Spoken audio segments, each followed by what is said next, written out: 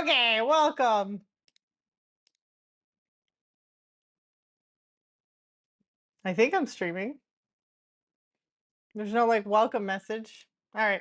Anyways, welcome to the stream. If you're watching the VOD or you have just come to the stream, I am Martini Rita, and this is the true story.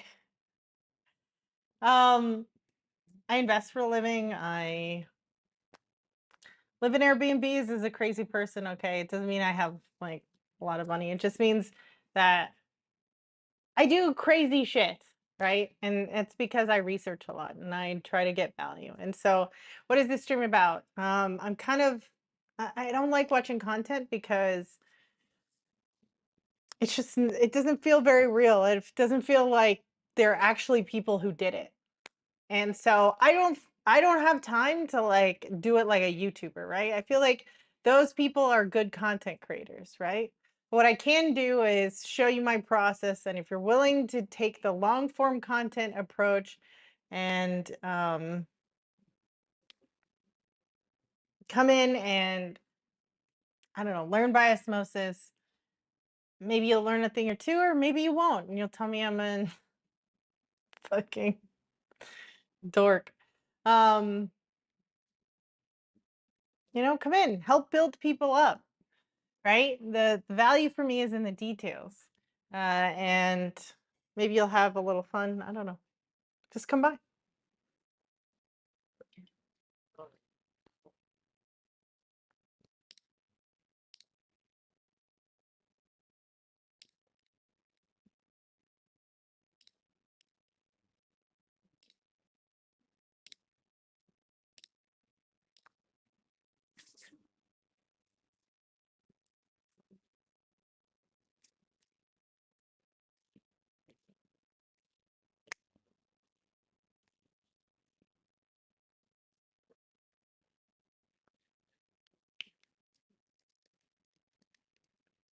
Okay, let me do my intro because that's what has to happen. Okay, welcome to the stream.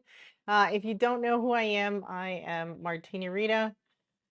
If you're watching and you're new, what am I about? Well, this stream is about, I guess, my life and how I invest for a living. I live in Airbnbs. I do crazy things for value. Um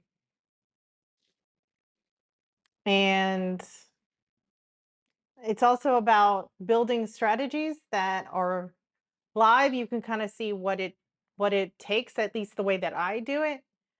Um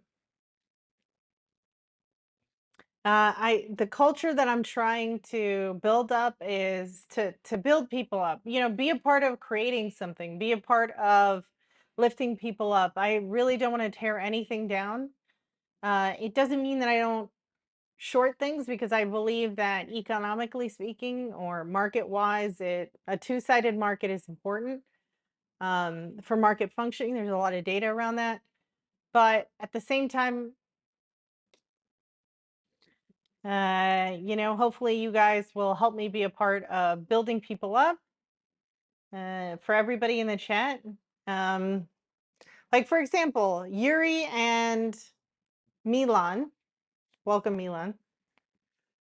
Um, you guys took a moment to tell me that the sound was fucked. You could have just kept going and clicked off. So that's kind of the behavior that I want to encourage, because every day I get on this stream and I talk to people about what I think would improve their lives. So hopefully you understand how that works and you join in and you like it. Megahertz asked, will I be live trading? And yeah, I will. The thing is that I cannot touch stocks that are too small, because possibly I could have an effect on them. So those things I will not talk about. So I will always disclose everything that I mention, right? Um, so let's say I'm long something, I will talk about it in a certain manner, and I will always disclose my position. If I exit it, I'll disclose the position that I'm out of the position. I'll try my best for about, a good time after, but afterwards is kind of just whatever, right? Um, I can show you right now, megahertz, if you're still around, I can show you right now where the strat that I've been kind of talking about, not in terms of that anyone should try it, but I'm using it as an example to teach math and to teach news trading and to teach underreaction and overreaction, probability, uh, how to use distributions to kind of understand data. So I can show that to you now if you want. So just let me know if you want to see that. Let me open it.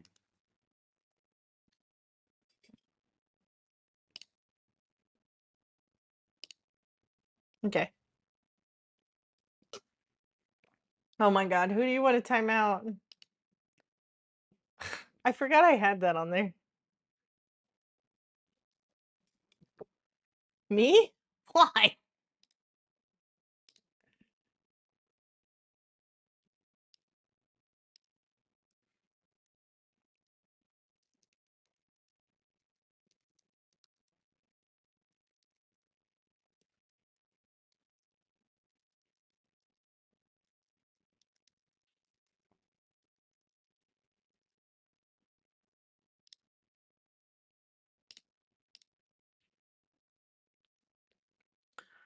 Okay. What do I got over here? I'm logging in because I have too many points. I gotta, oh boy.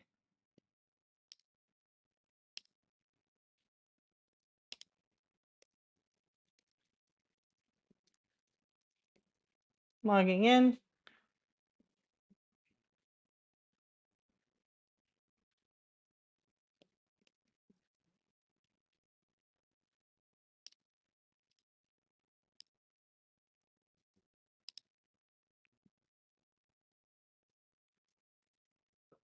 So I'm kind of in building mode.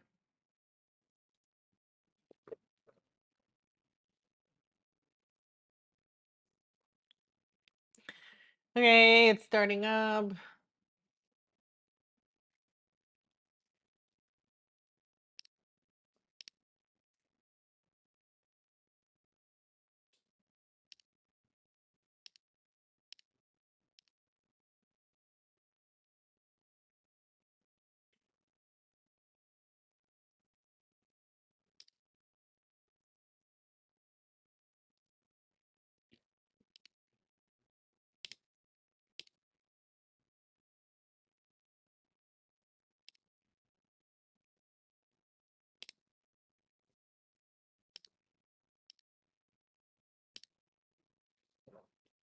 Okay, pull this up.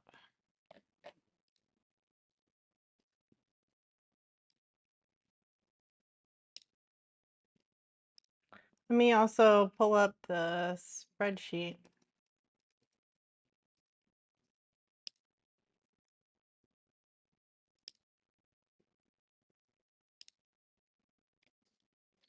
Spreadsheet, just gotta log in to like 1,000 things to get to it. Because that's how it is. And then I have three-factor auth on everything, so everything takes a billion hours.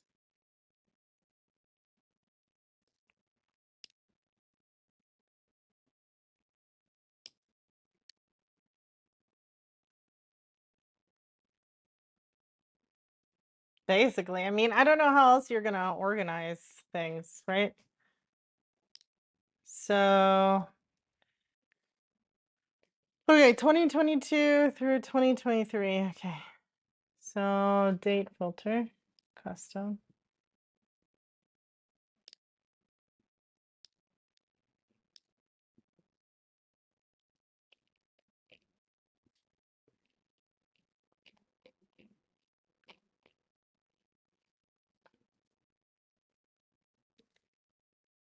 Okay, so Mm, okay, so this is what did I trade? I traded uh corporate governance. So if you just came in, what Megahertz has requested is that I talk about if I'm going to live trade, and I offered that I can show uh the result of the strategy that I've been talking about. I only traded the restatements. I didn't do the other stuff, which I'm going to expand out. And the whole point to show you guys this is to be methodical about how to build it, right? And to kind of get through the steps that I do, which are pretty extensive. I mean, I don't know. I was showing I was showing some people the other day and they were like, "What are you doing? Are you serious?" It's like, "Yeah." Anyway, so this is a spreadsheet that I show on the stream a lot. Let's zoom out a little bit so you can see more.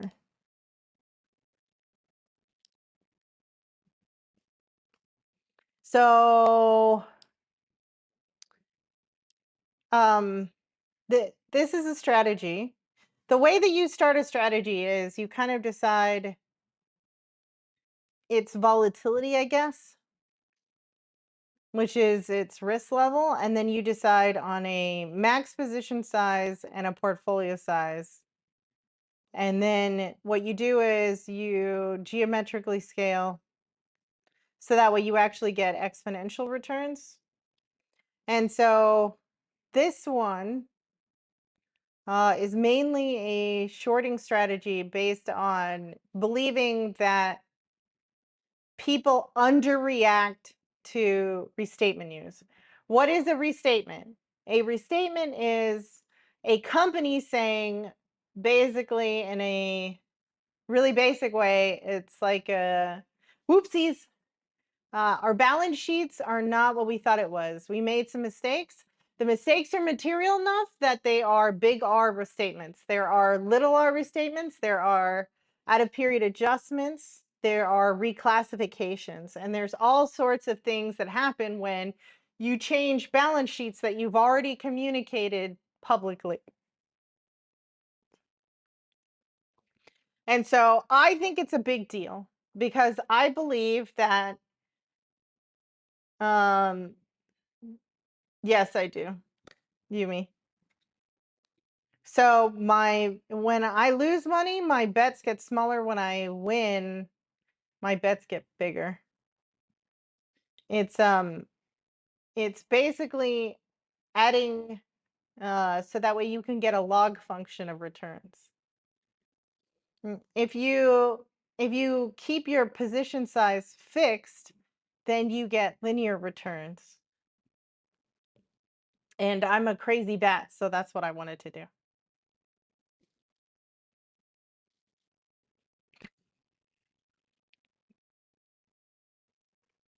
If anyone bets in a Kelly method, that's kind of what it is. I would never go full Kelly. I would say that you need to like do half Kelly or a quarter Kelly because that thing is kind of insane.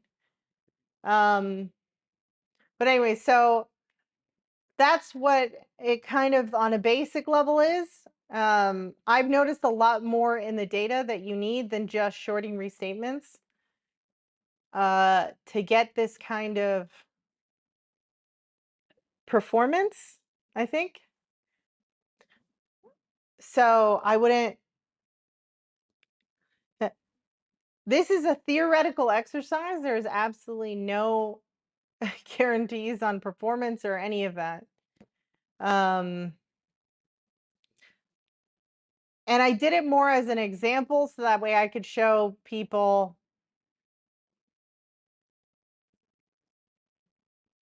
like what it looks like to build a strategy, what it looks like to manage it, scale it, hedge against it. Um,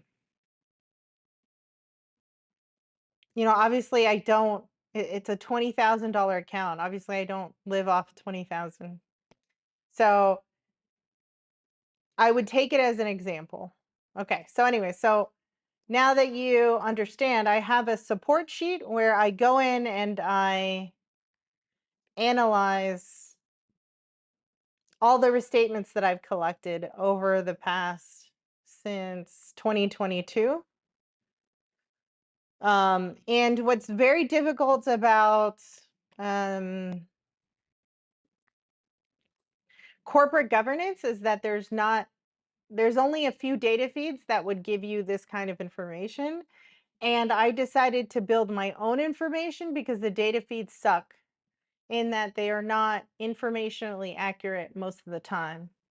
And you miss a lot rather than just processing it yourself and learning what the words mean, what the phrases mean, what do they mean by, what's actually changing on the balance sheet, different things.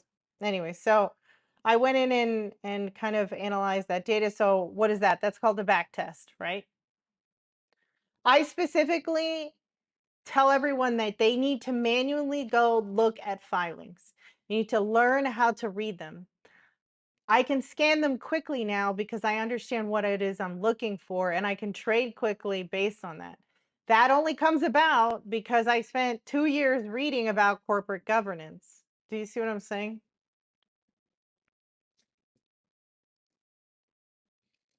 So, anyway, so Megahertz wanted to see the live trades of this. So, you can see I traded.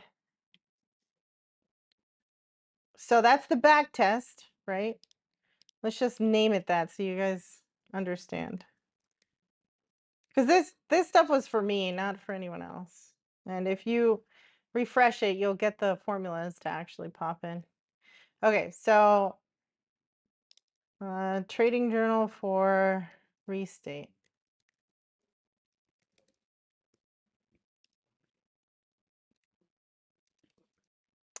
Okay, so Grove. So basically, I traded this 15 times and I only lost one, two. There were some hairy ones. So on average, I would say uh, on average, each trade is worth about 8% to you. See, win rate 80%. The average gain is 8% roughly. The average loss is about 3%. So as a ratio, that's 2.3. So with the losses in which the gains, the average trade for just based on real live data is about 6%.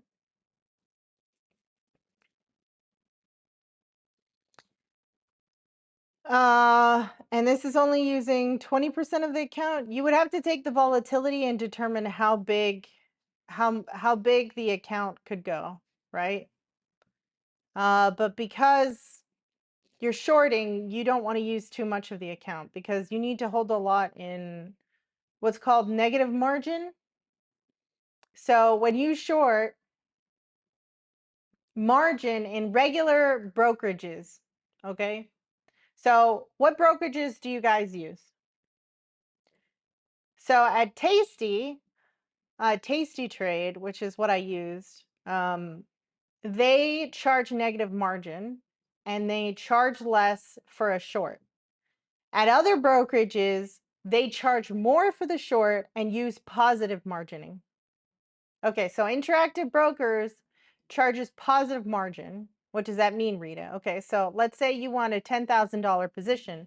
They require you to have $5,000 in cash. That's called positive margin because they're offering you 150% in margin, right? If you only have, sorry, 200% in margin, meaning you have 50,000 outlaid, they're offering you to be able to trade double than what you have, okay?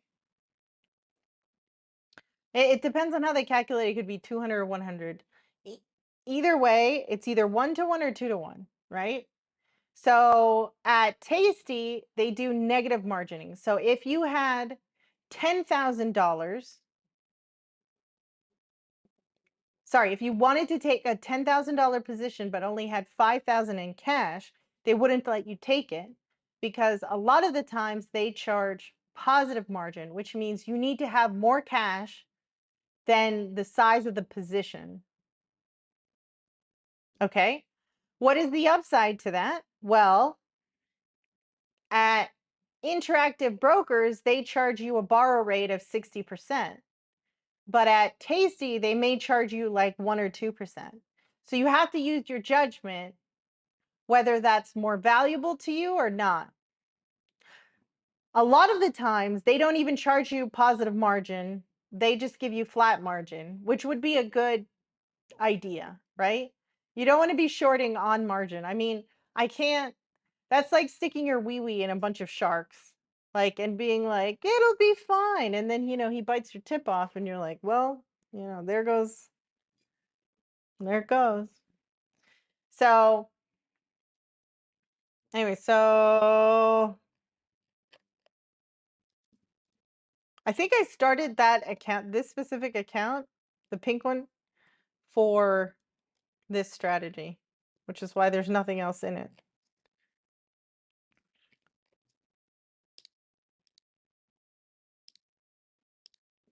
I can't remember. Scroll all the way down.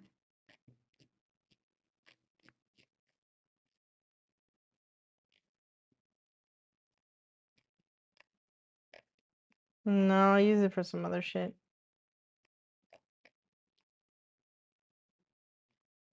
Oh, I think I was using it for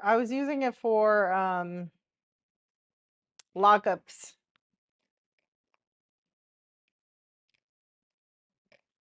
Anyway, so that's when I started shorting for, yeah, because Tesla, is it pulling in both accounts? Oh, I accidentally bought a put on that one. Yeah, but it was still to hedge. Okay.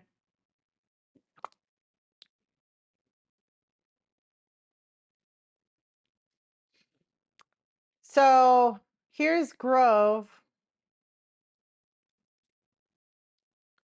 Closed it. So there's BVI. What is the latch?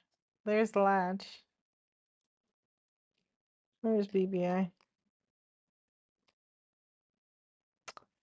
RH. There it is. VWE.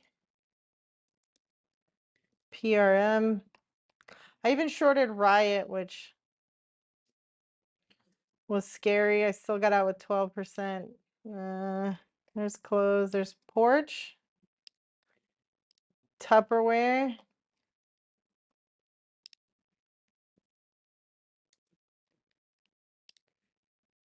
BTCM.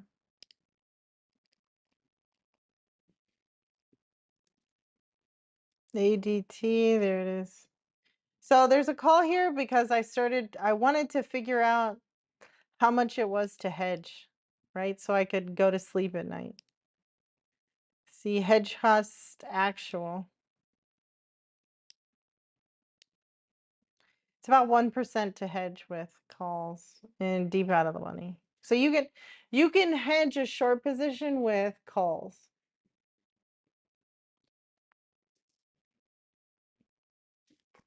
Because it would give you the right to buy shares at a certain, at whatever the strike price is. And so it would allow you, if you assign your puts, to the person who sold it to you, then they would give you stock and you could close your position.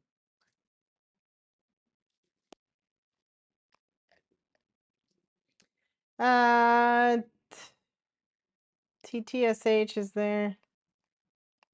JRVR was crazy. That went down 34%. That was nasty.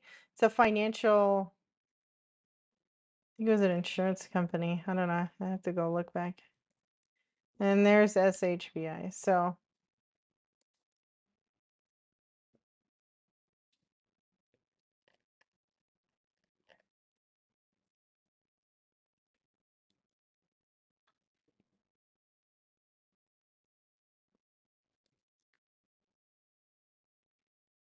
So hopefully that suffices your curiosity for now. And in the future, I will trade this live. But if the ticker is too small, I will disclose it after I trade it. After I close, after I'm in the position, probably after I close. So you'll be able to, I'll put it on spreadsheet, but I'm not gonna,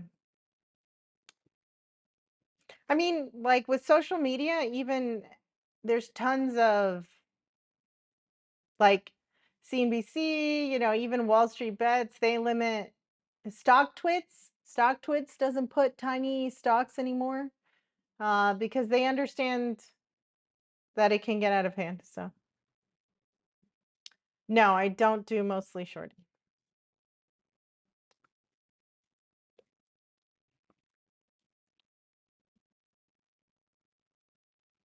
See, to me, it just doesn't matter whether it's up or down. Like it's still an asset that underreacts or overreacts. It's like, or it's a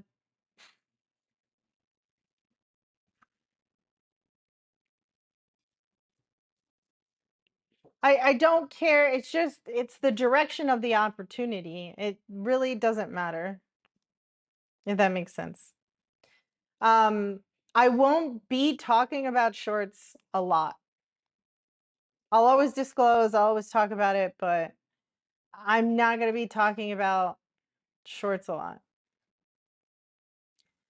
Because it makes people crazy.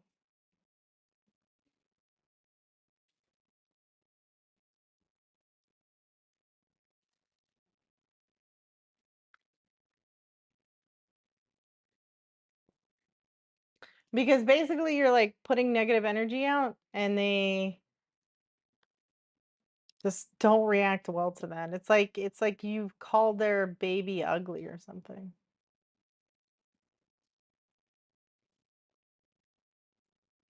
Even though if you're a long person, you like that your asset kind of goes down naturally a little bit because that's opportunity to buy more. If you really think that the thing is worth more, you know, and shorting keeps markets efficient. It if you don't have shorting in a market, what you've introduced is a exponential stock price crash risk to a market.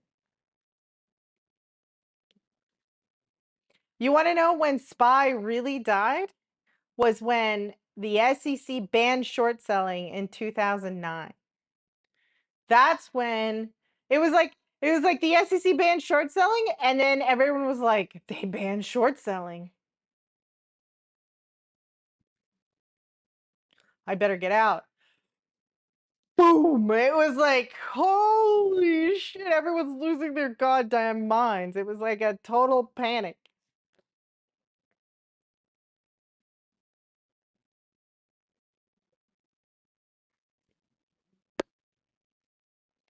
And if you ban short selling, like what happens to your market is not a lot of people come there anymore. Because there's no two-sided market, right? Imagine a market maker trying to balance or to earn the spread, but they can't take the other side, right? Like imagine going to Vegas and you can only bet on the Patriots to win.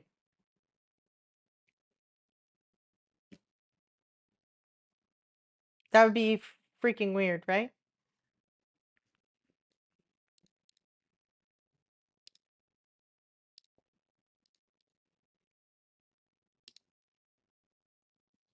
So um as a general point,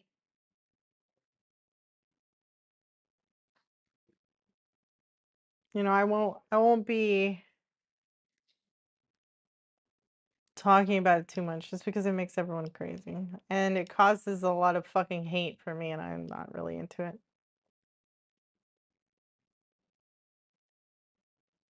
I don't know what you mean, megahertz.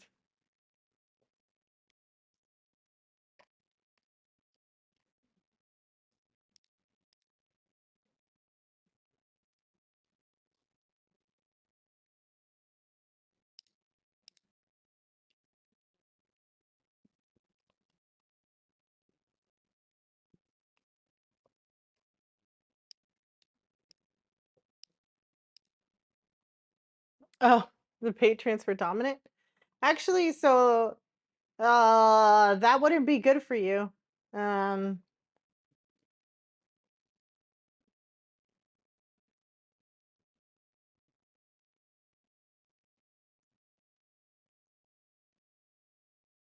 so the place where you make money is uncommon events and events that are contrary to what everyone believes. So being only able to bet on the Patriots is not like if you're a trader, you need to understand that uncommon events are where there's no asymmetry there. You're not going to make money there, right?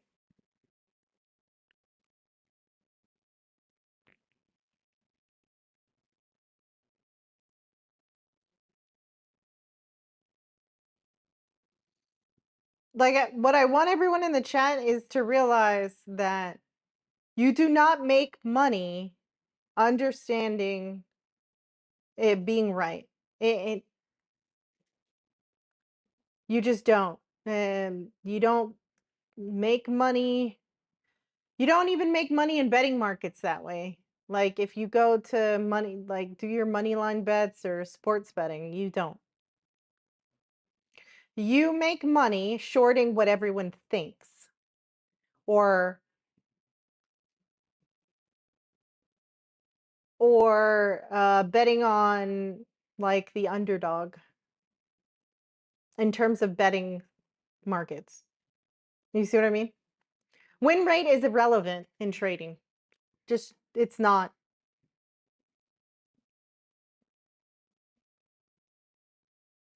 Yeah, can I use that phrase? Megahertz? You make money on upsets. Yeah. You make money on upsets, and that's why traders are good traders are hated, and then after they show the results, it's not until the end of their careers that they're like, "Oh my god." To this day, I mean, nobody agrees with how Warren Buffett trades,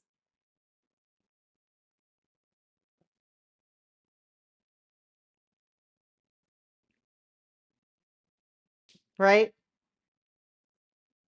Like I literally want to die inside when people say Warren Buffett has not beat the market in the last 20 years. Yeah, motherfucker, we haven't had an extended bear market forever.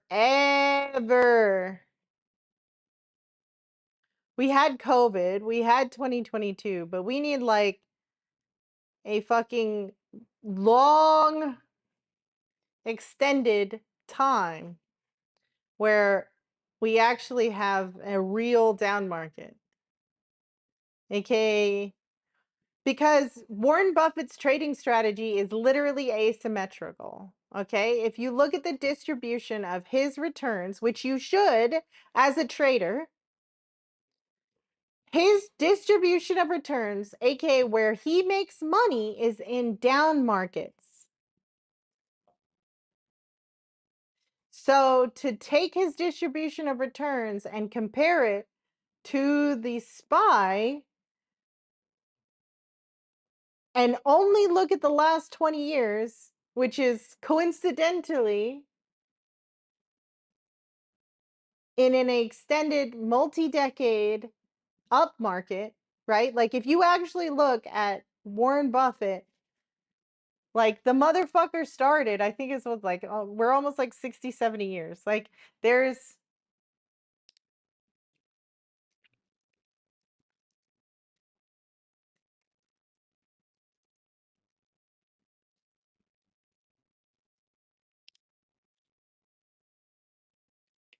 let's go look.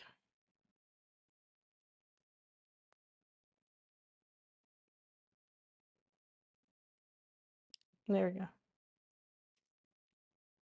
Let's look at his recent letter. I think it's in his letter. Yeah. Okay. He started in 1965. Okay. If you know anything about indexes, there's a thing that there's like cycles every 40 years, right?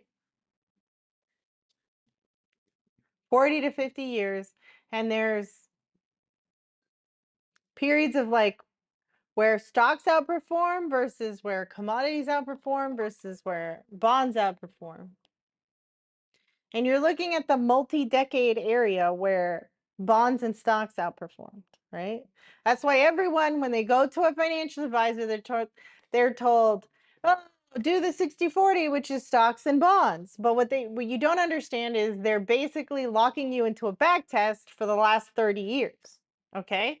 But you can't do that to Warren Buffett because he's traded since 1965.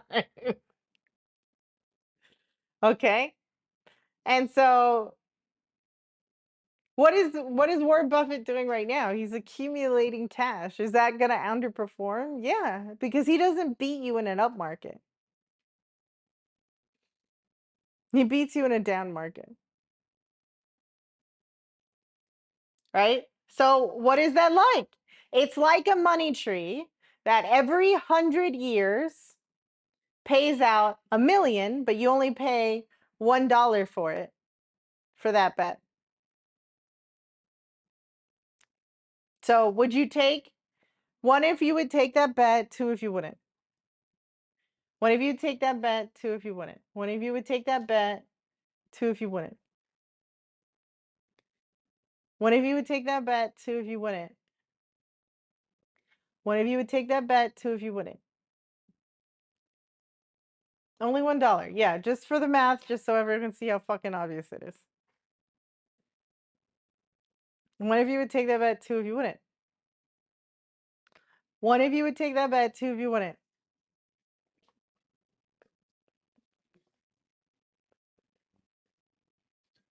I need some water. One of you would take that bet, two if you wouldn't. Okay, so you, a lot of you say you would take that bet, but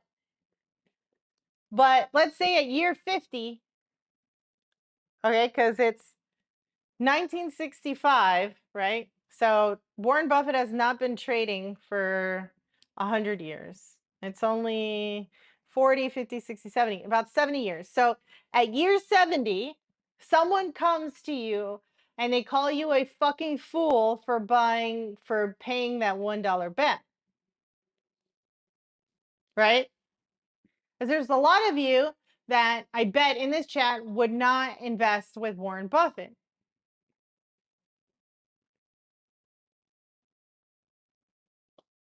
And is it absolutely probable that he's lost his mojo? Yeah, but he's considered the best investor since God knows when. Because he's got the longest fucking record out there of 20% returns.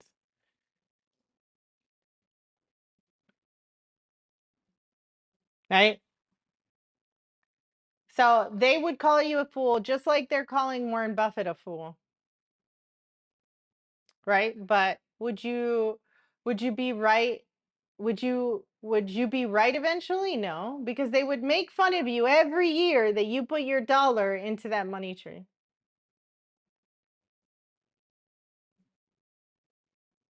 Why? Because price follows narrative. It's so annoying, right?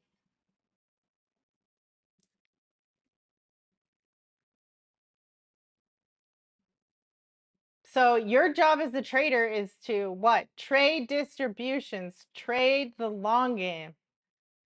One trade doesn't fucking matter to you, and it shouldn't. Because why? You don't really know if it's going to turn out. That's the nature of uncertainty, right? And so if you talk to anyone in finance who isn't talking about asymmetric risk, that the cost of the bet is compared to what people think. And if the person you're listening to isn't universally hated, you're probably listening to the fucking wrong person. And I love how social media is like, well, it was so obvious. Yeah, right. Yeah, right.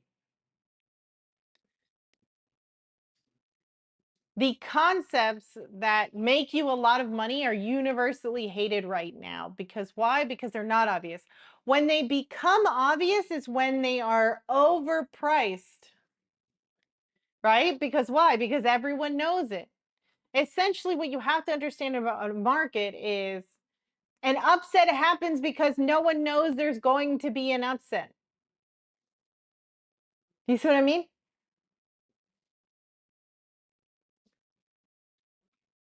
Why? Because the betting price is a reflection of how everyone is voting with their money. If it's obvious, it's priced in. Thank you very much. And you might win that bet, right? Imagine, okay, just imagine two people and that other person is betting against you on the money tree. They're going to win 99 times, right? Because you're going to give them $1 to bet the million, right? But on the 100th time, they got to give you $1,000,000. And they're going to what? For 99 years of your life, they're going to scream in your face that they were right. On year 100, does it matter if they were right? Nope, because the payout mattered, right? You could have the same money tree that pays out every 100 years, but if it only pays out 50 cents on the 100 year, would you buy it? No, because it wouldn't make sense, right? So I don't mean to pick on you, megahertz. I'm telling you the way to start to modify your language, and all of a sudden, you'll notice you'll start to analyze things correctly, right?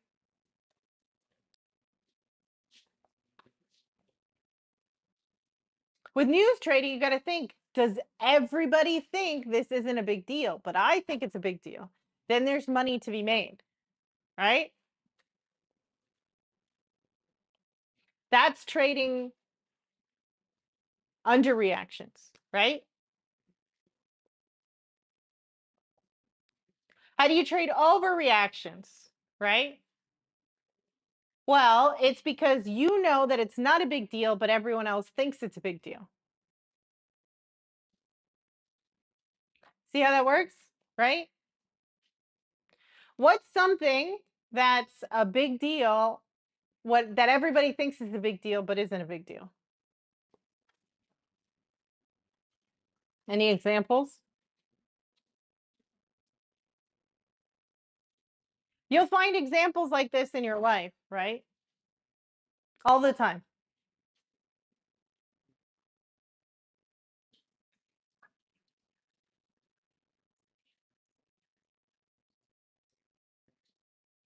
But emotions are key to trading in a qualitative way, which is where you've landed, Ray Ted. Welcome, by the way. You landed to a qualitative analysis stream. We don't, I mean, I don't know about we, but I don't do quantitative. I do qualitative. So I exactly bet on people's emotions because they overreact and underreact. That's people, right? They're ridiculous. Right. Boeing the stock has gone down, right? So you could argue that people thought it wasn't a big deal, but it was.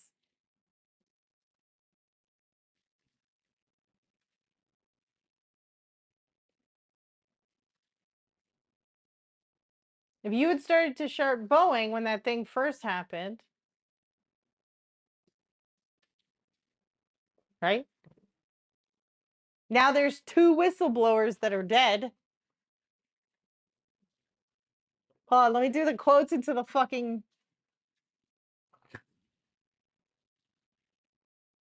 just mysteriously are dead,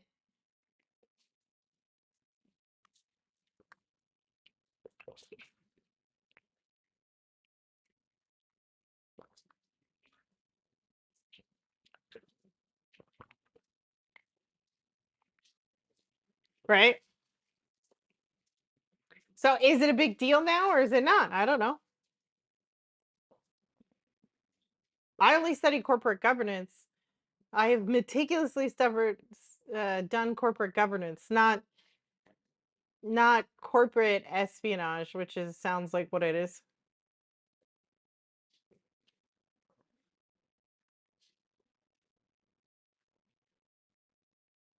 Well, there's a reason that whistleblowers. So if you look at so I did study fraud, okay?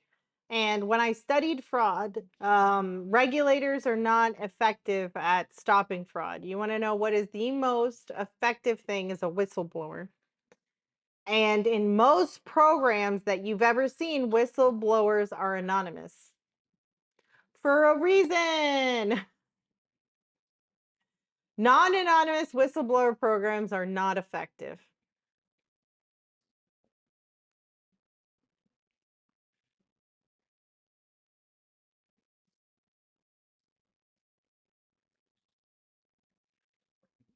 But we're not looking at fraud, you're looking at stock price. You want to know how does the stock react? And a stock reacts in very interesting ways. Most of the time, I would have never guessed the way it went. I just memorize how it usually goes, is basically what I do. Okay. So I just trade. Okay. Well, there's just some things that you know in life, which is the same thing about trading, right? You've been around the block and you've seen so many examples of it that you're just like, okay, well,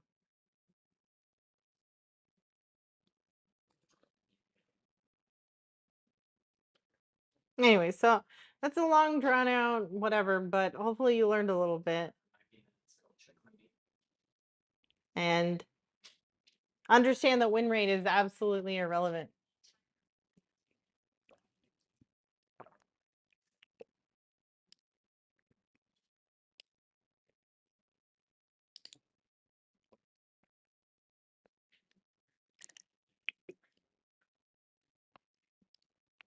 Okay, Snow posted this.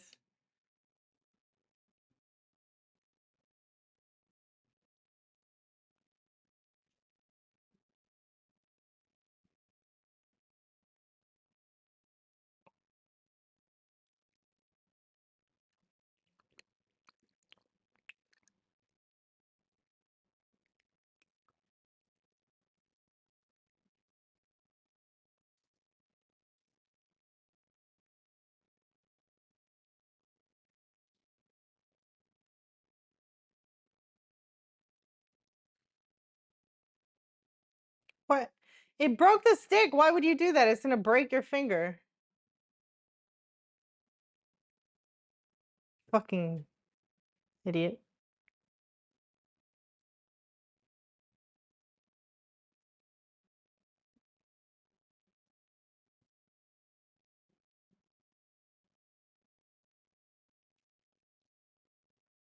I don't understand people sometimes.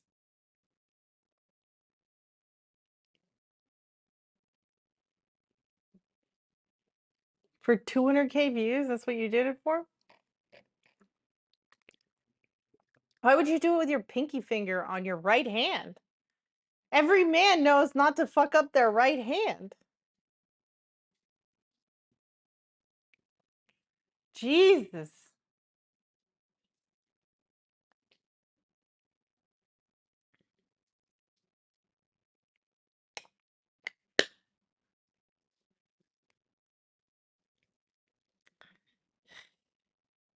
Yeah, you could have done with your pinky finger. I mean, who needs a pinky?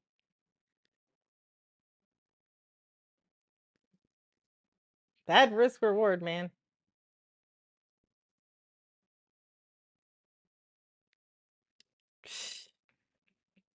That's why I hate content creating in some form and fashion because it's like not real, you know? Especially recorded content. It's like impossible. And now with AI, they can edit stuff, it's like forget it. No, the internet is never gonna know what's real anymore, you know? You know what's harder to fake is on live. It's why I always like when I didn't grow up really with social media like the rest. Like if there's any Gen Z in the chat, excuse me. I didn't really grow up with social media. So when I started to really get exposed to it, my favorite thing was Twitter and Twitch. Because Twitter was very live based, right? It was like tweeting about the moment and what's happening. And so you could look at like the timestamp and know what happened at that time. And it was a little better. But live was especially attractive to me because I mean, what do you do?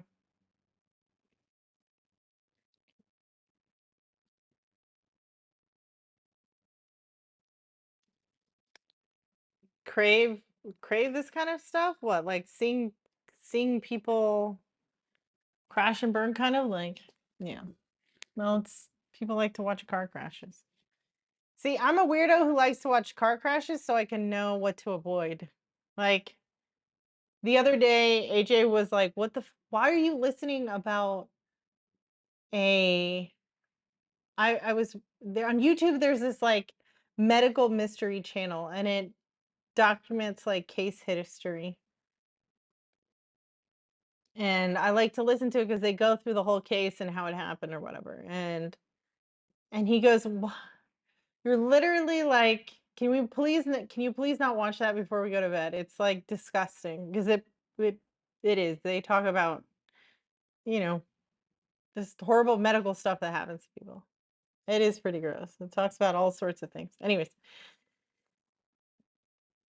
and this specific one was about how somebody died because of a mushroom, like commonly found in your not commonly found in your grocery store, but you can find it in your grocery store. And I was like, I like to watch it because I like to understand risks. And he was like, what use is that for? And I go, now I know I shouldn't eat a morel mushroom without boiling it or I can die. See, now I know risk. Unfortunately, I do basically what I do in everything that I do. So, I don't know. So I may watch stuff, but it's only because I want to know so I can avoid it. Not because I enjoy it. Just it's like data to me. See, like now I know I won't ever stick my hand near the Cybertruck thing because I have a Tesla. I have a Model Y. Oh, by the way, if that thing comes down, it will fucking get you. It will like ping you, right? It doesn't slow down. It's like it is not kid friendly.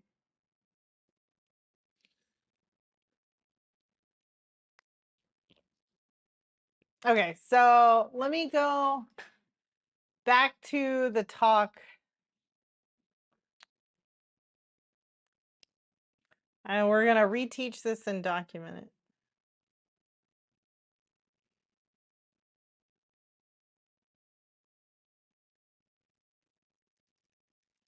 Just check Twitter for a second.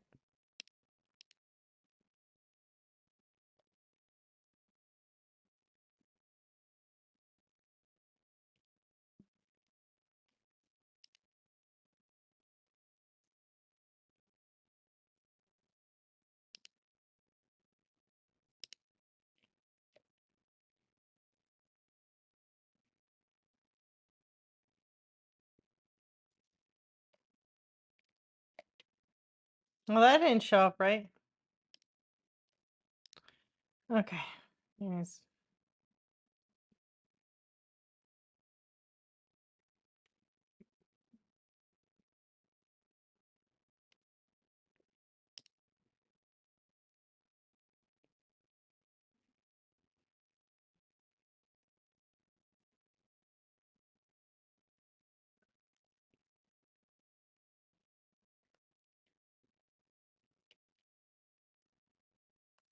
Hmm.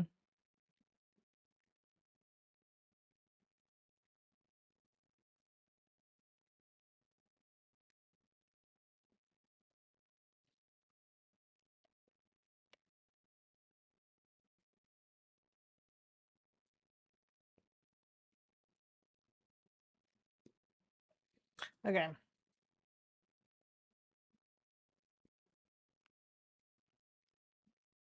Oh shit. Pharmaceutical giant Pfizer has agreed to settle more than 10,000 lawsuits accusing the company of hiding the cancer risks associated with its Zantac heartburn drug. Ooh.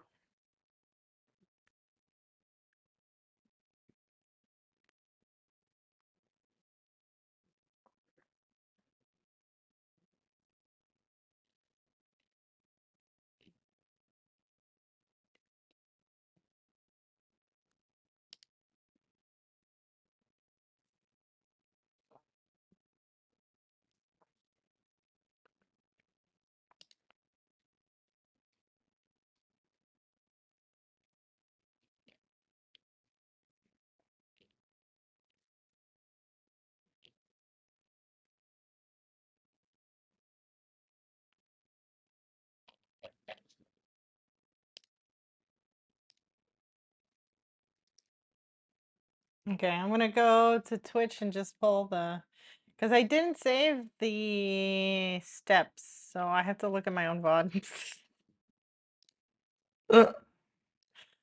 uh,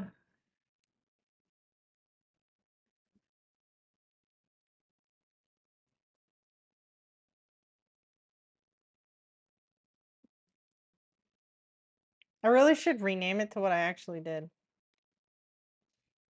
Okay, Wednesday. What date was it?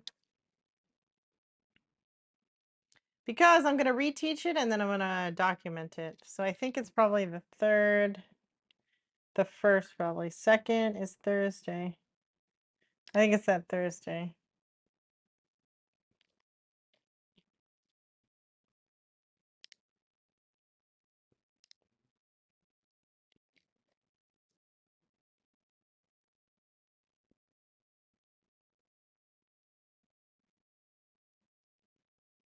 Mm,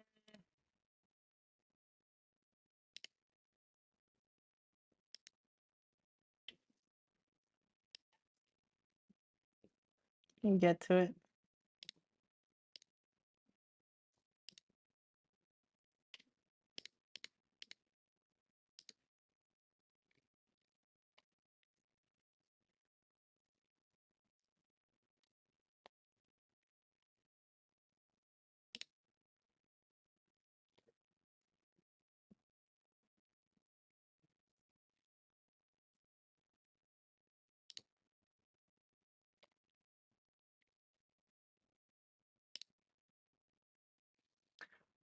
So supposedly Twitch added this thing where you can see high chat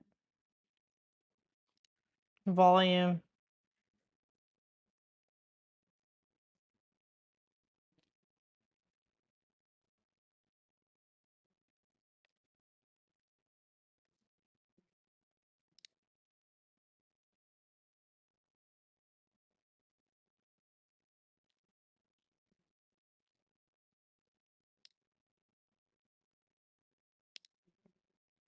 I don't think it was the second.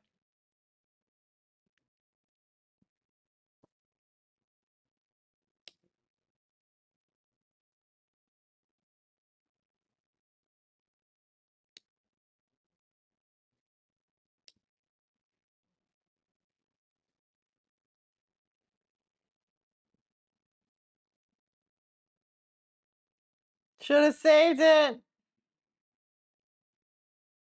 This was dumb.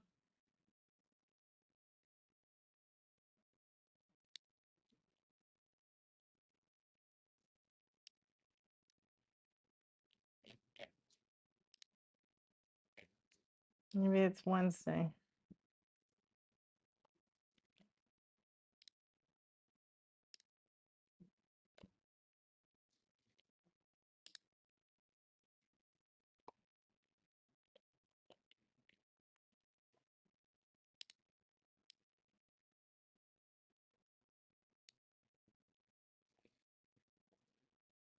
Yeah.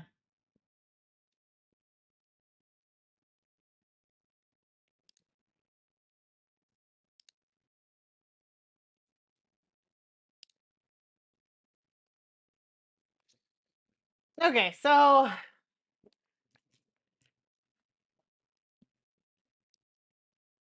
Safari is not having any sounds.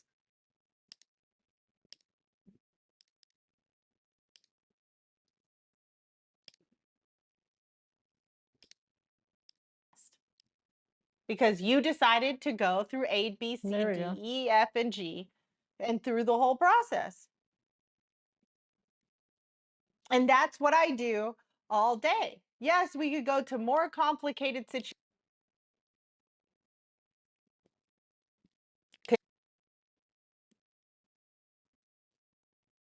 Thank you very much. Thank you. Let's all give a clap. It's scary who decided to keep going with me. Okay, so Christmas Eve would be a few hours after the shop closed. So now he knows the time, right? He knows the answer in D. He knows. Okay, so I remember. Let's see if we can get some. I don't know.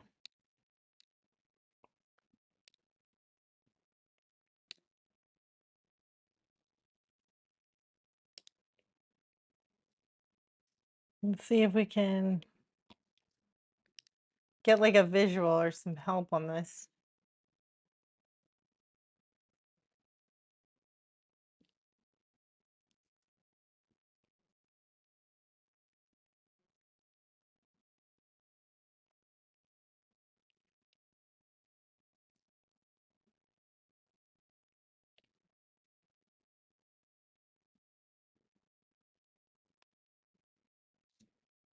Investopedia is always great.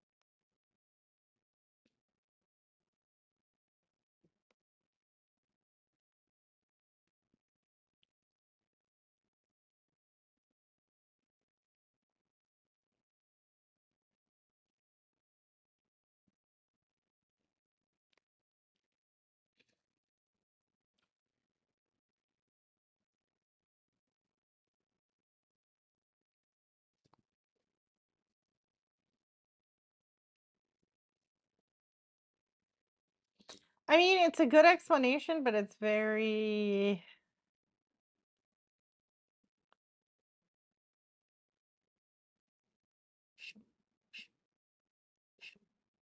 I like the way I explain it better.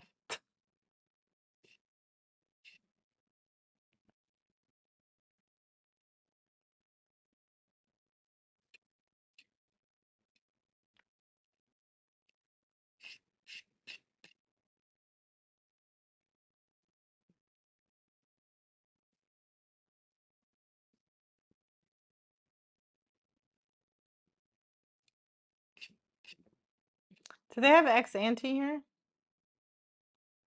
Okay, so I will.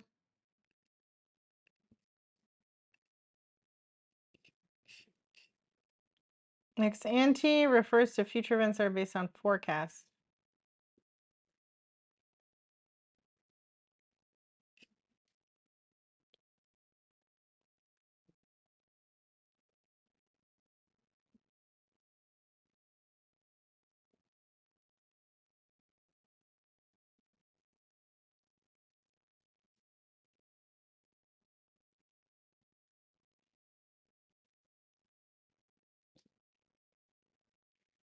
Looking back at predictions, X post helps find them going forward.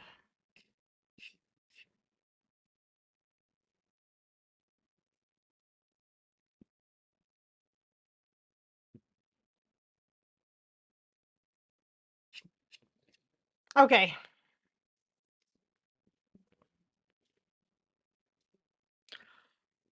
How do I explain?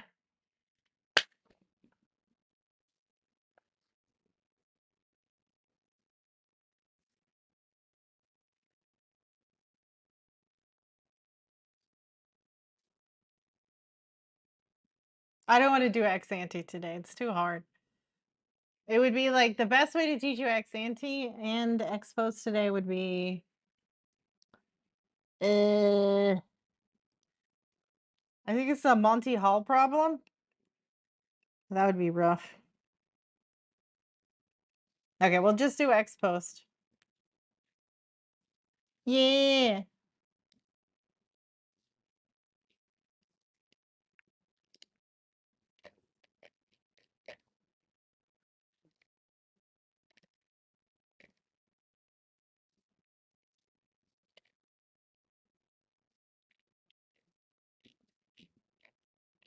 Wait, it wasn't a trading basics section. That's kind of cool. Trading basic education.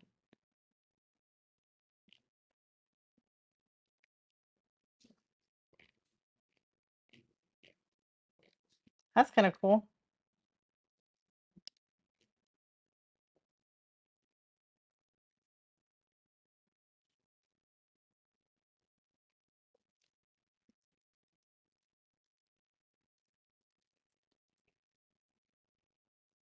So they teach you ex ante as basic, but they don't treat you as ex post as basic. The Monty Hall problem is harder than ex post, but okay.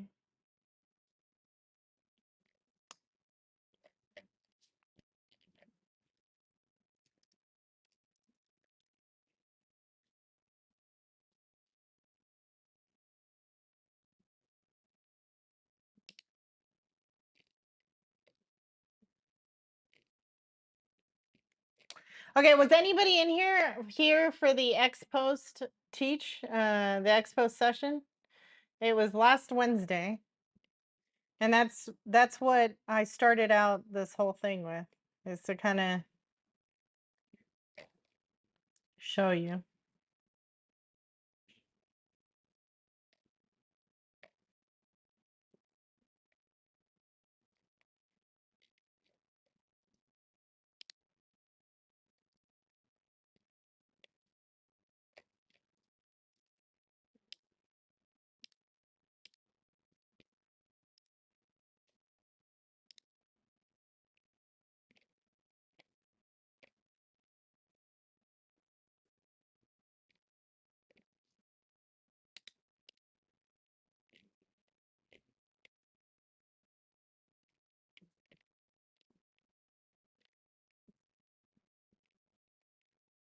Was anybody here for the X post? So if I redo it, is it gonna just be like boring because nobody?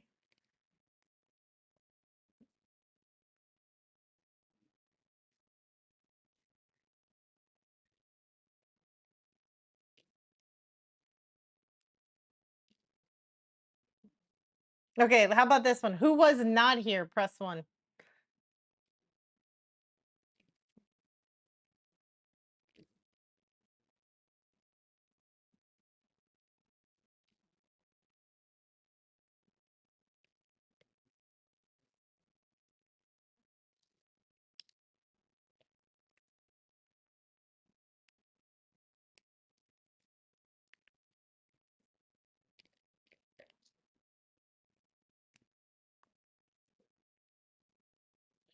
So Ray Ted is the only one who wasn't here. Got it.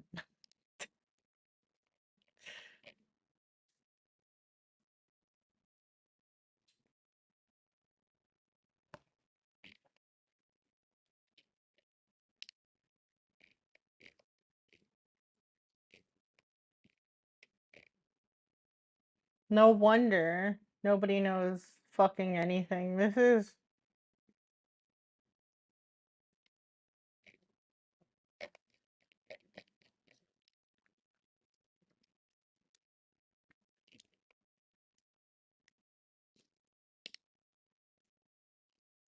these are terrible fucking explanations.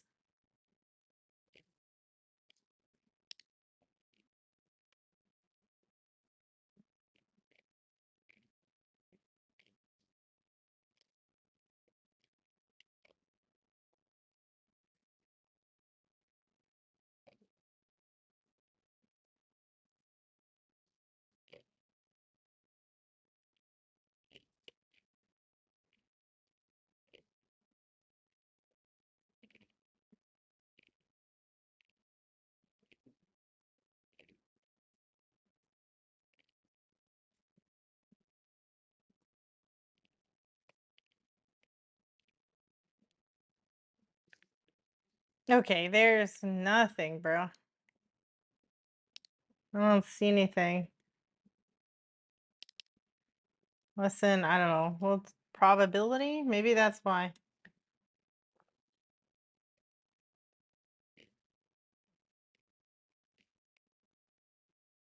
Nope. Ah,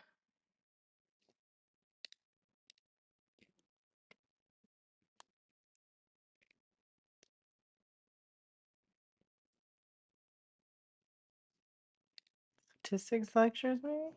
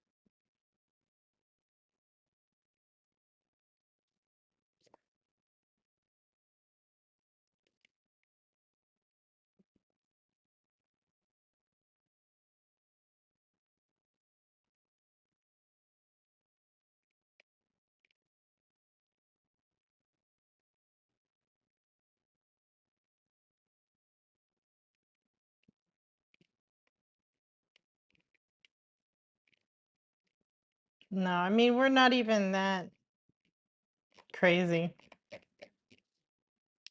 Oh, and people don't think that people do this kind of math with trading, but all you have to do is you remember that CME watch tool that everyone looks at for the Fed, right?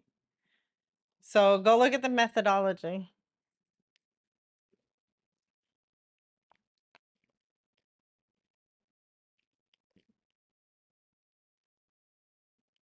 So they're calculating the probability of a hike given the EFR, right? So they use all that math to give you that nice little what do people think?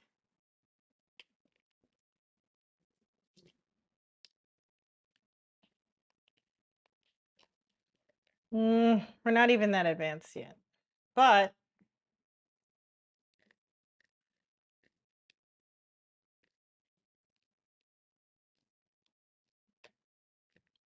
I mean, I guess I don't have to improve it. I could just do what I did.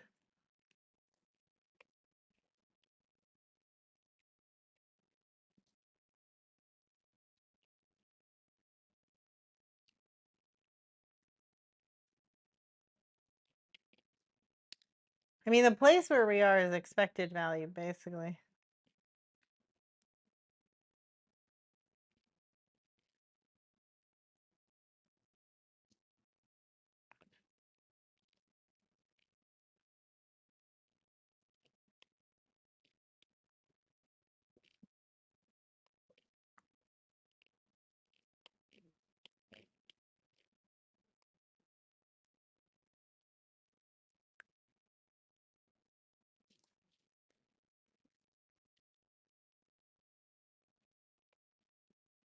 It's kind of a nice website, though.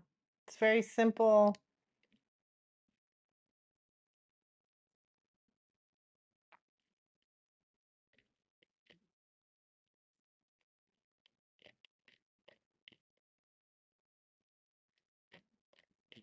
Okay.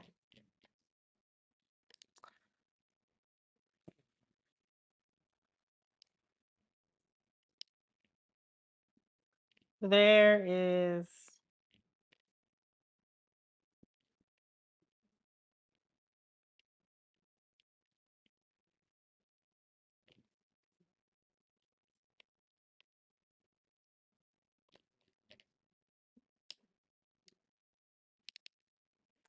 trading probability.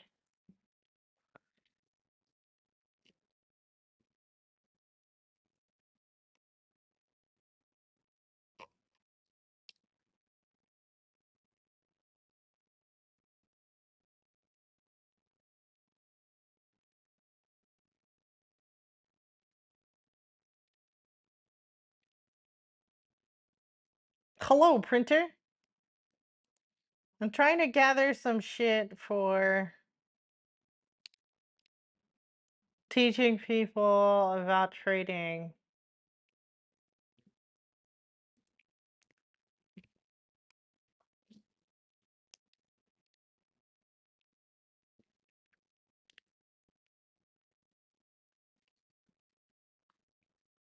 Because, like, I don't know that I really got to everyone when I did it.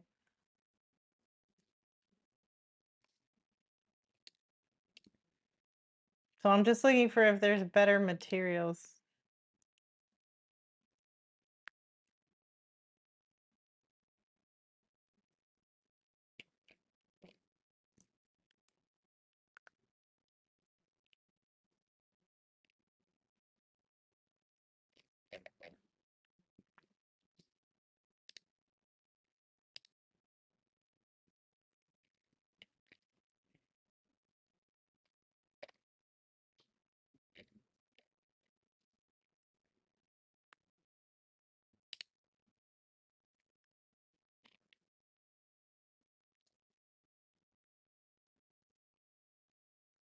No shit.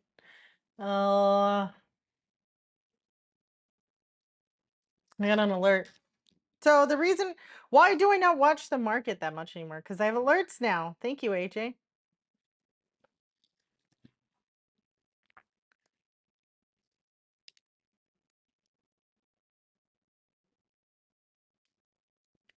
Let me log into Thinkorswim.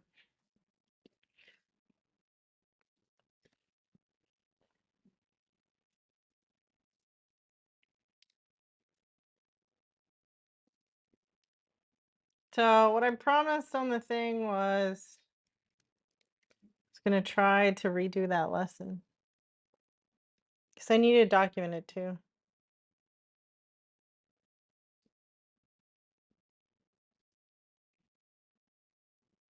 Oh no. Is it the day that I have to move over my account to Schwab? Fuck.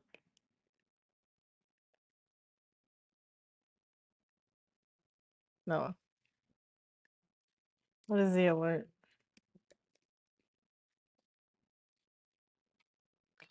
Okay, it's a big stock, so I can talk about it.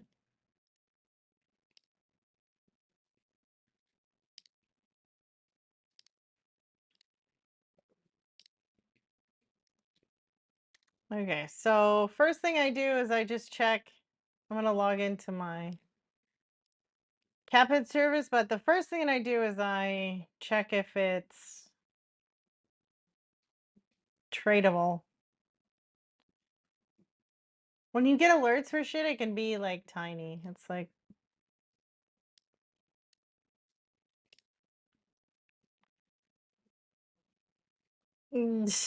I got it even before the cabbage service got it. Okay, that's funny.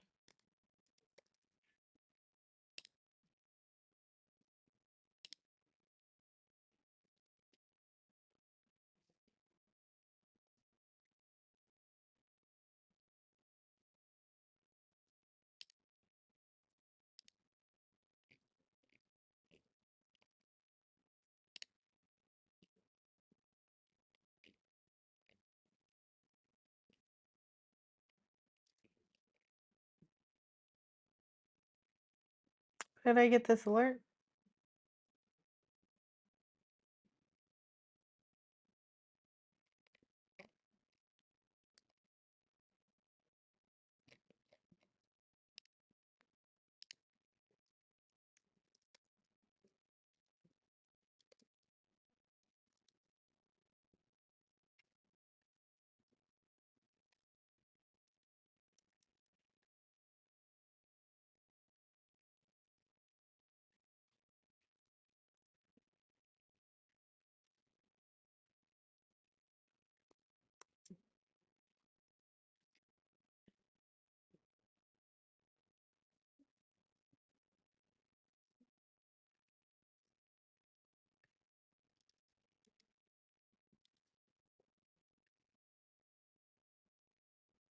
Is cabbage that behind?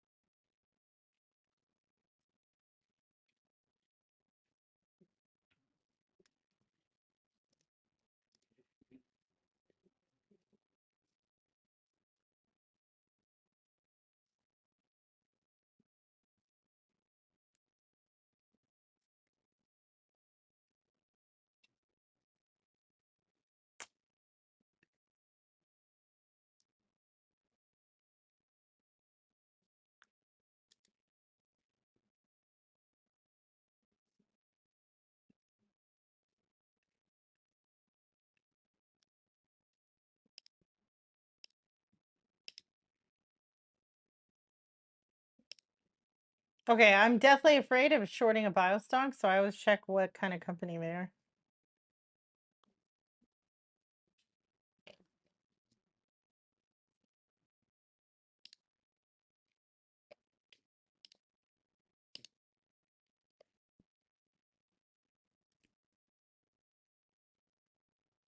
Oh, and they got a late filing too? Lovely.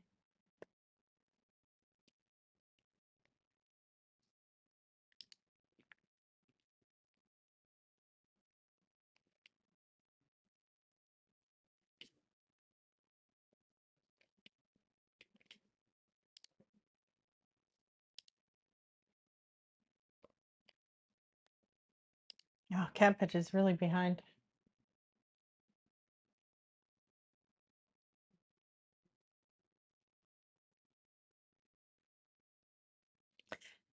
Okay, in connection with the preparation of its unaudited condensed consolidated financial statements for the fiscal quarter ended, the company identified certain unexplained reconciling differences in inventory balances for the certain of the company's locations. Upon identification of such issues, the company initiated an independent investigation under the direction of the audit committee of the company's board of directors, which is substantially complete. As a result of the independent investigation procedures, the company determined that a former employee with responsibility for costs and inventory accounting with respect to certain of the company's locations misstated inventory in the company's general ledger by creating inaccurate and unsupported manual journal entries that ultimately increased the value of inventory on the company's consolidated balance sheet. But it was an unauthorized person. What did I say?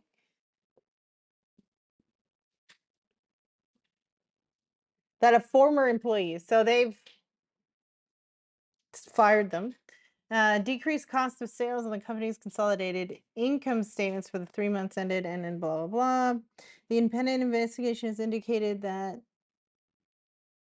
former employee altered supporting documentation to conceal the unsupported inventory amounts and provided them to company's management, external auditors, and an internal audit. The investigation indicated the conduct did not involve anything other than inventory cost of sales.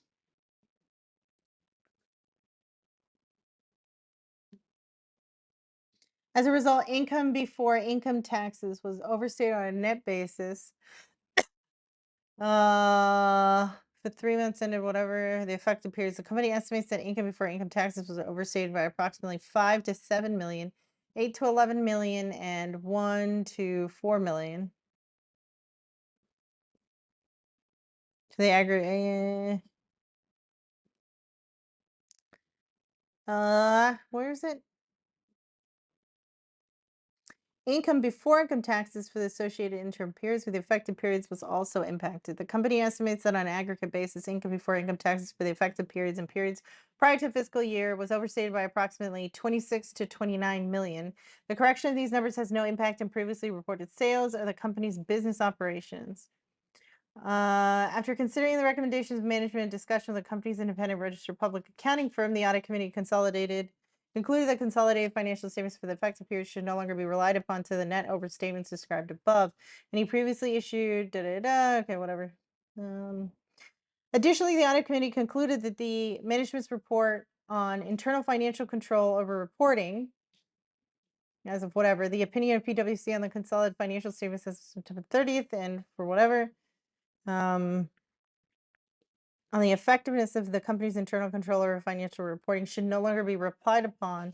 Management has also concluded, in light of the findings above, the company's disclosure, controls, and procedures for the affected periods were not effective. Okay. So I'm going to put this over here because I have certain phrases I search for.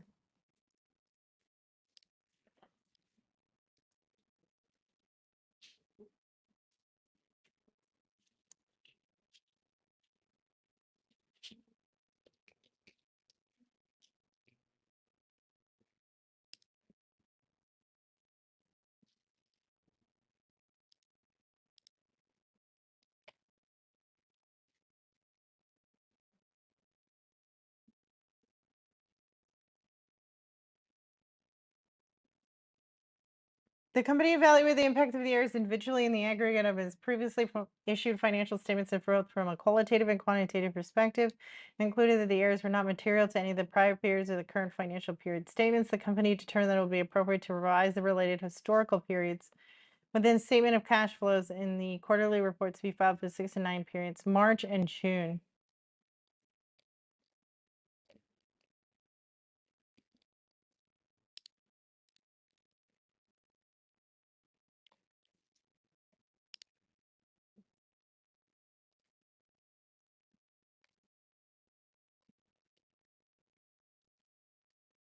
Or in May? Not more than 6 months?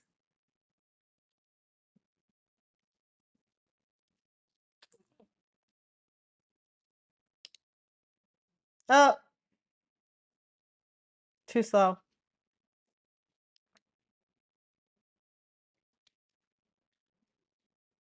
AJ, your alerts are fast. Yeah. Yeah. This wasn't moving before we started reading it, and now it's down from 45 to 43.99. It was trading 40 when I saw it. Yeah, it was trading 45.99. Nice. Making any money on it? No, You're still testing? I'm still testing. I'm trying to see the ones that I'm used to. I get them so late. Like, look, Cabbage hasn't even updated at all. Like, I can't even find the filing. Do you see that? Yeah. Chat, do you see that? You want to see the latest thing I added to our little app? Well, it's in the middle of it. I have to decide if I'm going to trade or not. So Okay. can I have it in a few minutes? Yeah.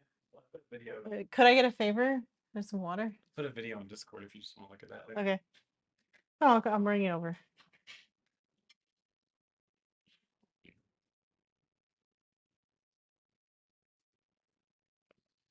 Okay, so if I've got about, what does that mean? That means I've got about, oh shit, it updated. Fuck. Did you guys see that? Wasn't that exciting? Ooh, I love my new tool. I love my new tool.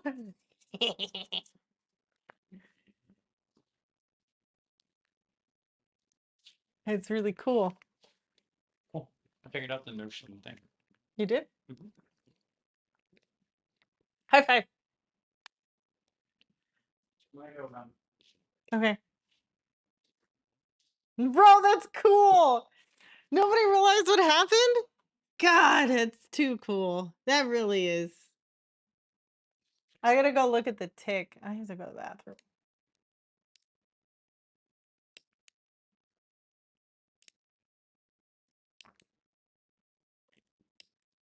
We came to it before it ticked down.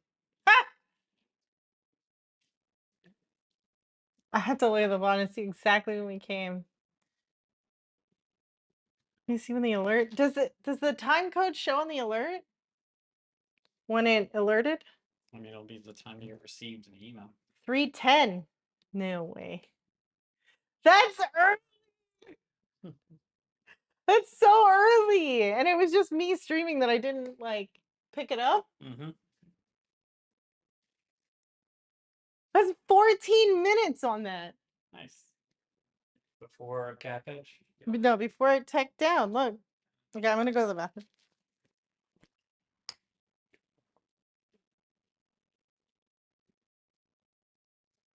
Nice.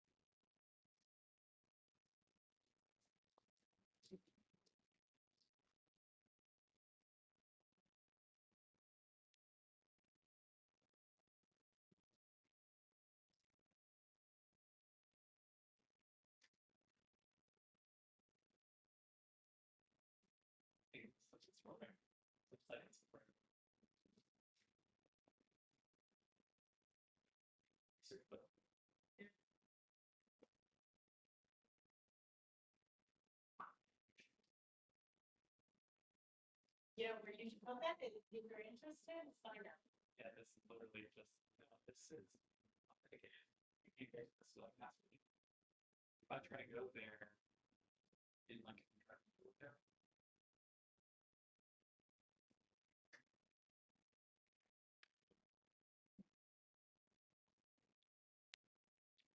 Put in that email, it has to be on our list. And then emails evenly again. Unless you come from our website. Like that. Yeah. But you want- Holy shit, that was 14. That was 14 minutes.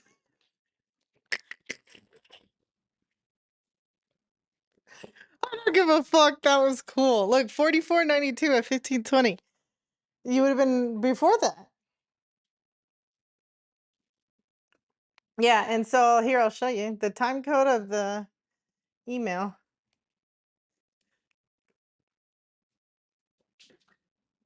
Nobody fucking reads anymore, you know? Nobody fucking reads anymore. It's so true. It's so true. You know, this is what I live for in trading. It's just so much fun. Holy shit, nobody reads anymore, AJ. Nobody reads anymore. Oh, it's too funny. I'm just gonna stop teaching people how to read. Hmm?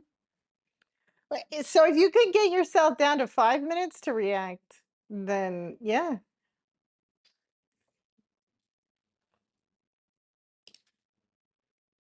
We could go back and look at the VOD and see what I saw. And I was late to it. I was late to my own alert.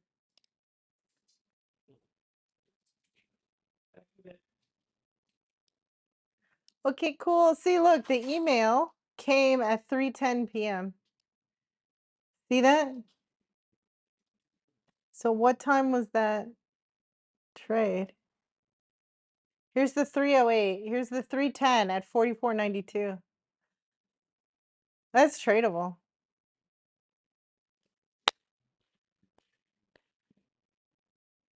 And nobody's chatting in chat. You guys don't understand. Do you get it? Oh,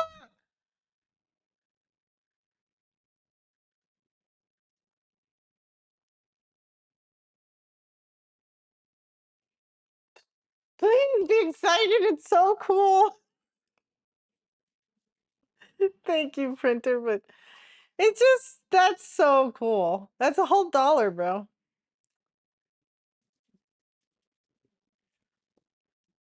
Whole dollar.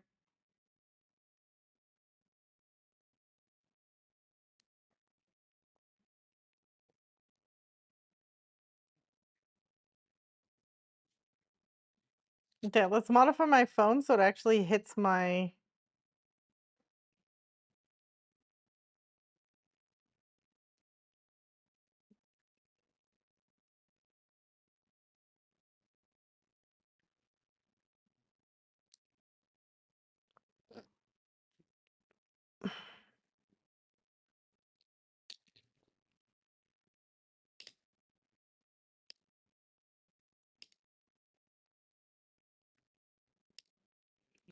Yo, the tool that AJ built gave me.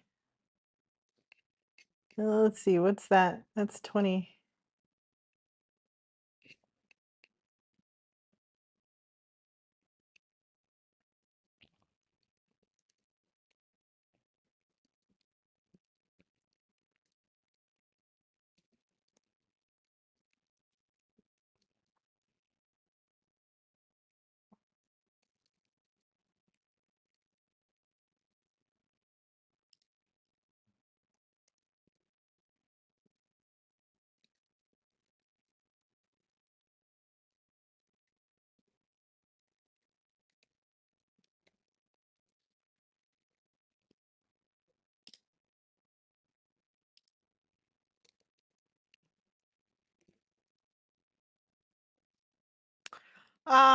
The alert text is just, it's got a link in here to what the filing is that triggered it. So you could go like,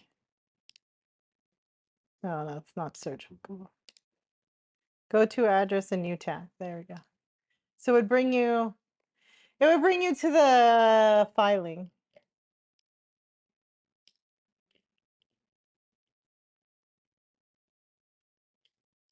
Seeing it alerted to AZAC. That was cool.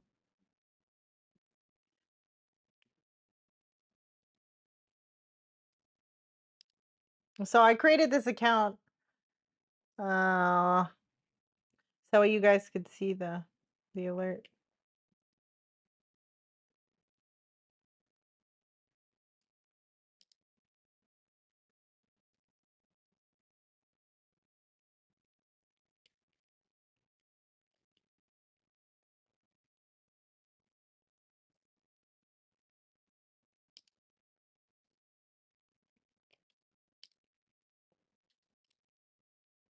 What the fuck? Okay, Google.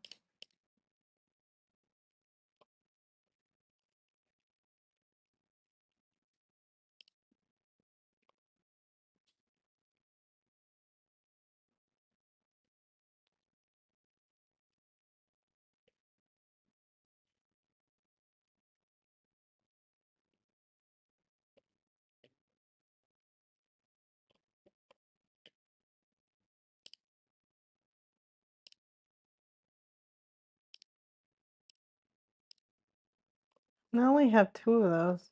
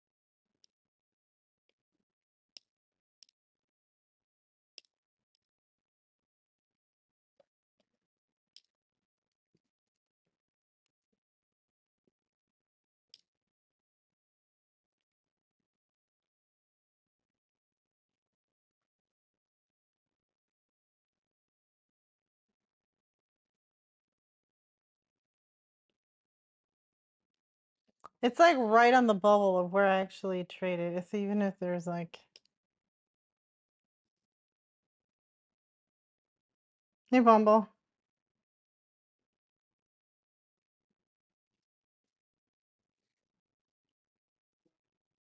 Well, about 10 minutes.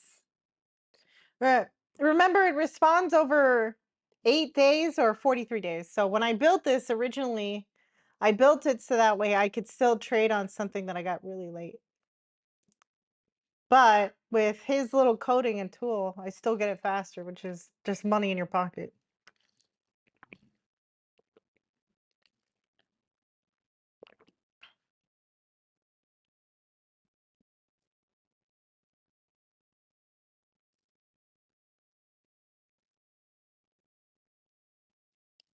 See, because this data is built on open close data. So the trade is valid even if you get into it tomorrow morning.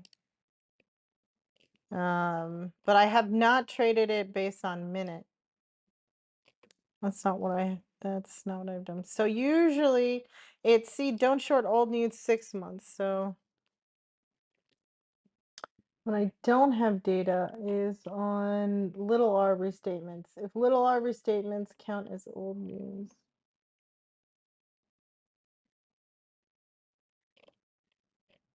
See, it's 6 months and 2 days. Well, we'll just follow I will just follow my rules. How many sizes?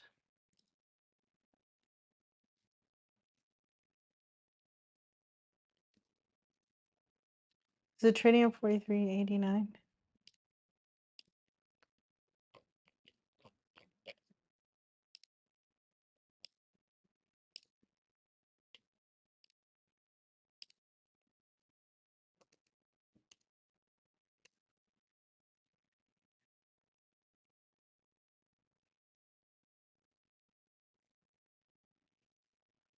98.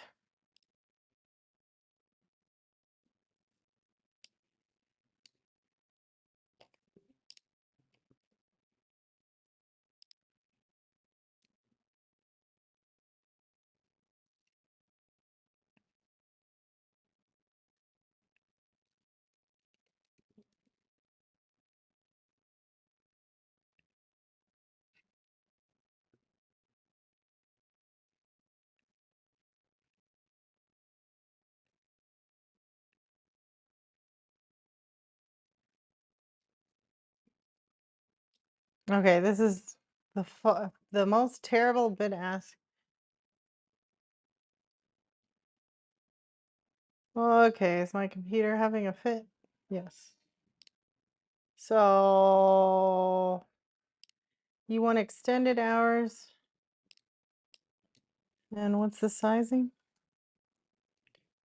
98.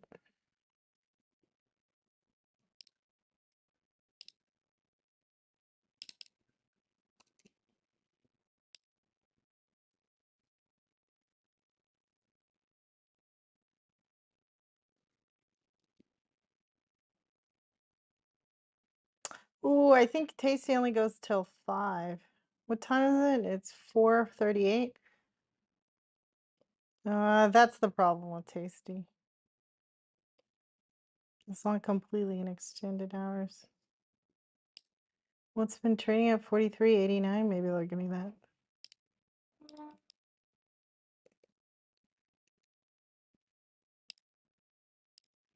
Okay, so what's the borrow rate? Is it 0, I guess, because it doesn't show it yet.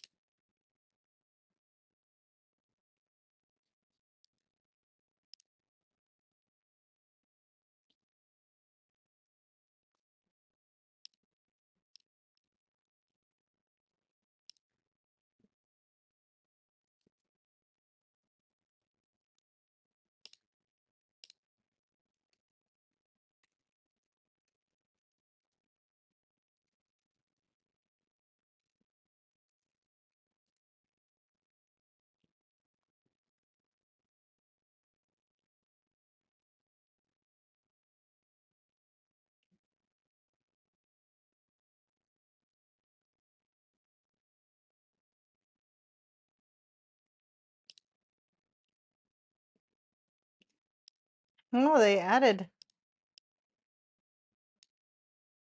It should open at 3 a.m. CST, but whatever.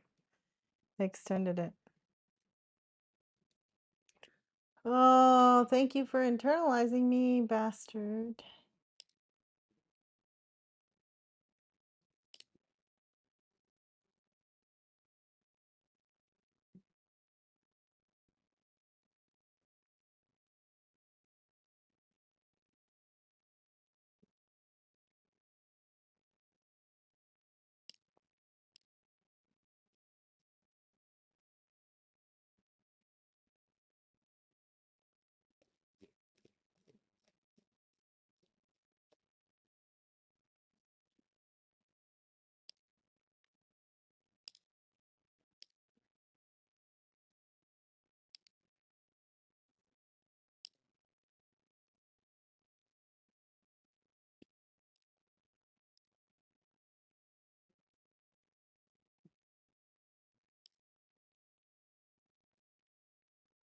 Okay, well,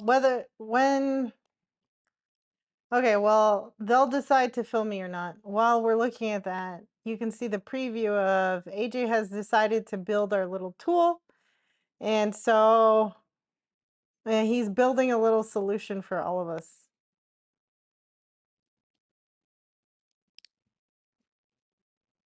There's actually, oh, I got it.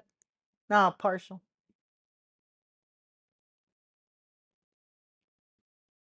Mm, gave me 65. There I am.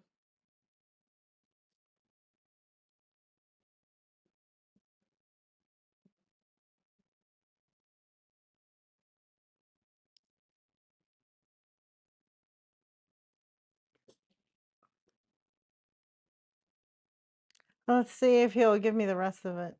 If not, I have a tiny size.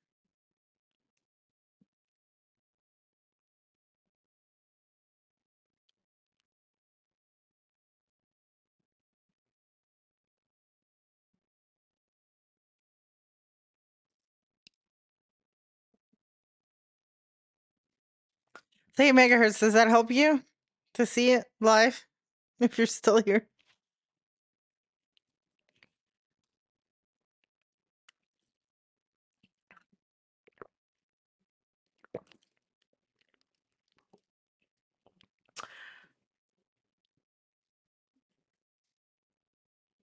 And so another thing that you can do when you're watching other people is to check the tape, right? So just go to time and sales. So just go to time and sales and check if that trade existed at that price. If people claim that that's that trade and around that time. Now for big stocks, it's not going to matter. But if they, like, for example, they say I traded this option at, you just ask, what did you buy it at, to people, right? Well, you just go to the option. So every option has a ticker code, right? And you copy the ticker code of the option and you can put it in a chart. You change it to tick, which means it graphs it by each trade. You put it down to tick. This one does any trades for today, I guess.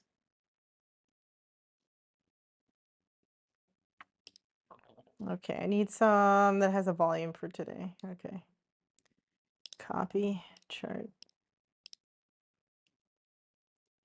There you go. So you can see what trade happened, what time, right? Each little of these gray bars is a tick, a trade or whatever. Hi, Eagle. What's up?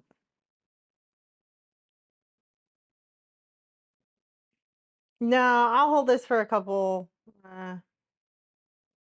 I'll hold. I mean, I'll always. Sometimes I decide to exit early because some things, but I reserve the right to exit at any time that I want. Um, so there should be no expectations in any fucking trade that I make that I'll be in it for a certain amount of time, even though I aim for a certain amount of time.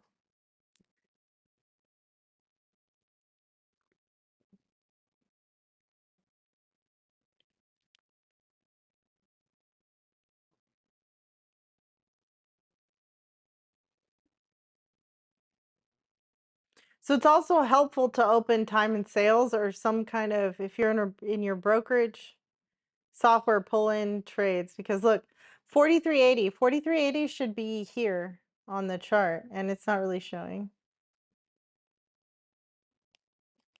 You see what I'm saying? 4380, it should be graphed somewhere here. So why does that happen? Because it's called a consolidated SIP, right? Trades trades don't get reported sometimes. If it was in consolidated consolidated SIP.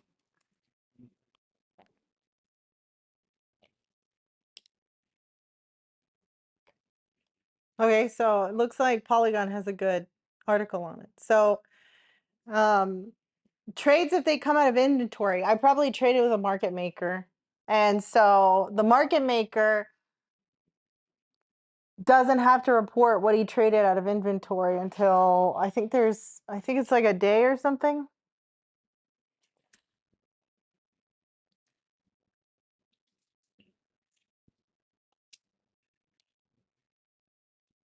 And also when you need to know what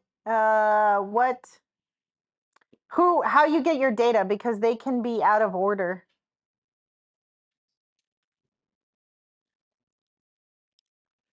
Okay, I got the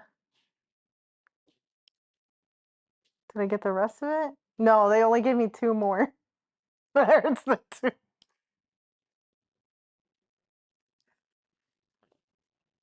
bastards.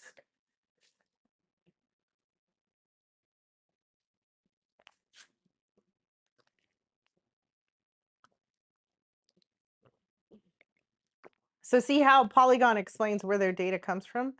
So when you get data and you backtest, you better know where it comes from.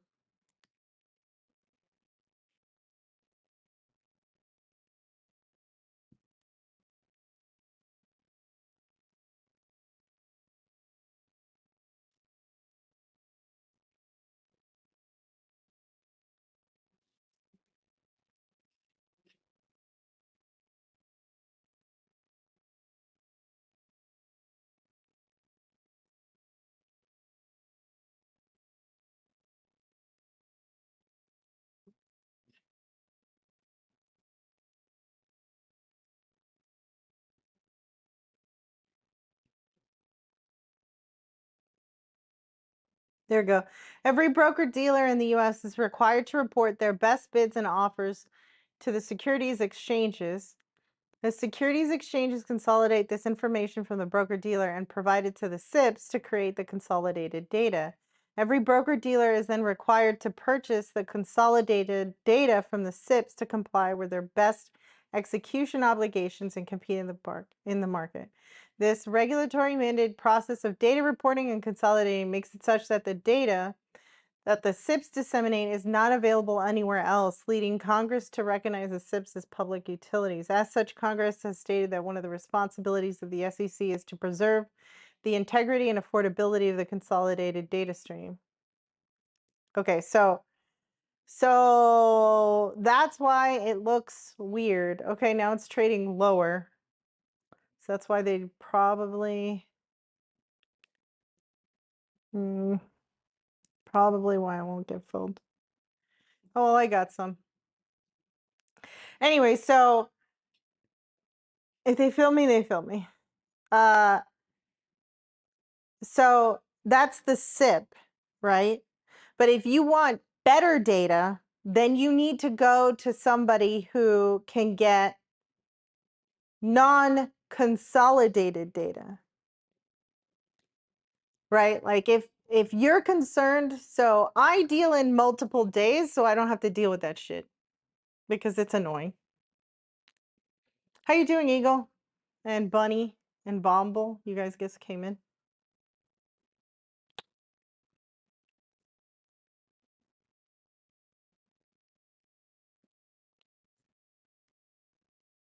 Well, Bomble has been around a lot. God help me. Bless you. Bless you. Go with God. What star he say? Go with God, son.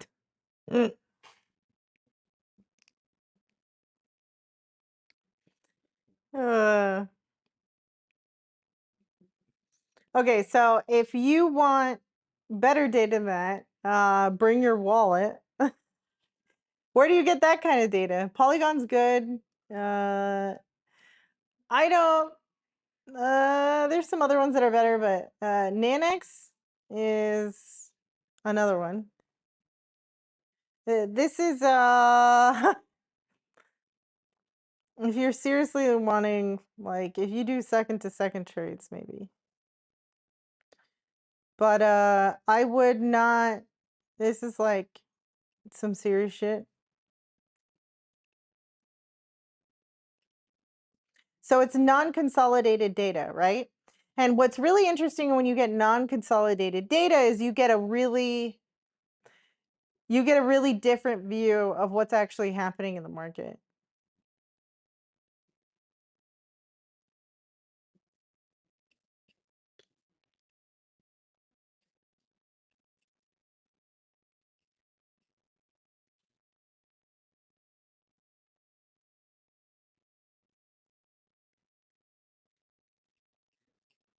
Let me see if I can get to show you how complicated market data is. Let me just go to images. Let's see if I can get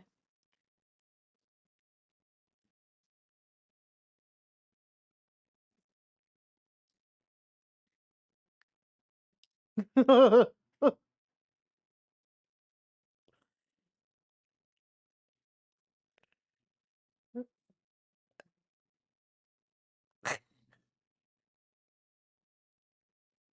It's just really like you guys think it's just like open, high, low, close, but there's way more. It's just so nuts. I love their stuff. It's really cool. Let's see if I can find.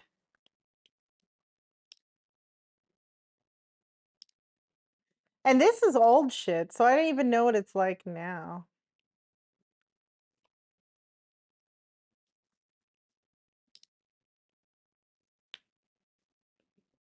Is there any internet delta? So there's a old marketing thing where if there's a business that exists, there must be that's been around for a while, there must be money in it.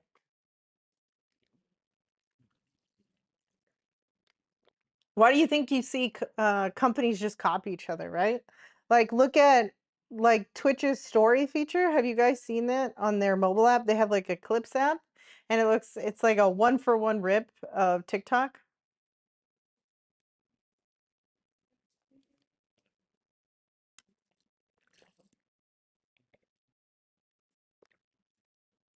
And how every mobile phone looks like an iPhone. Like that whole thing where it's like little icons all in a 8x8 or 4x4, that's Apple's design. Like nobody had that before.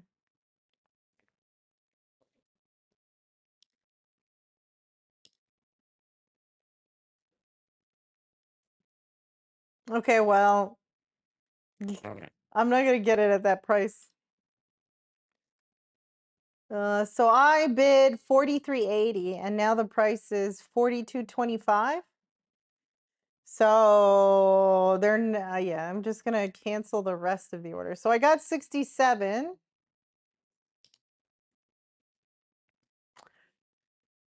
I got 67 at how much? Mm, I got 67 and 43.80.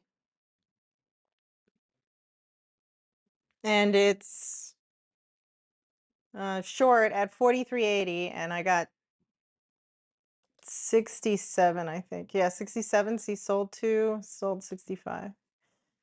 Um, and it's 42.26 right now. So that's an easy to borrow stock. There was no borrow on it. So I cannot hedge it. Obviously, it's after hours, so you can't buy options, but in the morning I'll probably hedge it. Depending on how expensive it is. With like I'll probably hedge it with like 100. They're sold in lots of 100 if you are new to options. They're sold in lots of 100s. So you could buy one, but that represents 100.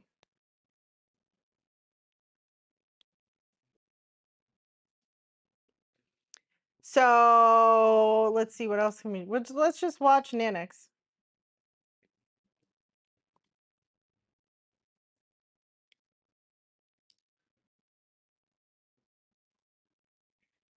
I think this is probably a visualization of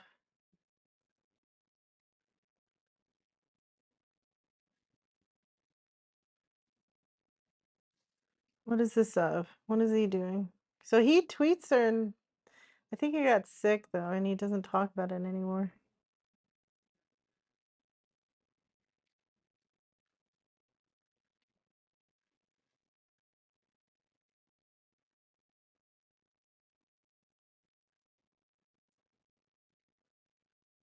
Each time you see a colored line, it's showing where a high frequency trading algorithms quote spammed or stuffed the market. An illegal activity, an activity the regulator believes doesn't exist. Be sure to report any colored lines that show up. In 1999, at the height of the internet bull market, the maximum number of quotes per second for all stocks was 1,000. Today, that number is 1.5 million. I bet it's worse today now. A rate that occurs every trading day, regardless of activity or news, all due to high frequency trading, creating an edge for themselves at the expense of everyone else. It's fucking insane.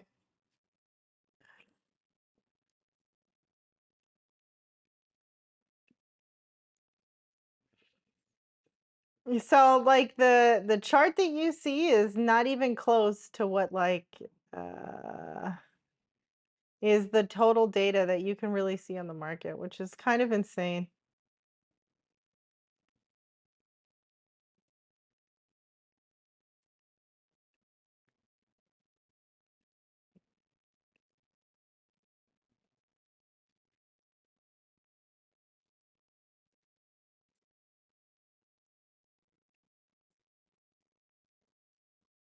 Nanix star map, a new way to visualize large amounts of market data.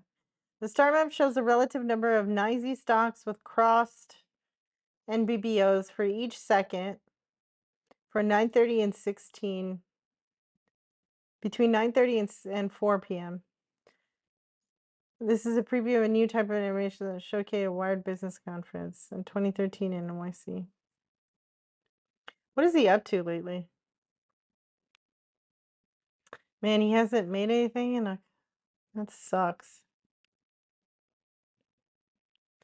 I think what happened to him is he went through the whistleblower program to show what HFTs were doing. He got awarded um whistleblower Eric Hunsader. How do you spell his name? Hunsader.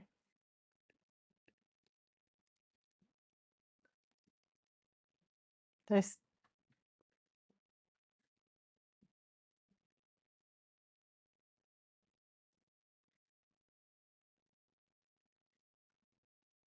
he's got a Twitter account.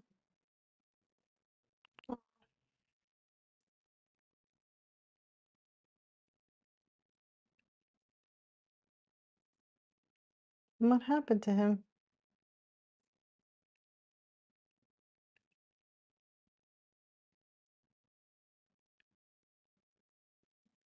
He's got a Wikipedia page.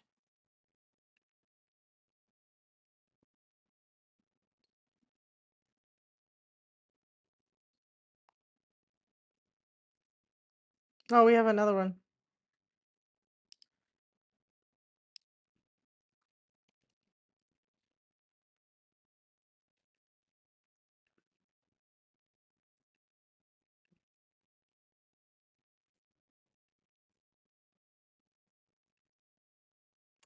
Oh, too tiny.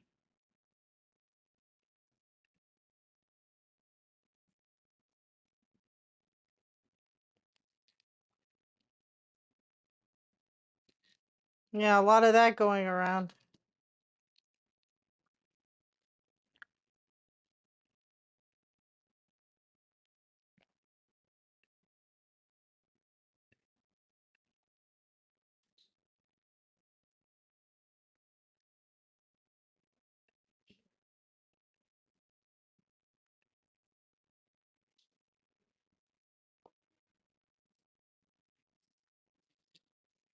Okay, so cabbage did not alert until so their email didn't come until 4 p.m., which is 40 minutes later.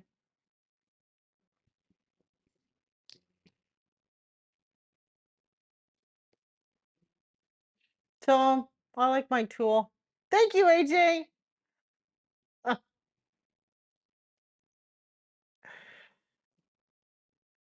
Okay, so let's look at the tool he is building, which I just showed you that I traded on. Uh, let's see. Do I have all of them?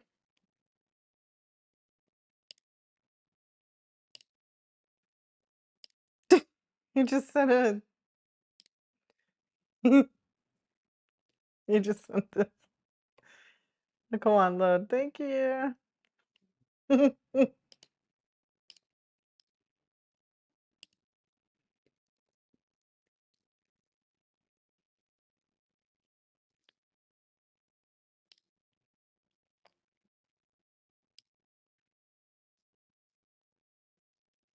Okay, so it's a little bit. The two little videos of it is downloading, and we'll look at it.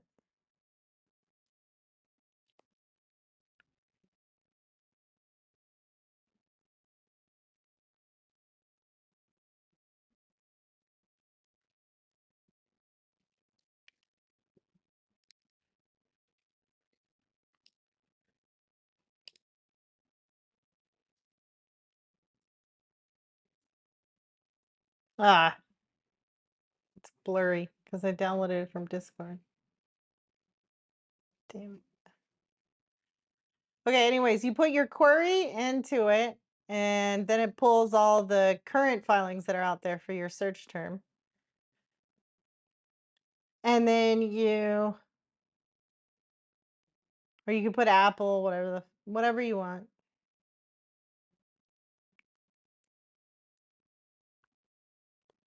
And we've changed it around a little bit, but we put the button higher, but you could hit notify me and get alerts to. If you click the right, then this is the URL of the actual filing. And there's the manage notifications button.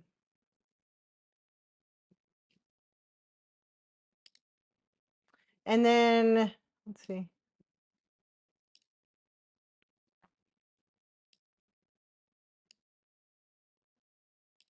And then we're going to put the Notion links for my research and whatever we document during the day is right there with the thing that says, I think that's what he was showing. Oh, what's the most recent one? Oh, that's the wrong one.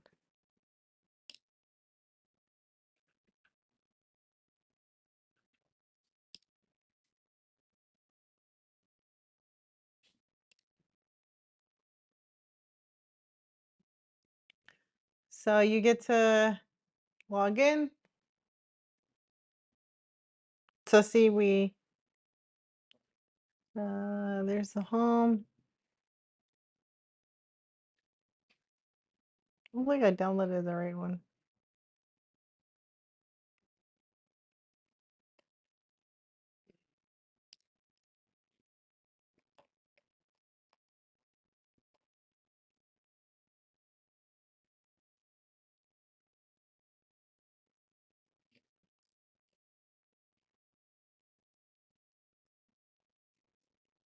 Where is it?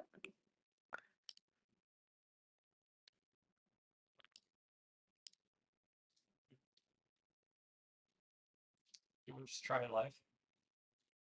Sure. Where do I go? I think I deleted your test account, so you may have to create a new one. And I sent Lovely. Can you wear your pack? sure. Thank you. I sent you the link in Discord. Okay.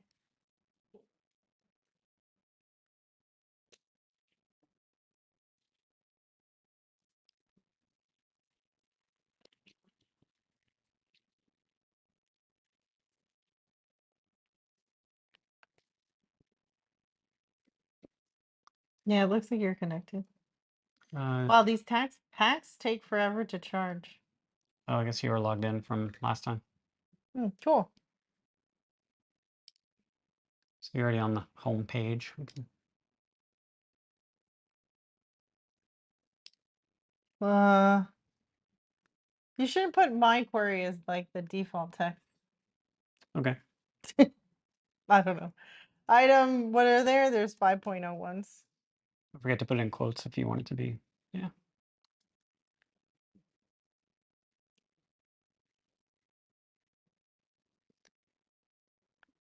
Ooh.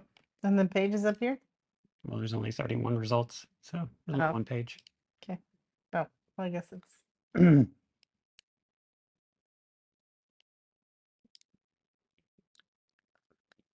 And then.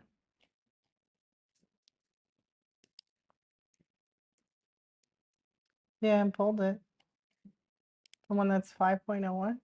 Mhm. Look, we tested it. It's Okay, that's cool. What happened to the form types? still there. Oh, You can pick one, or if there's one that's not in our list, you can type it in. I think this search only returned 8Ks, so there's some that don't have uh description. mhm. Oh, that's confusing. Maybe put type here. Okay. That's just straight from their API. That's what they called it. Okay. Description. That's interesting. Oh, this is the company submitted description. I get it. Oh, start date. Yeah, it's only So it's only for the last month. So you by could default. do Can do longer. January. Okay. Now you got 25. 121. Oh, JK. It's the next page. It's good. Sorry, I'm a natural tester. I'm here to break it for you. Oh, I'm sure you will. Hey, you have a little today button. I like that. Oh, I do? Yeah, totally. Totally intentional. We can take this off. 137. So they're mostly AKs that show up. Yeah, that makes sense. Okay, cool. Let's see if this works. Try clicking on research. Okay. So this would be like going to the Notion. Oh, pop-up window blocked. Yeah.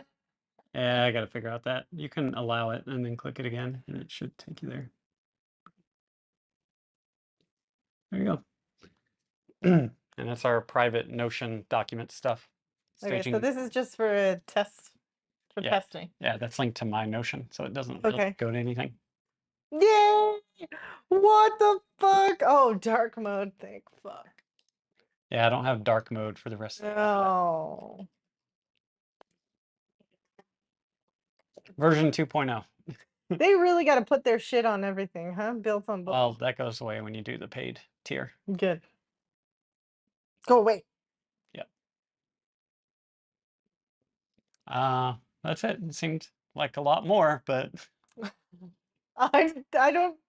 Did you just see what I did? oh, well, you can click notify me. It doesn't do anything Okay. But we need to do the. at all, apparently. Oh, okay. Or you can just fucking break it. I'm here to serve. No, manage notification goes to home. Apparently. Yeah, that's fine.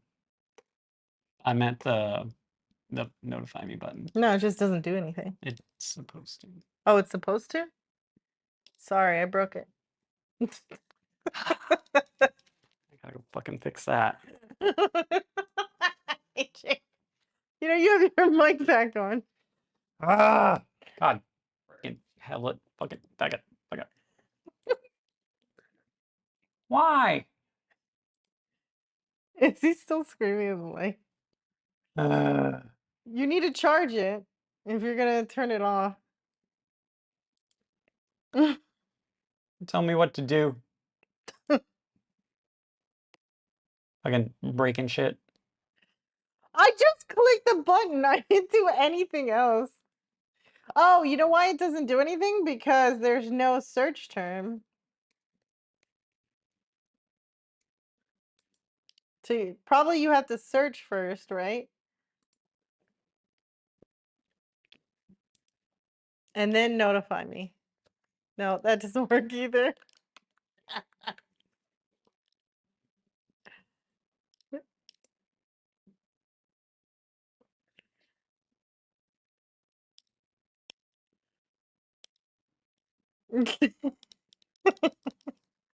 I'm pressing the button and nothing is happening. Yeah, click it more. That's gonna fix it.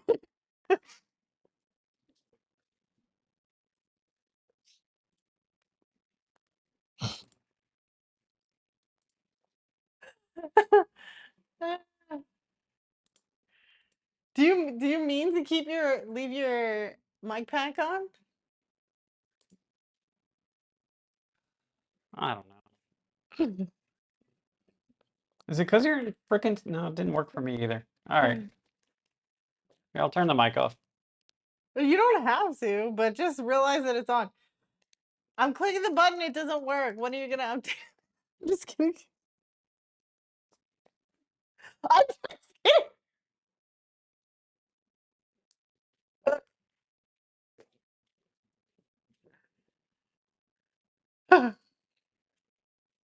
What are you pissed off about? Oh, you're pissed off at the thing. Because it's just there.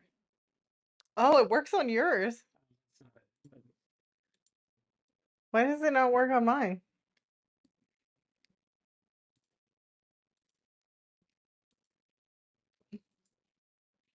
I'm sure you'll figure it out. It's like a bug, right? It's like you stare at it for hours and you're like, what?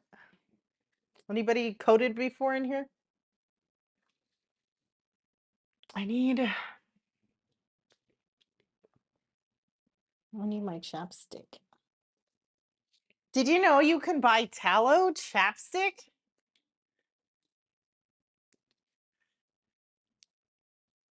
Tallow chapstick? I got it. I got it from this cute little company called Hello Tallow. Not sponsored, okay? I found them here. I don't have any sponsors. They're cute. Every engineer's bane is a tester. Yeah, because that's why you have to do what is it? Data validation, which is they don't let you do dumb shit. Try it now. Refresh. Okay. You can just click it. You don't have to enter any data.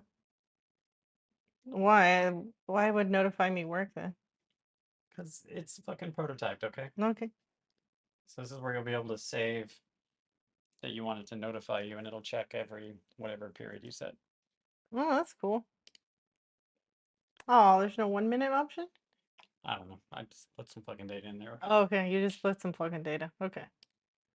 For testing. You're gonna let me know what we're gonna charge for what, and if it's available to everybody or whatever. Yeah, because your server can't be running 24/7.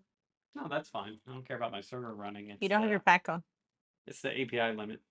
I'm about to go back. But anyway, yeah, so that's what I built. High five! High five! Like I said, it seemed like a lot more. It is a lot. I don't. It is a lot. It's.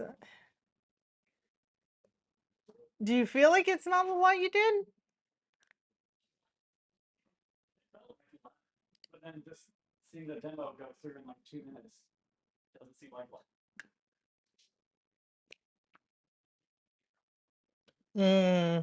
Market's coming back up. Oh well.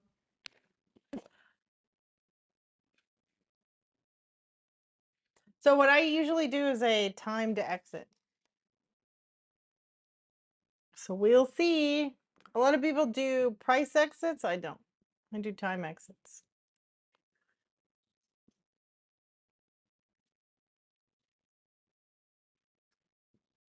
Would you like a rib?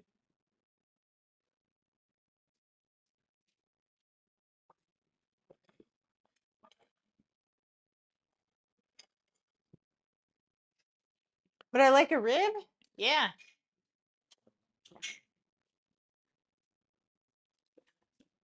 Okay, so now I have to actually teach on this shit, but now you can see what we were building. I thought it was pretty cool.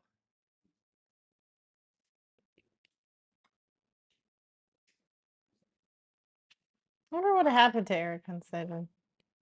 Let's see if I hit news if there's any. No. Oh, Paul Hensader. Oh, I misspelled it. Is anything written about him recently?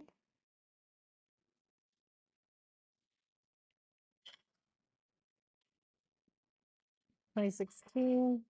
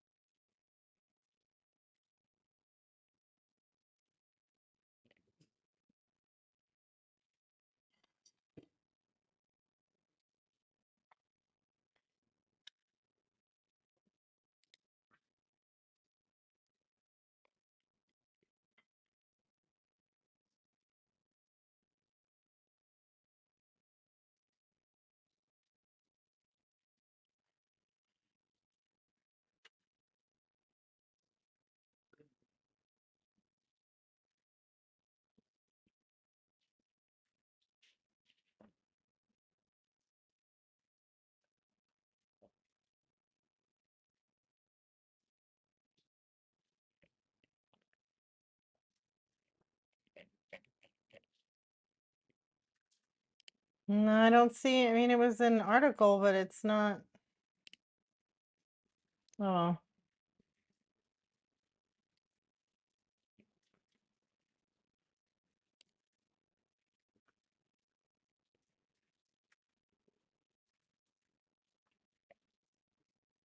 man, he had an index of market anomalies. Wow, that's cool.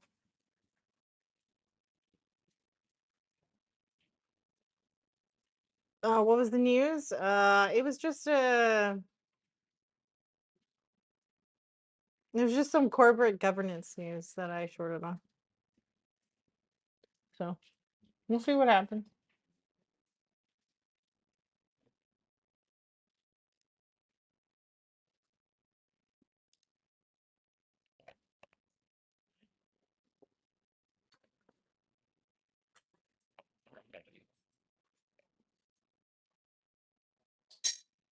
We got a little bit of a lesson on SIPs.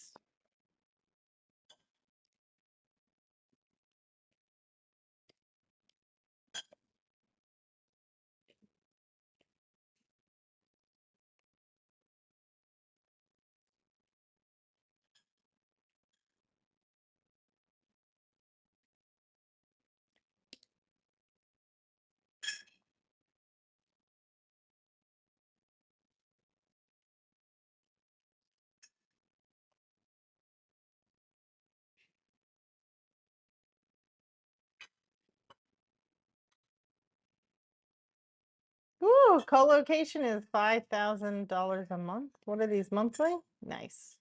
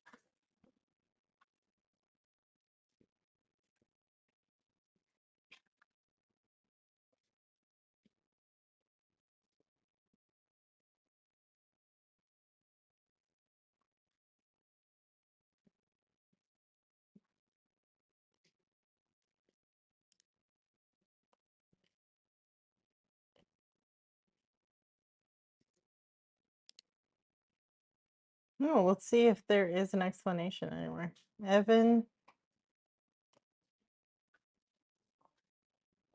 Oh yeah, alpaca's another one.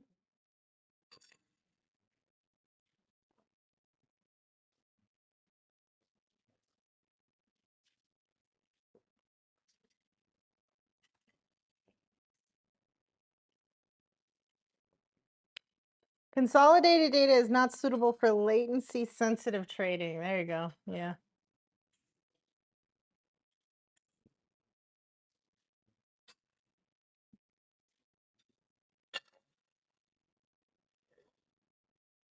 Consolidated quote data currently only includes round lots.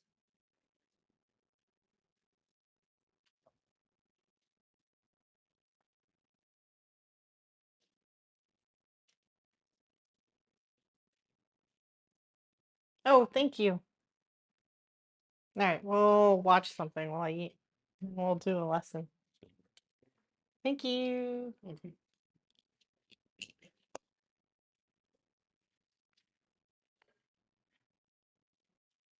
you guys want to see the foods?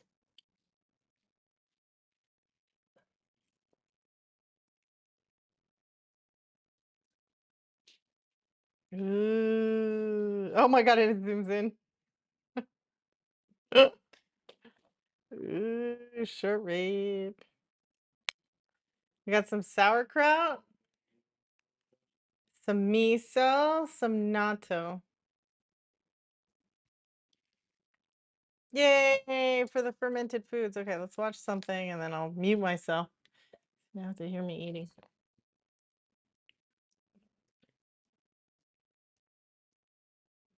Oh, so Cabbage just alerted, but that was a while ago. So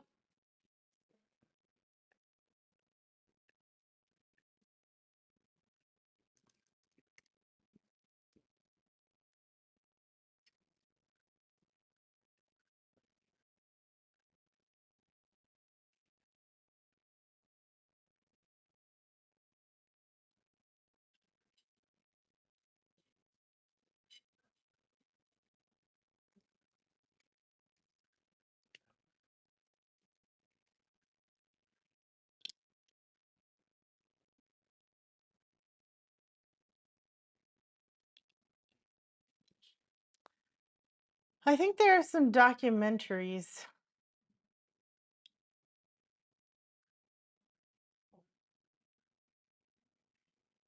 that maybe I haven't seen.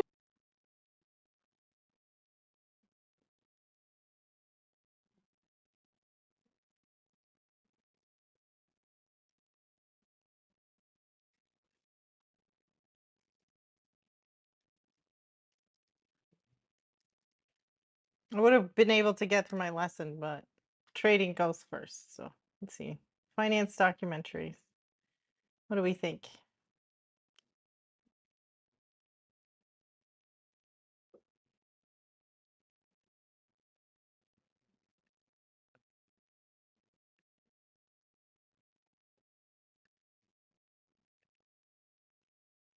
There's the FTX one. Crown to dust. Downfall of America's largest bank, Citibank. Ooh.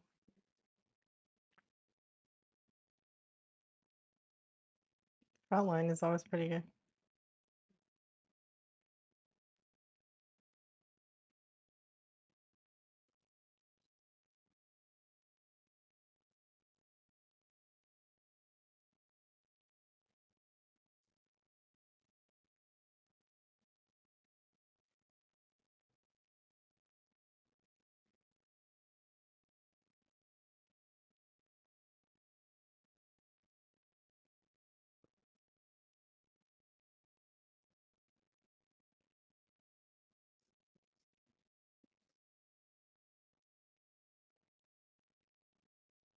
Okay, well, we'll watch this. Bloomberg Originals. That's kind of cool. Let's see what else they got.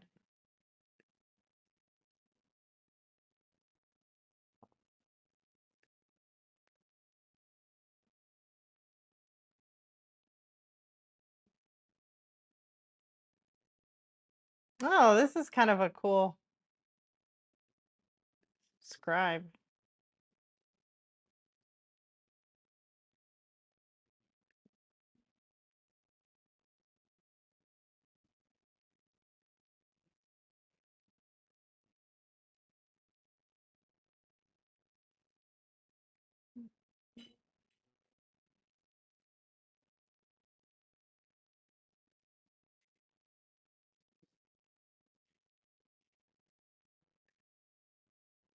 All right, we'll watch it. Crypto is a story about the future of money, about people's willingness to adopt this, and people get excited about that story. SBS. Sam Bankman-Fried. Sam Bankman-Fried. You run one of the biggest, certainly the fastest growing crypto exchanges. Okay, the bullshit thing is that, what is it? Uh Shangpeng Zhao, or I'm sorry, I probably murdered that name. Got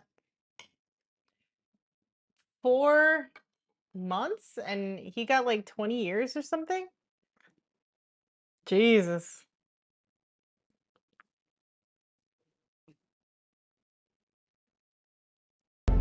They can kind of begin to see that future and they get a little nervous about, will I have a place in that future? Sam Bankman-Fried, the king of crypto. He's the most important man in crypto. A lot of these guys suggest, like, this is a once-in-a-lifetime opportunity. You gotta get in now. You gotta get in on the ground floor. It's gotta happen. He had a predatory model that was incredibly radical and dangerous. FTX was asking for special treatment. FTX might be heading into a bankruptcy process. A liquidity shortfall of around $8 billion. I cannot imagine a scenario where $8 billion just disappears. Crypto industry's been cut to ribbons this year. Bankman-Fried's company had an estimated valuation of $40 billion. One of the things about crypto is that it just seems to be doing a speed run of all the worst lessons of traditional finance. Sam Bankman-Fried has been arrested in the Bahamas. Is being held in jail. Sam Bankman-Fried will be extradited to the U.S. 8 criminal charges. Bankman-Fried and his co-conspirators stole billions of dollars from FTX customers. Highly unlikely anyone would recover losses. I was shocked by what happened this month. We messed up big. I think this will go down as one of the largest financial crimes in history. Bankman-Fried has pled not guilty. It's $250 million bail bond. A trial date has been set for October 2nd.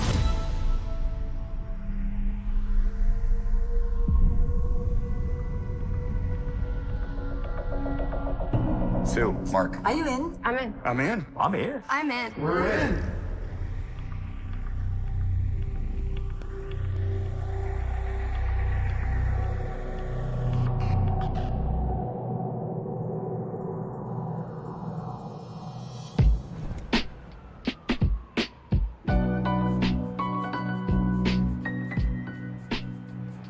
After the financial crisis in 2008, there was a lot of mistrust in the financial system, and there was a lot of frustration by a lot of people. It's going to be one of the watershed days in financial markets history. $700 billion in bad loans. Our country could experience a long and painful recession.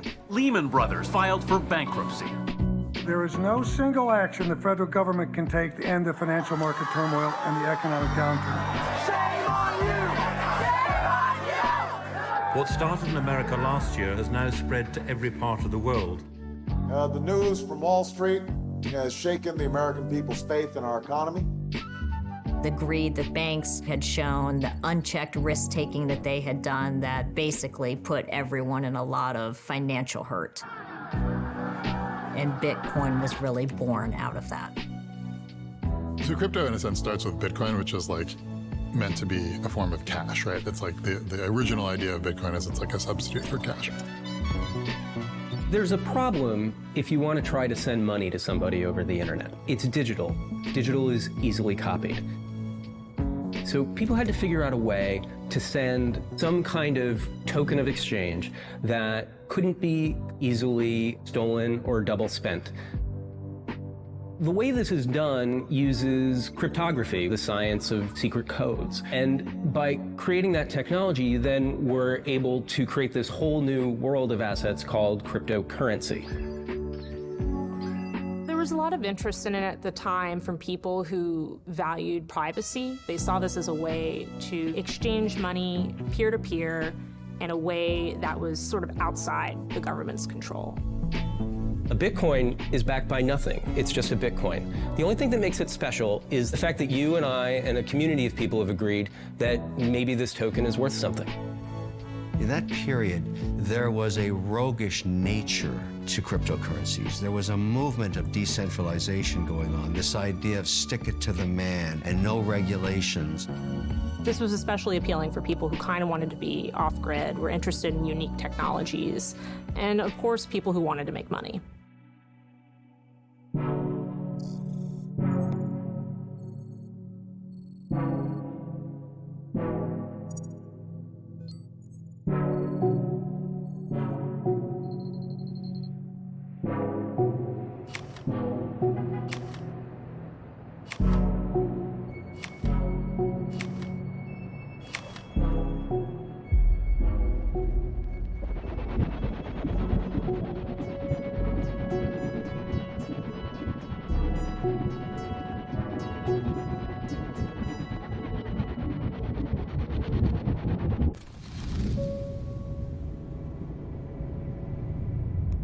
Sam Bankman-Fried seemed like a very smart guy who came from traditional finance and kind of knew like the layout of like how finance works.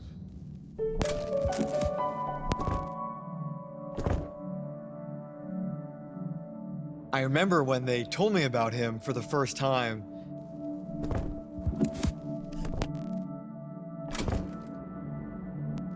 They had this glint in their eye and they sort of had this chuckle like, he's very, very smart, he's very capable, but he's very unique and he takes a lot of risks. This is someone who was born and raised in Silicon Valley.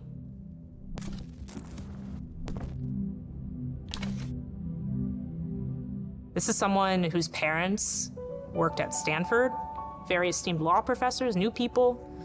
He grew up in a wealthy area, went to a ritzy high school. He was super well connected.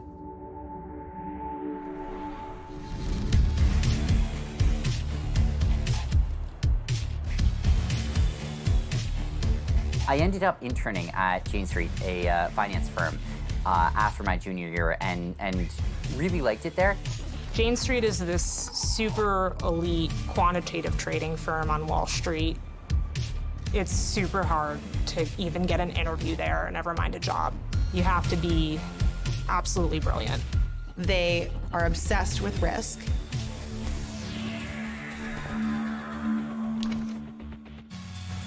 And in many ways, he fit the profile. Loved puzzles, loved math, straight out of MIT. Finance is a good place to turn the ability to solve puzzles into a career, and often a very lucrative career. Crypto, you get to solve things that no one's thought about before. You're not as constrained by regulation or by having a boss who's been there for 20 years.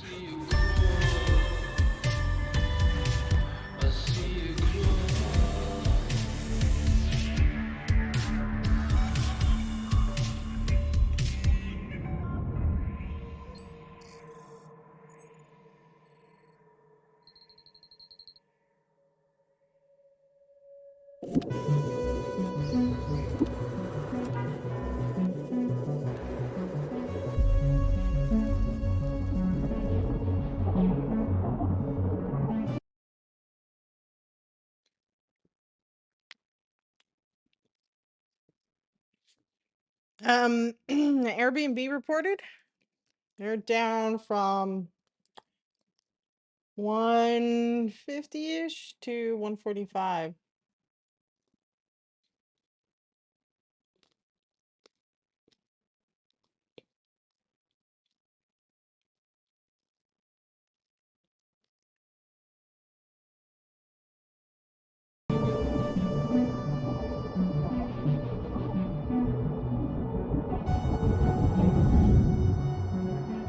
Sam left Jane Street and he started Alameda Research. Alameda gets started in Berkeley in 2017. Sam has said that he wanted to give it kind of an innocuous name, especially because he was working in countries that might be suspicious of a crypto hedge fund.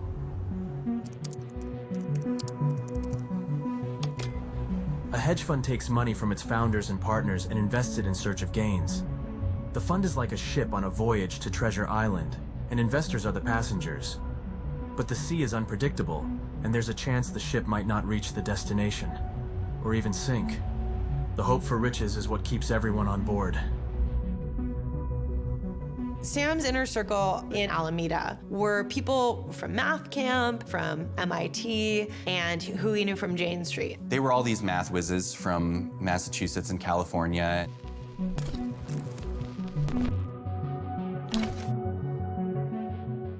Sam started Alameda with a very small group of people.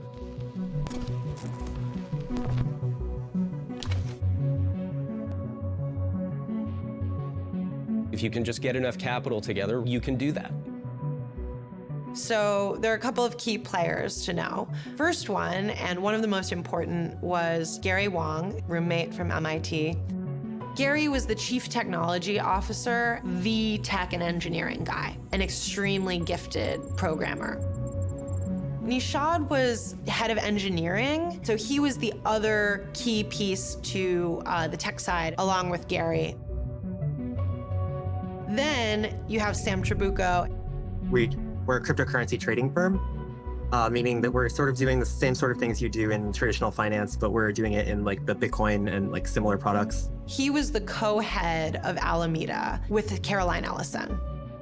Caroline and Sam met when they were working at Jane Street. Caroline Ellison was co-CEO of Alameda Research, and she was winning math competitions. I talked to Sam, who had just started Alameda, and he convinced me that it was an exciting opportunity, so I decided to take a chance on it.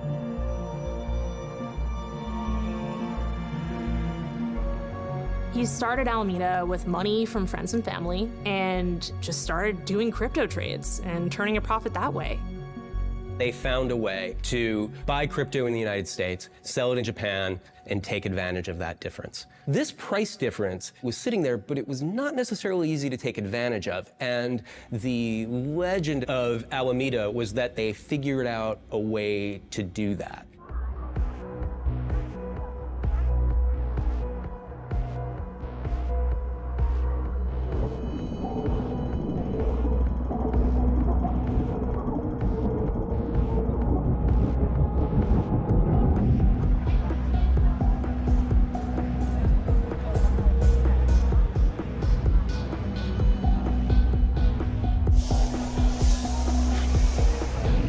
Founded in Berkeley, California, and then quickly decided to set up shop in Hong Kong. In Hong Kong at the time, the crypto scene was, pretty interesting. There were a lot of pro-crypto people there. I moved to Hong Kong in 2014, and it's where I started my career in venture capital. Venture capitalists invest in new businesses. It's like giving a kid with a great lemonade recipe the money to buy a bigger stand and more supplies. It's a gamble, but if the lemonade stand becomes a hit, your small investment could turn into a big return. During their time in Hong Kong, Sam was able to connect with multiple investors, and I think was when everything just really took off.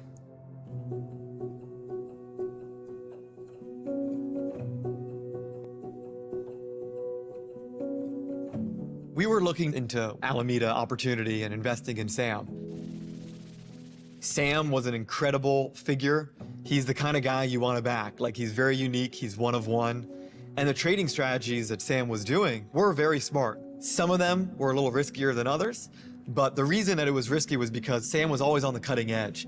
And that was exciting to us. If you're taking technology risk, we love that. I'm a technology investor. That's what it's all about.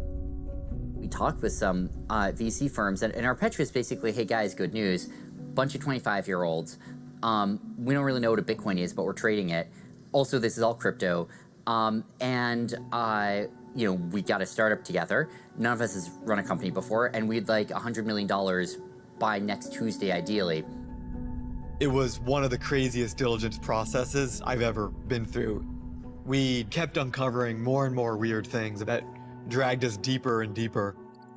One week, he sent us his latest data, and he was down meaningfully. We were a little freaked out. We asked him what happened, and he responds, "Oh, I can't remember if I told you, but me and most of the senior members of the team, we actually had this idea for a crypto exchange.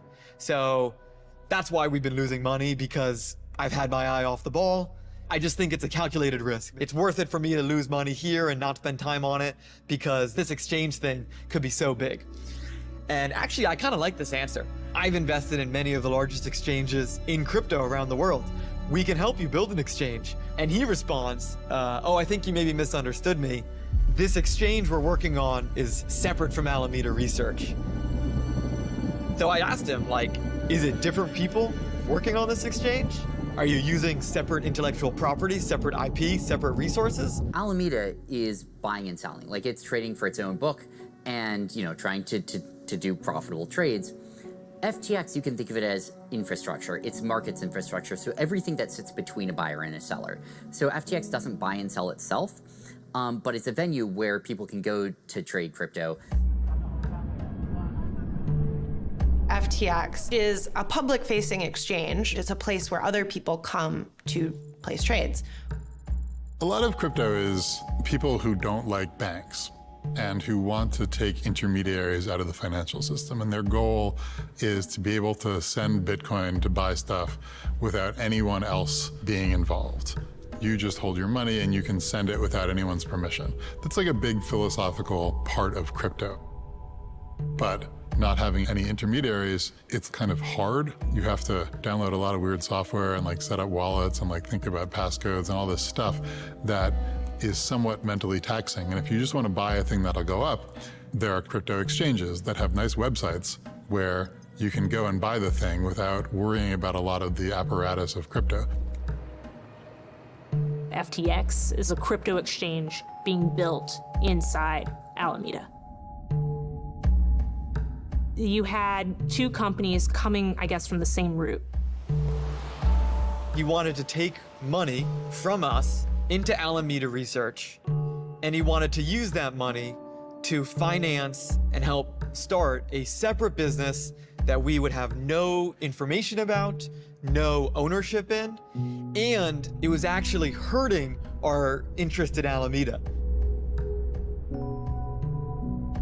And I remember at the end, I tried one last-ditch effort to explain to Sam why we couldn't just negotiate a separate deal for FTX. He was just looking at me very sort of wide-eyed. He didn't care, really, about the moral implications of what he was proposing.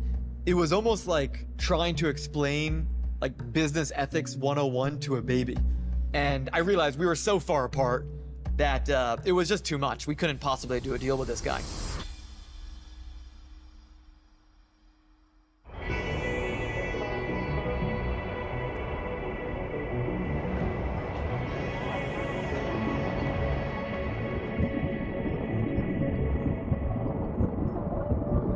They launched FTX about 18 months after they launched Alameda.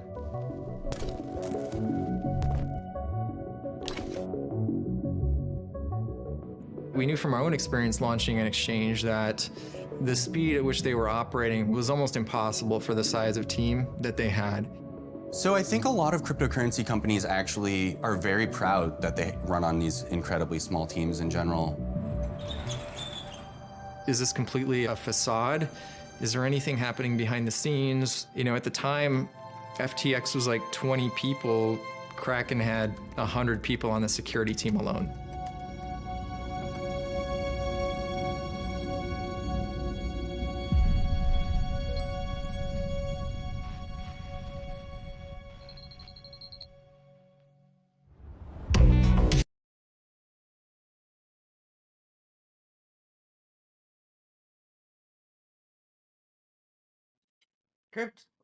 Crypto in May 2019 was 5,000. Whew. What was the last read? 50? Wild.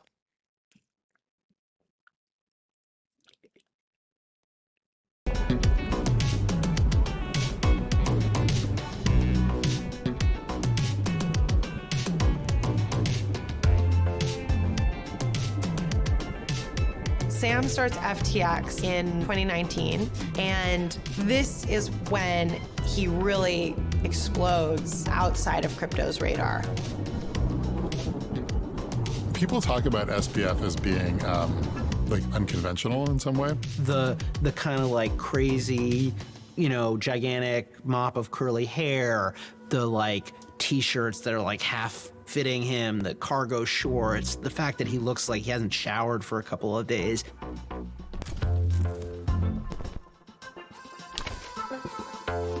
And, a normal financier looks at that and says, oh man, that seems like a red flag. But like in the mind of a venture capitalist, right, that is proof that he's so smart he doesn't care. It's like the equivalent of like on Wall Street, like having a really well-tailored suit.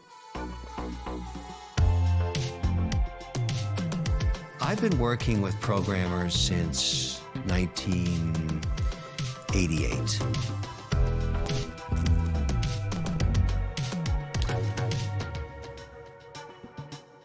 They were all Sam Bankman-Fried. They wore the same clothes he wears. They were in flip-flops with Lamborghinis. I've seen this movie before 1,000 times. Just so many people in crypto come off as like crazy or really promotional, like hype man. Like they sound like they're trying to sell like a new vacuum cleaner door to door or something.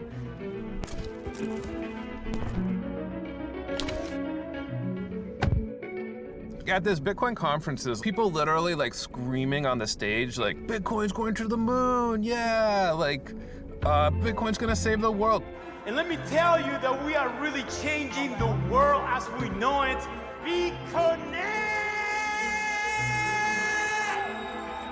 Wow! The conference ended with a guy giving a speech about how Bitcoin would save El Salvador, literally bawling. We die on this hill. I will fucking die on this fucking hill.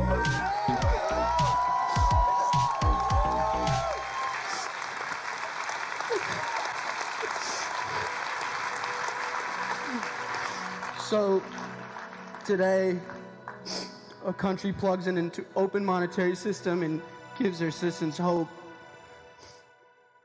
So in that world, Sam actually seemed pretty reasonable. So I thought we should build the first Alexandria here in El Salvador, Bitcoin City. And the volcano will power the whole city and will also power the mining. And so when you compare kind of that stereotype to how Sam presented, which was definitely eccentric,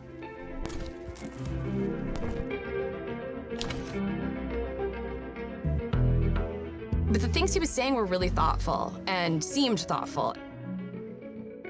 He also just had this great persona. He had a way of seeming very honest, guileless. Like he seemed like he was not trying to fool anybody.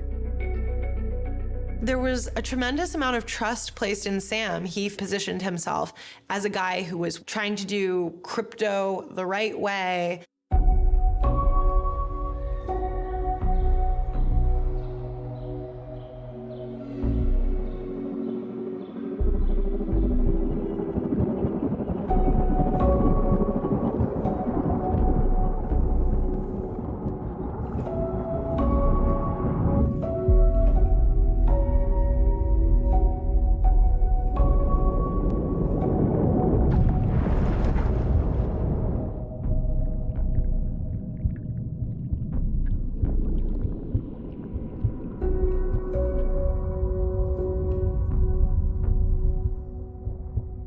When he was a teenager, he had decided that he really wanted to dedicate his life to doing what was best for the world.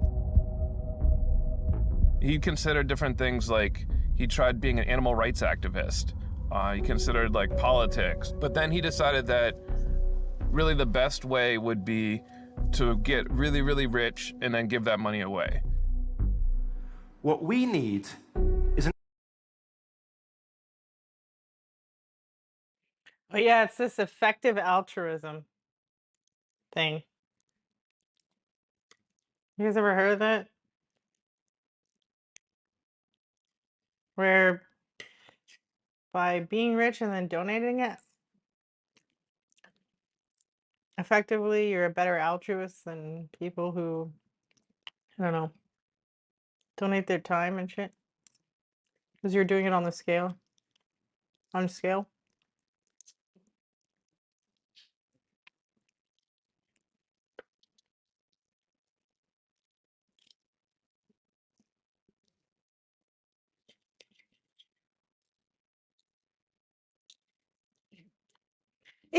it kills me that the Binance guy got 4 months. This guy got 20.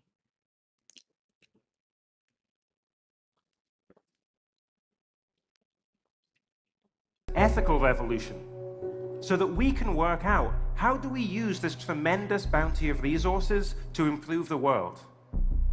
For the last 10 years, my colleagues and I have developed a philosophy and research program that we call effective altruism. It's always been, in theory, a goal of mine to figure out how I can have positive impact on the world. And I got involved in the EA community in college, and it's been a really big part of how I've decided what to do with my life. And so effective altruism becomes this, like, essentially a community of people that mostly develops online. It's very young, and it's about giving as much money as possible in the most effective way as possible. The effective altruists, like at first, they're like, all right, we've studied it and we've come to an answer. We must buy bed nets for everyone in Africa so they don't get malaria. And so these guys would go work on Wall Street, make some money, and give it to this bed net charity. Their philosophy is utilitarian, and that means like what's gonna do the greatest good for the greatest number of people. It sounds unobjectionable on the surface, but as time went on, their ideas got like weirder and weirder and more science fiction-y. They say we have to worry about the long-term survival of humanity. And as a result, like, they started worrying about apocalypses. They're like, all right, let's say there's something that could wipe out all of humanity, like killer robots. That would be very, very bad. So if we could do something that would prevent it, that would be very, very good. In fact, better than giving out bed nets. It gets to, like, we need to stop AI from killing us. We need to stop the next pandemic. And that's the kind of effective altruism that Sam Bankman-Fried believes. AI is going to get more powerful, and it has the power to change the world for better or for worse. And it's going to happen. We're not going to not build AI, and that we are having the hard conversations about what role it should be playing. And this can be like kind of a dangerous way of thinking. Like it's almost like you're the hero of your own sci-fi movie. Like you're not definitely gonna save the world, but like maybe you are. Like when you just take a few steps away from it, you just see how kind of morally twisted it is. Because the idea essentially is it's better to go into finance than it is to become a doctor or a teacher. It's morally superior. And that it's basically a philosophy designed to flatter the sensibilities of tech bros and finance bros, where now, like, you don't have to feel bad about being in finance instead of like actually helping people in your day-to-day life. If we succeed, we're gonna save the world, maybe. It's like, should I worry about like securities laws? Maybe not. Like, in fact, that might be bad. Like, if you don't save the world because you were too worried about what the Securities and Exchange Commission might think, like, maybe that makes you a bad person. It's a worldview that essentially justifies almost any behavior today, that justifies insane accumulation of wealth while not necessarily like paying your fair share to society.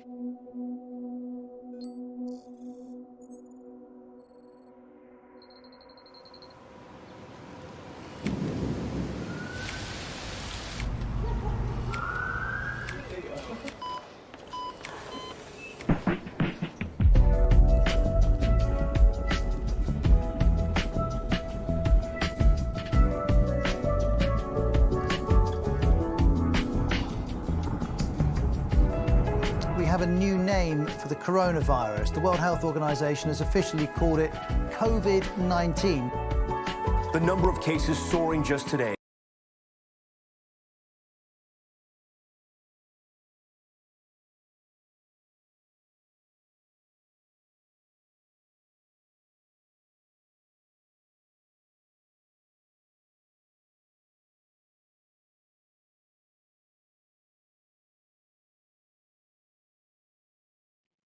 I don't know.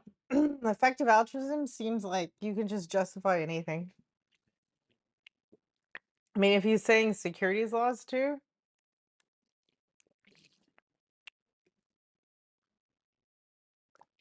Gross. More than 24,000 now nationwide. COVID-19 can be characterized as a pandemic. Are you going to recommend to the governor that New York City do shelter in place? It has to be considered starting today. Right about now, for many, it means working from home. That is the new normal. You must stay at home. 2020 was just a weird time in so many ways. Most people just didn't have an outlet like for entertainment or community. They weren't spending money on the things that they normally spent money on. So a lot of people just gravitated toward cryptocurrency trading. Like in 2020, crypto was just getting like much bigger. People were investing real money. Big institutions were talking about getting involved. It was definitely not your kind of Wall Street hedge funds that were doing this stuff in 2020. It was very much retail driven.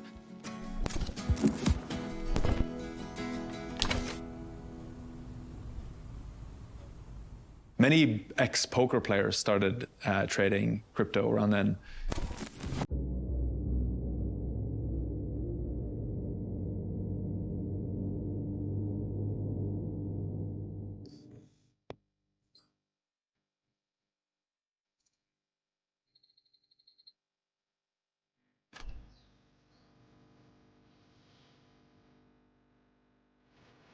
FTX happened to launch at exactly the right moment. It was really the beginning of the bull run. A bull run is a time of hustle and activity when investors chase higher and higher prices.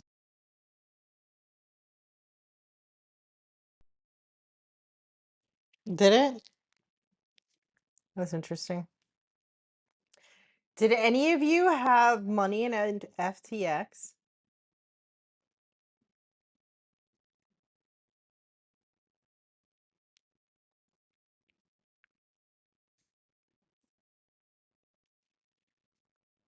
If so, I'm sorry for your losses. But I saw some headlines print that people are going to get their money back. But I wonder if it's going to be the SIPC version of getting your money back.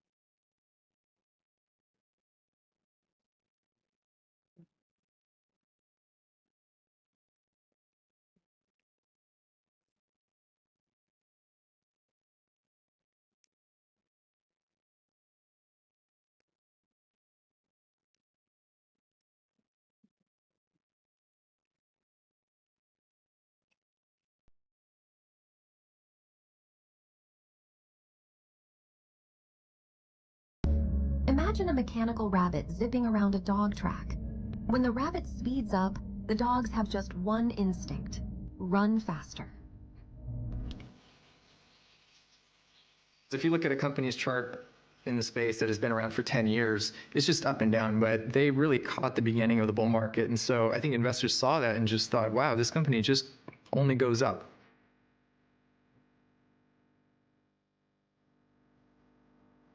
It was a little bit of right place, right time. Like, people were hungry for like new platforms at the time. And I think we always felt pretty good on the product side.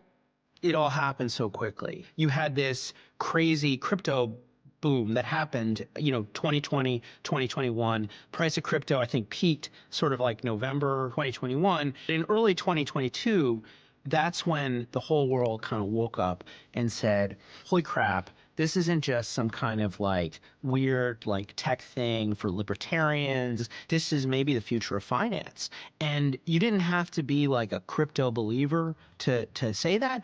All you had to do was look at the money, because the money was so big.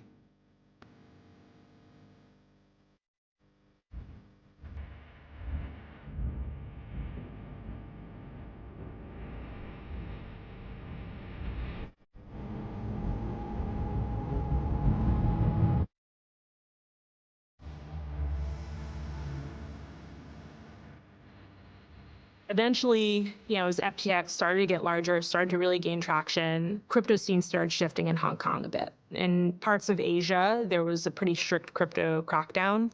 China in particular had really intense crypto bans, and I think there was a lot of nervousness. So eventually, both FTX and Alameda relocated in 2021 to the Bahamas.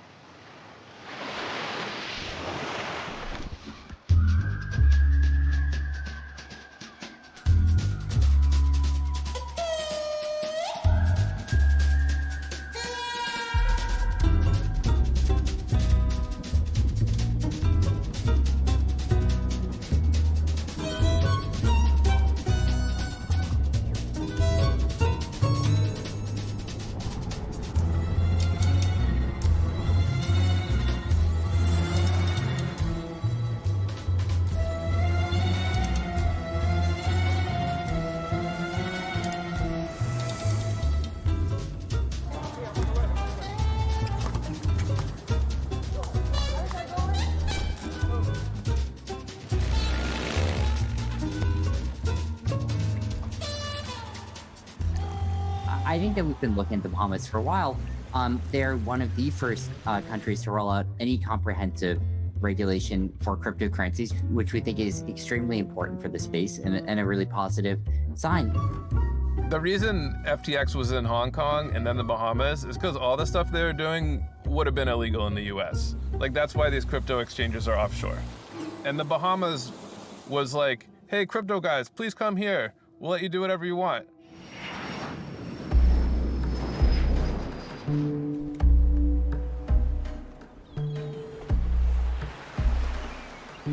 He created this image that he did not care about money. He really liked to play up his monk-like lifestyle. Like, I drive a Toyota, I sleep on a beanbag. Hold on, where's your car? It's that one there. That's like what, a Toyota? Yeah, it's a Corolla. And this place where he lived just did not fit with that because he's living in a penthouse at the nicest resort in the Bahamas. Nine colleagues and I bought a large apartment together near our office that we live in. And I'm sort of really fortunate to be able to have a really comfortable life and not have to worry ever about, money for myself. But I'm not particularly excited to dive into luxury. I'm not excited about yachts. And I both think it's not what I should do with my money. I think I should be thinking about how I can help the world with it. And it also just isn't who I am. He didn't buy a Lamborghini, but he did fly in private jets. He had this fancy penthouse. They paid $30 million for it. It's in one of 8 buildings that are in kind of a horseshoe shape around this super yacht marina.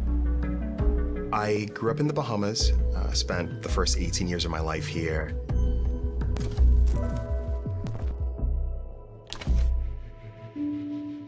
The Albany Club is a gated, exclusive residential community that also includes a hotel and a heavy nightlife scene. It's a place where the likes of Tiger Woods have residences, Justin Bieber. I went to Albany, and as soon as I got there, I felt like I was on this luxurious alien planet. The grass was super green, the air somehow smelled better than the rest of the island. It was super quiet. Everybody was very fit. Coffee costs $9. There's a sign on the wall at the coffee shop that's do not take pictures of celebrities at this coffee shop. Not a place that Sam would have fit in, but I think he could have justified it to himself by saying I'm gonna give away so much money in the future that this amount of spending is just not important.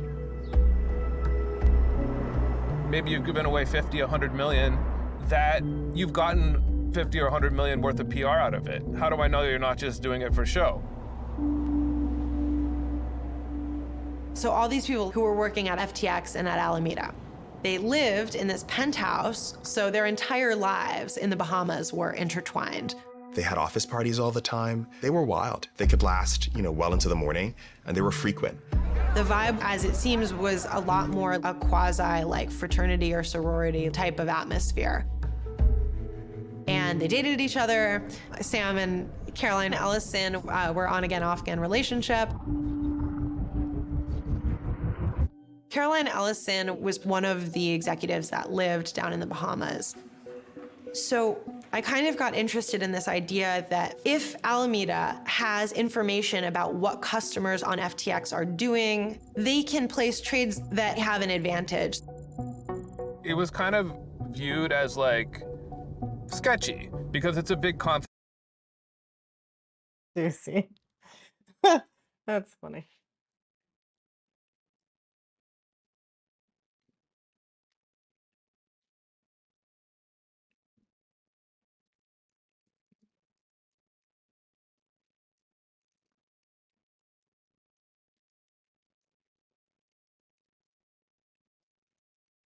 Tell us a little about yourself to the new person in Discord.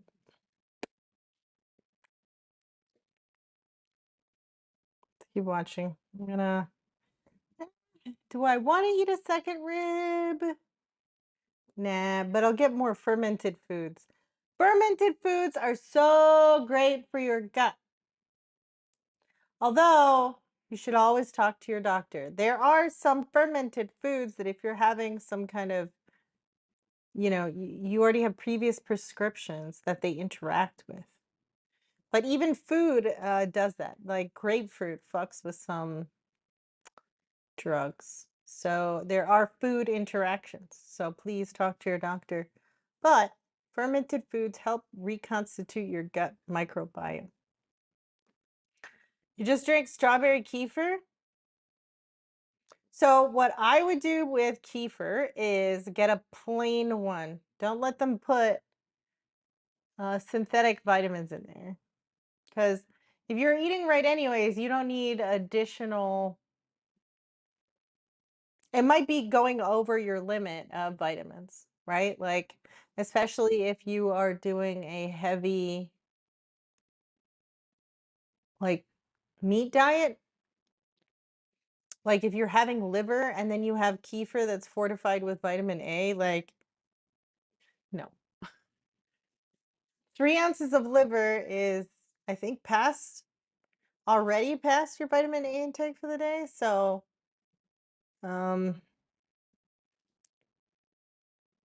discuss with your doctor, put it into a calculator and look.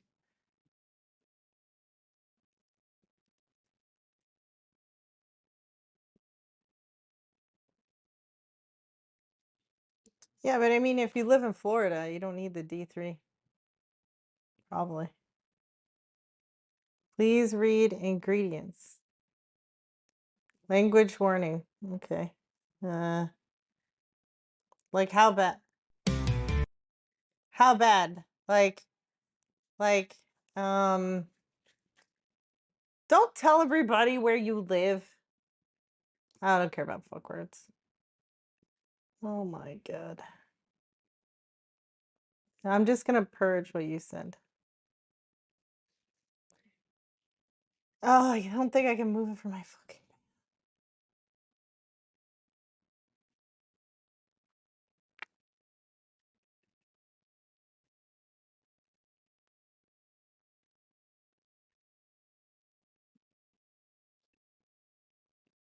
Okay, I cleared it. I'm just telling you, the internet's a scary place. You don't want to tell anybody identifiable things. It's just a good privacy thing. You never know who wants to fuck with you. F words? Okay, I don't care about that. In 1829, cotton producers started crushing cotton seeds for oil. They sold it as engine lubricant, and some guy said, hey, maybe we could eat the oil. Yeah, let's see it in 1911, Crisco massively market their cottonseed oil. Everyone ate Crisco, oh yeah. Now in 2024, we all eat a 5 ton of oil, corn, canola, soy, sunflower. Yeah, exactly. Read your fucking... Exactly. I don't need any seed oil. I don't even fucking... I don't do... Ugh. Should we eat engine oil? Should we eat engine oil? I love this.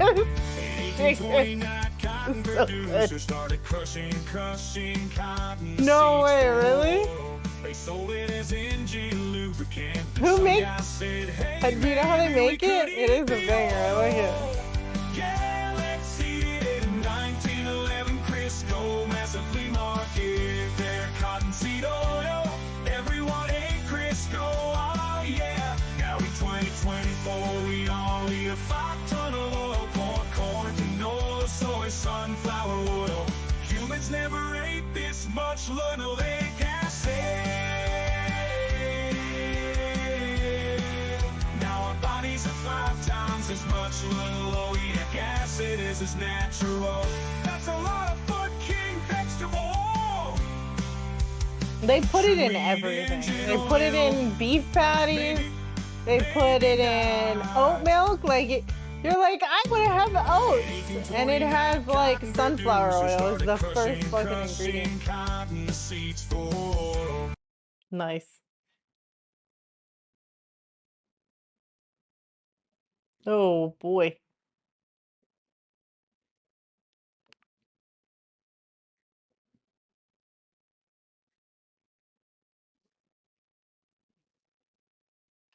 Nice. I liked it, chicken. That's great. I love everything about it. Not quitting my mayo. You can get olive oil mayo, you know? You can get tallow mayo. You can get avocado oil mayo. You can get, you can, oh, well, then get the Chosen Foods one. That one tested really well on papers.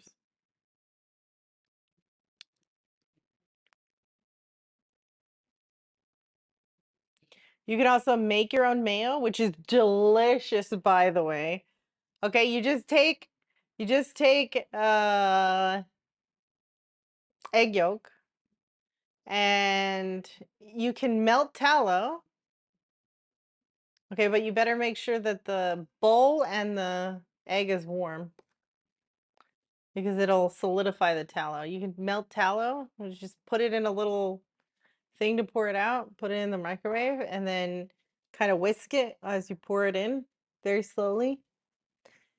And you make a fresh one, and then after you've whisked it, you just put lemon juice and a little bit of salt. Delicioso! Okay? Best damn mayonnaise you've ever had.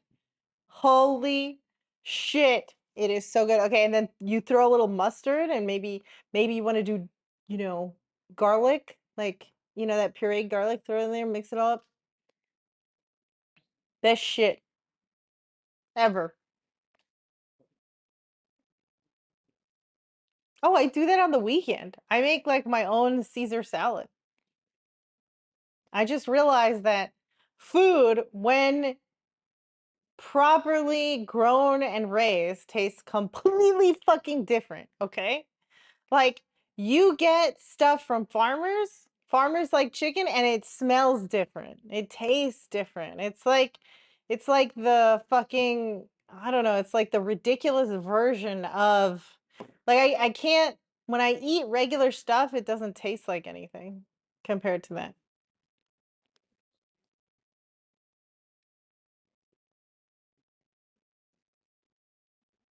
You can smell it even like you get fresh tomatoes and stuff, it doesn't smell. And it's the varieties too. None of those Monsanto seeds bullshit. Smells different. They smell peaty. It's great. And your taste buds will change, you know? Once you first off, because you're basically a sugar crack addict and you don't understand how much sugar they're putting in. Do you know, tablespoon for a tablespoon, ketchup has the same amount of sugar that Coke does.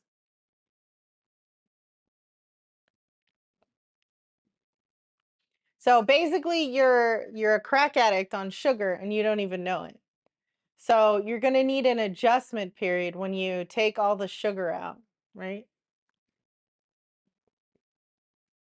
And then after you get past the sugar withdrawal, which is basically keto flu, right? Then your taste buds will change. You'll actually be able to taste stuff in.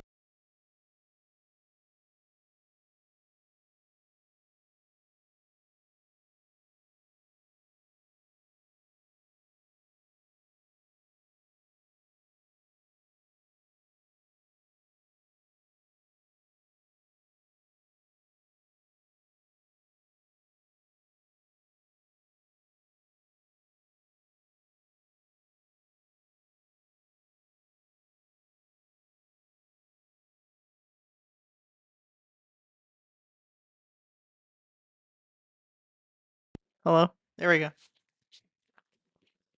Thank you guys. Thank you, Doobie. Thank you, Purpleton. Thank you, Morgan. Hola. Hola. ¿Dónde está los huevos de baño? ¿Tienes mis huevos?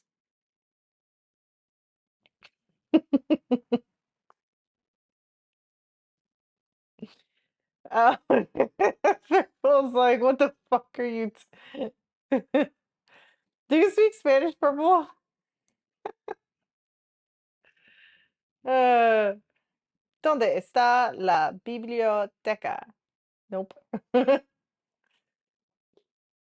Anyways, and see, for you, for all of you who don't speak Spanish, I sound like I speak Spanish, but if you if native Spanish speakers hear me, and I was trying to be funny, but if native Spanish speakers hear me and they go gringa, and it's like, yeah, I mean, yeah, or they think I'm Cuban, which I'm not. ¿Quieres ir en mi coche? Or if you're from Miami, instead of saying car, you say, ¿Quieres ir en mi carro? Um, anyway, so tablespoon for tablespoon, ketchup is the same amount of sugar as Coke. I mean, you wouldn't pour a thick Coke sauce on things, but I guess people will. Some barbecue sauces are that way. And so once you disconnect from the sugar, you can actually taste food again, right? And like this is what happens to Americans. It happened to me when I went to like Europe, and everyone I ever talk to goes, the food tastes like shit. And I go, what are you on about? And then I realize it's because they don't have the sugar in the food like they do here. Of course, you're going to think it tastes better because they add sugar. They add sugar to everything. All of it, all the time. And then it's words that you don't know are sugar, right? Guar gum, rice syrup. Uh,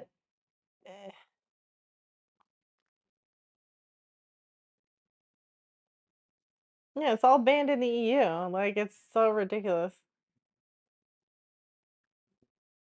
Everything in the US tastes salty? That's interesting. I got right off the plane and I immediately ate Chick-fil-A. And I was like eating the ketchup with it and everything, and I was like, wow, I feel like a crack addict. Right? Like I felt so bad I started to sprint outside and I was like fucking hauling ass and I was like, it's the sugar. Ooh, fermented bread, I like it. But anyway, so I'm gonna get my fermented foods. We're gonna continue this. Nice clip, Jimmy. Of interest. Like, he owns the exchange and he's got a big fund that trades on the exchange. Do you want to play online poker against the guy who owns the website? Like, he could probably like cheat and look at everybody's cards. How do they make sure that someone's not just like peeking over someone's shoulder at the beach on a laptop? Very few people want to go on the record saying anything bad about Sam or about FTX because Sam was just too important in the crypto community. When you combine effective altruism, long-termism, and this approach to life that I think Sam had that probably goes beyond money, which is like this gaming idea where you're just trying to like rack up as much points as possible. You start in a place that feels ethical and like morally sound, and you get to a place where you don't even really have to worry that much about what's happening in the now. It's just all about making this thing as big as it possibly can be.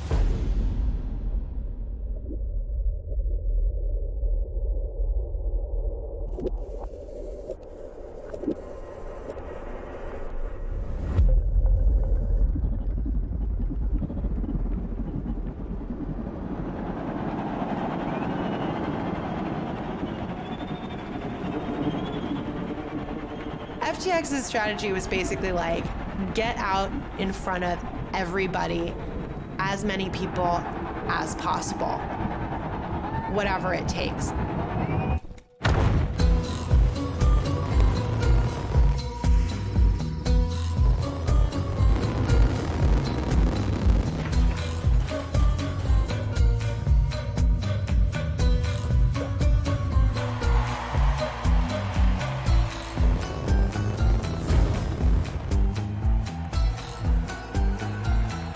Sports sponsorships were a big part of that. Second down, Hastings.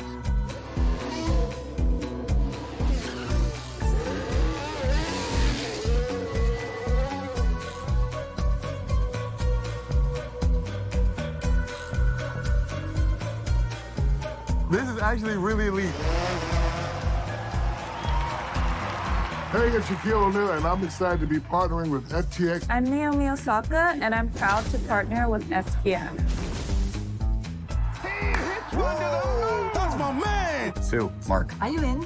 I'm in. I'm in. I'm in. Oh, I'm in, bro. I'm all in. Are you? Of course I'm in. Why you gotta ask? Trading crypto with FTX? I'm in. Is this about the new FTX arena? We're in. Our city, our team, FTX. You in, Miami? FTX obviously like got the naming rights to an arena. They got these like patches on the umpires' uniforms in like Major League Baseball. There was a time when FTX was just everywhere out of the blue. FTX is dope. And they got spokespeople like Tom Brady and Giselle. Yeah, trade. We're telling everyone. Not a trade. I'm trading crypto. FTX is the safest and easiest way to buy and sell crypto. I got to ask you about working with Tom Brady and Giselle Bundchen. One of the user sets of people in the world who have absolutely massive reach and respect. It's hard to go against Tom Brady or Steph Curry or Lewis Hamilton, or people think what they're fed, essentially. If you have Tom Brady talking about FTX, fuck yeah, I'm gonna trust FTX. I feel very comfortable endorsing this product for what it provides as a service and how it can help someone like me and thousands of other players. By the way, this is like all over the world too. So we're not just talking like sports leagues in the US, we're talking like Formula One and, billboards and ad campaigns in all kinds of different locations as well around the world. FTX did this ad campaign with Steph Curry, and I remember watching that Steph Curry one and just feeling like very uncomfortable. This is Steph Curry, the world's leading expert on cryptocurrency. I'm not. Because the premise of that ad was that you didn't need to be a crypto expert to basically invest on FTX. Steph Curry sort of repeatedly says, I don't know anything about crypto. I don't know anything about crypto, which I'm sure is true. But then at the end of the ad, he says, and I don't have to know anything about crypto because I have this. I'm not an expert, and I don't need to be. With FTX, I have everything I need to buy, sell, and trade crypto safely. Now, and look, I cover business and finance, and like, I know that it is not safe. You're talking about an incredibly risky asset class. In looking at the height of FTX and Sam Bankman-Fried's power, you can look at the 2022 Super Bowl. That was kind of like the moment, I'd say, when like crypto really got on people's radars, right? There was, Matt Damon did these like crazy crypto.com ads. And there were a bunch of other advertisers, and FTX was one of the big ones.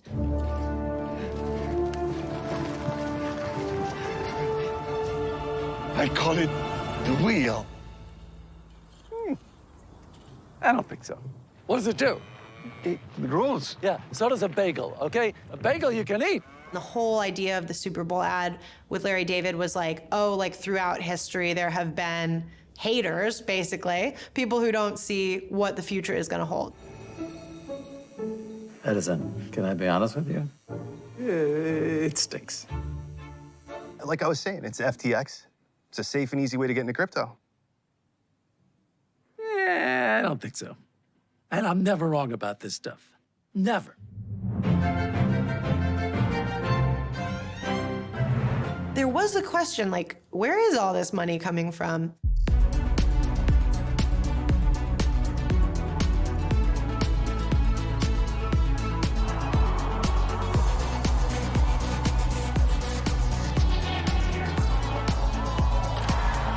You mean Sam state-sponsored and FTX media? were No. growing incredibly quickly, but Sam's star was growing even quicker than the exchange.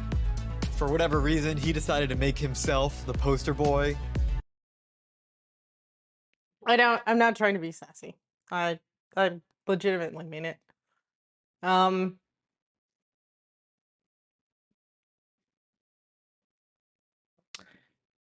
think what people have to realize is that free speech is dead in the United States. It it exists for non-viral items. Uh,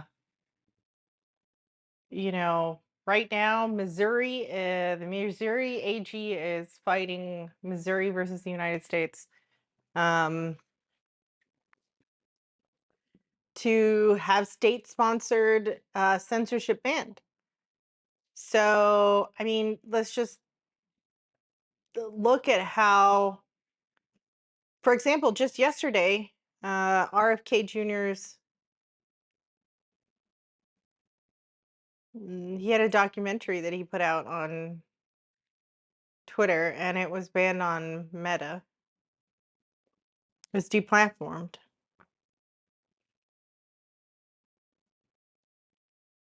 If it could be done to candidates, then who's next?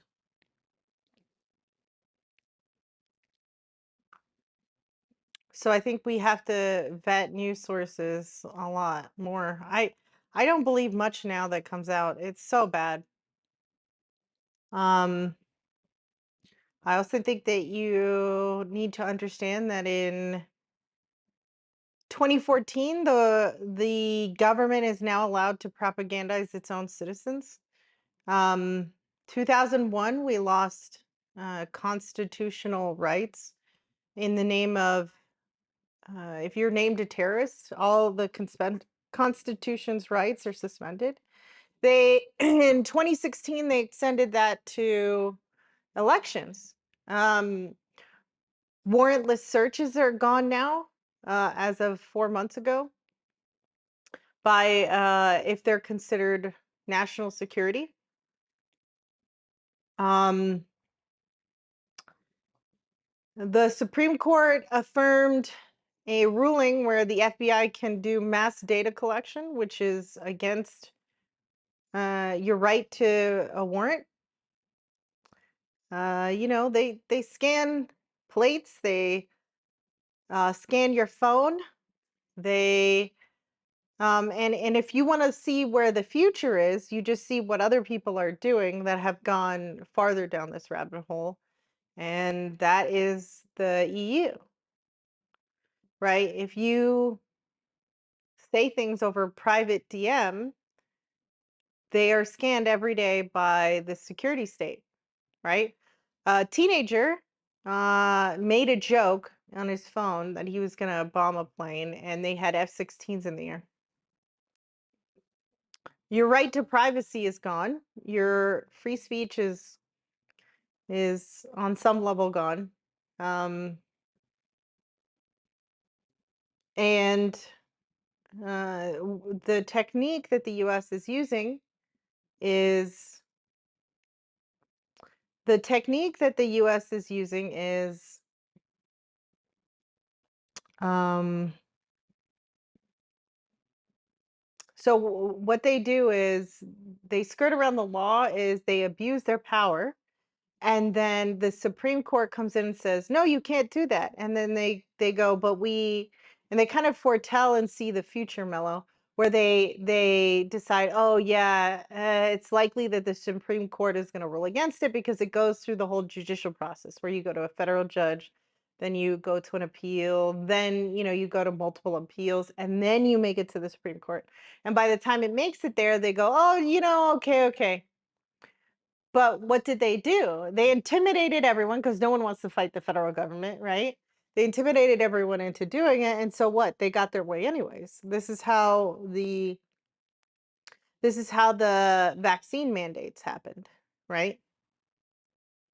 And yes, people were forced to obtain obtain vaccines or lest they lose their job. And there are people right now who are fighting that, and if they and see, it's not whether I agree with it or not,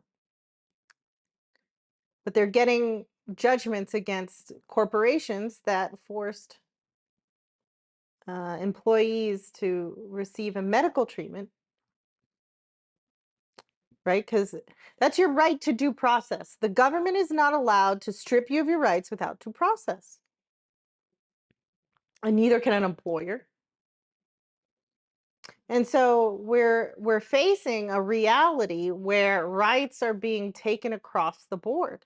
And it's not left or right. It's across the board. Think about it. Vaccine mandates are what? The loss of the right to medical refusal of any procedure, right? And so for the Republicans, it was vaccine mandates. And who else was it for? What would it be on the left side? Well, it's the right to an abortion. See what I mean? The women lost that right. Now it's up to the states. And it was banned in several states. So the idea that it's left or right is inaccurate. And so I think what you need to understand is that if information is being censored across the board, we have the Twitter files. You can go read the Twitter files. You can go read about Missouri versus United States. The Attorney General of Missouri is fighting that fight right now. You can go read Mike Benz if you want to know exactly how it happens. They do a whole of society approach. So what they do is they take your tax dollars in this new censorship regime, and they use the security state. They use the security state, which is the three-letter federal agencies, and it runs out of DHS. What is DHS? DHS is the Department of Homeland Security, and they run this organization called CISA. CISA is the Ministry of Truth. You remember Harry Potter? That's what it is. They call it the Cybersecurity Department, right? But it's not. And out of there, they run a whole of society approach, which is they fund all sorts of letter agencies to propagandize and to censor you. Let's take the famous one, which was that ivermectin was a horse dewormer. Well, I'm sorry, but that drug received the Nobel Prize. It is used as a safe antiviral in many other situations. I'm not saying it's safe for COVID. Don't accuse me of that. I'm just saying it has legitimate uses that didn't involve COVID before that. So why can the CDC go out there and disparage ivermectin as a thing? Because they're allowed to propagandize their citizens. Recently, the CDC was forced to take down their tweet because they do not have the authority to comment on medical opinion. That is up to doctors. So we're losing rights across the board. We're being trampled over. We're losing very fundamental rights. I mean, you could just go across the entire Constitution and realize how severely in the last 3 years it's been trampled on. Remember, the Patriot Act has been extended 6 times. It has been extended not only if you are considered a terrorist, but now it's been extended to elections. And now it's extended to cybersecurity, and now it's extended to warrantless power. That happened a few months ago.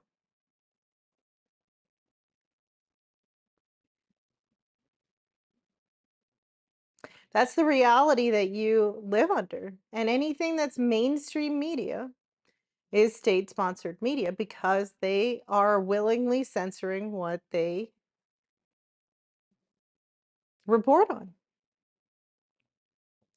Any of the old people in this chat or old people that you talk to will talk about what America was like when it was free.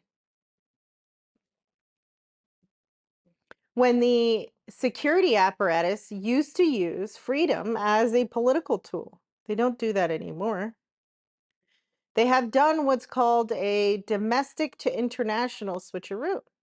See, it is illegal for the three-letter agencies to operate on a domestic basis, but they are. And they don't hide it. Go over to CISA, which is CISA, and they have YouTube videos which explain the whole thing. They're not hiding it, guys. So, that's why I say that NPR, CNBC, CNN, Fox News, it's all state-sponsored media. You guys want to see the truth? You know who's the only person that they can't censor? What you have to read is foreign news and read domestic news and take a measured approach between them. Doesn't mean that you get the whole picture, but a biased version of something that can't be biased towards domestic interests will give you a better picture of what's really going on. You won't have a good picture, but you'll have a better picture. And you might make some money. There's a nice trading edge, which is reading foreign news because the domestic news is censored so much, they gave up their foreign news bureaus. So there's no real good reporting on a foreign basis. That's what millennial trades on all the time.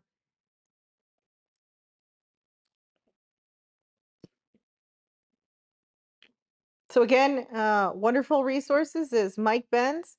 Go read the Twitter files. There's the Facebook files. There's the Instagram files. There's the WhatsApp files.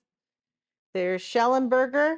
If you don't understand how misinformation, disinformation, and malinformation, right? Malinformation, which is technically true, but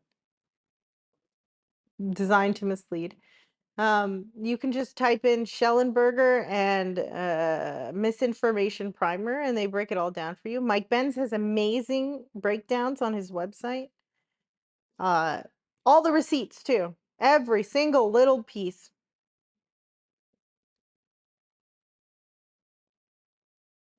So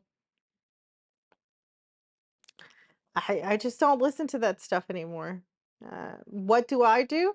Well, I keep my scope small and I read first sources to my best ability, which is my filings. I actually read how actually watched the YouTube videos from CISA from cover to cover, all of them. Not all of them. I didn't watch all of them. I read all the ones where they started their switch. Not read, watched. But you can also scan through the transcripts because it's a long one. And then um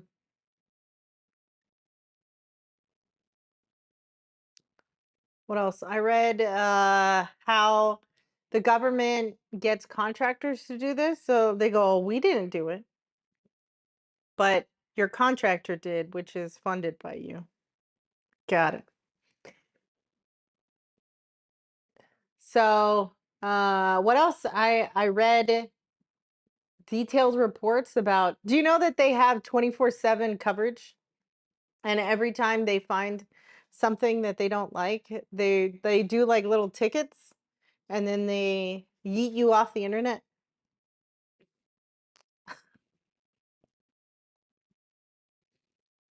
What else was crazy that I was reading?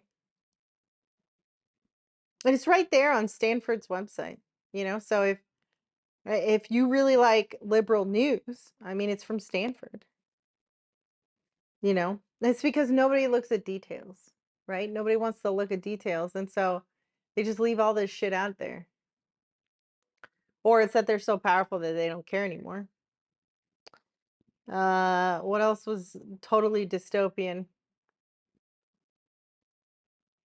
Oh, if you read in the Twitter files, any senator, Republicans and Democrats, can point, hey, uh, these accounts are violating your terms of service, is how they put it, right?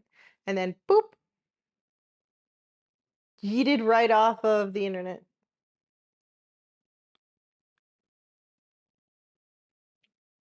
So you criticize the government and you're off the internet? Now they're going so far as it's really dystopian to arrest people. See, I've been through I've we've me my family has been through this before. I know the stories, you know. All you got to see is you don't need my aunt, right? Said one thing. She goes, "You don't even need evidence of it. All you need to do is see that the comedians don't joke about certain things anymore." And she said, "That's what happened before my country fell." Authoritarianism doesn't raise the standard of living for anybody.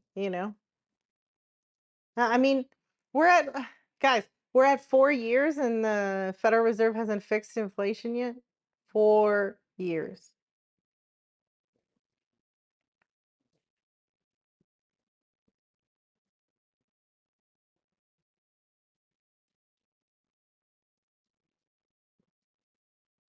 Well, that's what's happening. Authoritarianism is taking over.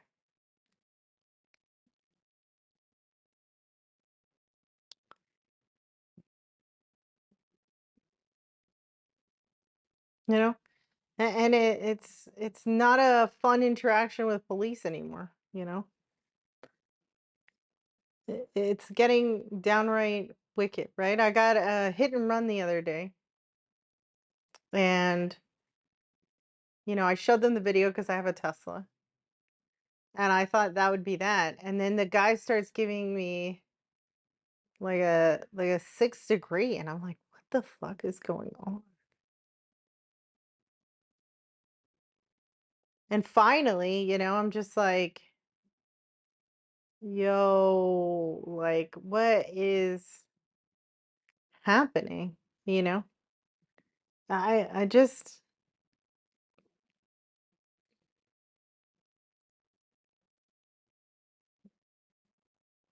weird. But anyways, those are really good sources if you want to learn more. I think you should be very suspect of your news sources going forward. But it's really bad lately. I don't know what to say. I hope it gets better.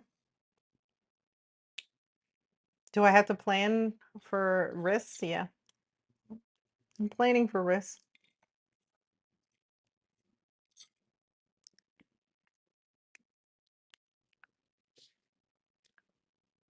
You know? Yeah, they are doing it on purpose. I mean, Argentina's inflation numbers came back. They went from 300% to 11. Right? So the lie that they tell you that they can't do it, they won't do it, it's difficult is bullshit.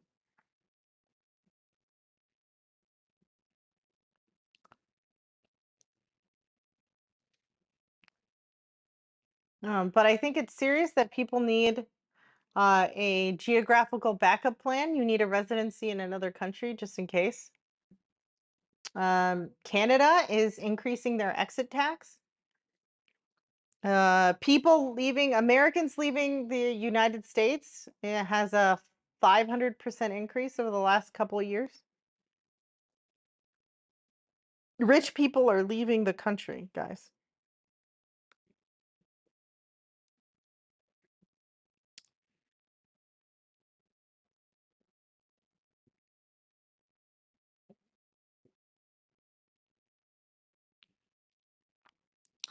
Uh, the deficit is in epic proportions. Um, we are under the strain of Bidenomics, and it's not a blue or red thing. Trump will destroy this country just as much. He said he wants to set interest rates, which there's a reason why the Federal Reserve is separate from the executive branch. The whole point was to stop shit like that, right? And he wants to lower interest rates. You think you've seen inflation? Ugh. Why would I want to go Dubai so I can go to jail just for tweeting about the weather?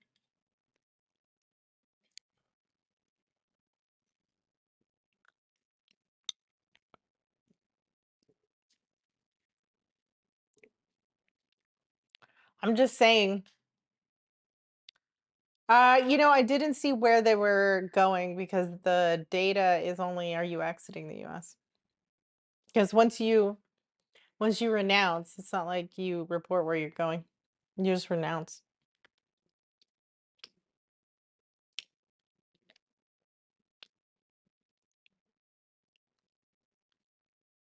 But the US is teaching every other country how to be an authoritative piece of shit.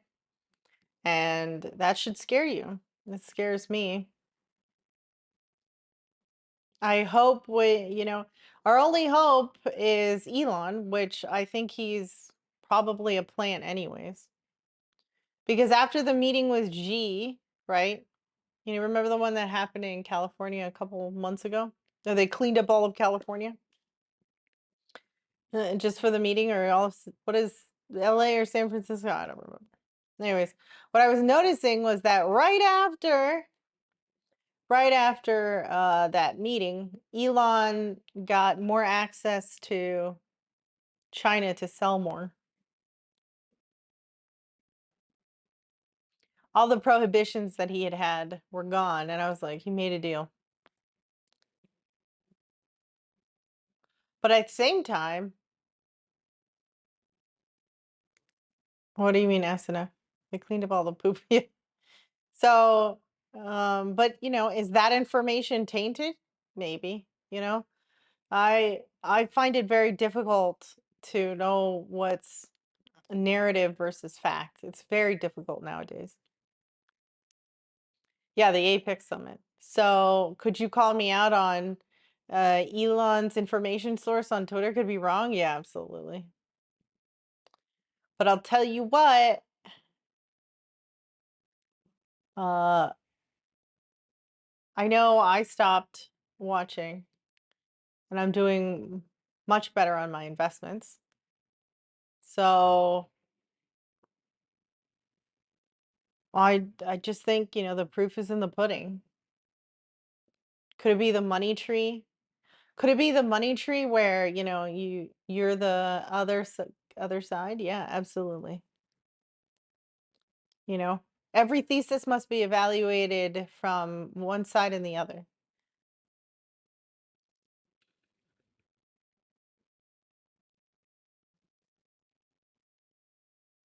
But news, when they used to teach news, they used to talk about being objective. And I don't see that anywhere. Reporting the news without a slant, you know?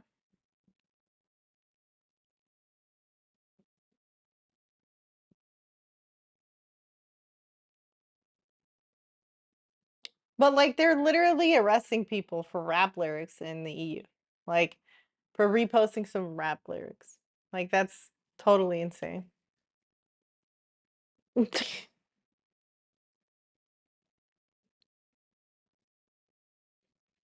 And that happening in the free world, quote, quote, you know, is should concern you all. Why? Because if rights, what is the fundamental property right necessary for investing?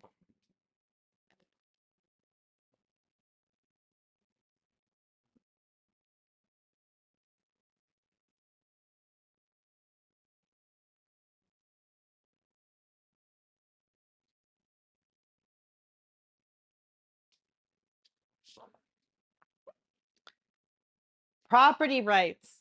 That's where democracy started, guys. Was feudal lords or whatever your kind of rich estate and landowners, when they were finally gifted property rights, that's when they started to advocate for themselves because they had what? An investment. What does an investment require? A future discounted cash flows. And what happens? So, freedom is essential in a valuation because it means you are unencumbered and unobstructed from the cash flow or the benefit of your property. And right now, freedom is trading like a shitcoin. Okay. So, it does not pay to panic last, right? What happens when you wait till you already know a hurricane is coming? In Florida, all the shelves are bare. I'll tell you that based on experience, okay? You can't get a generator because it's already sold out. Because people just pre-buy it before the season. They know what's coming. So I encourage you to get a residency card somewhere else just in case. Because remember what happened during COVID. Papers, please. There was no free right of travel. And they're doing those ESG things. They're slowly already starting it, raising international flights. They don't want you to fly around anymore. Your freedom is going. Ask anybody who's traveled. The amount, it used to be visa-free travel. I could go to Europe without a visa. Now you're going to have to. You can go to Australia without a visa. Now you need a visa. Vietnam, you need a visa. Lots of countries in South America, now you need a visa.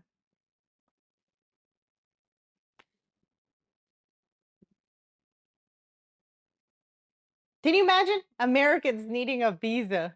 What the fuck do I look like? That's just totally insane. I like never in a million years would have I thought that. But I guess, that's what happens when Rome is burning.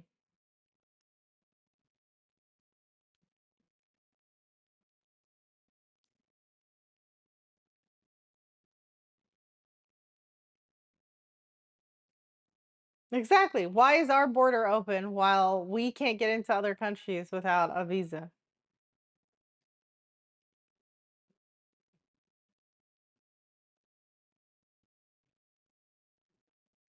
Why? Because the real fight is not red versus blue, it is foreign versus domestic interests, guys. If you want to trade macro or geopolitics or really understand what's going on in the world, that's your model. Foreign versus domestic interests. Margie is here. Margie was the first one to call Powell a piece of garbage. I remember.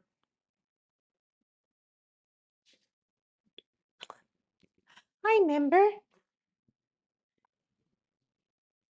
How are you, Margie? Okay, I am going to piece of candy.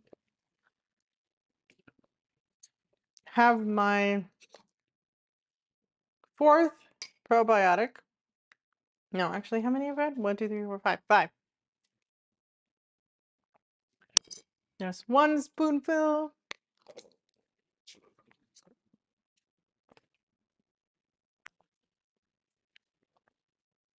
So I have eaten natto, sauerkraut, red onions, fermented, and coconut yogurt. Yeah, gut health.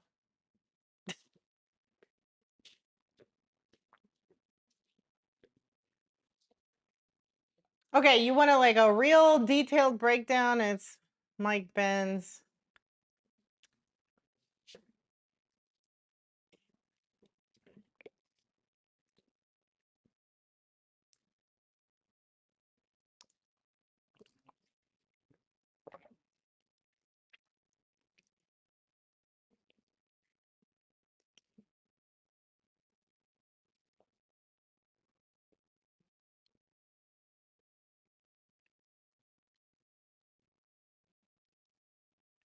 Trusted messages, volunteer sensors trained to control your community speech.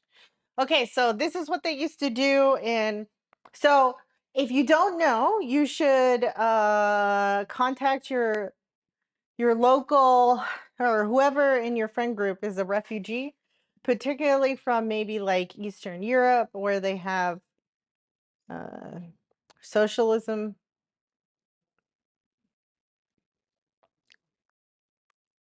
Eastern Europe, Central and South America. Ask them how it happened. Well, what did you have? People that were paid in your local community to rat you out, to the powers that be, to the Ministry of Truth. Let's hear about it.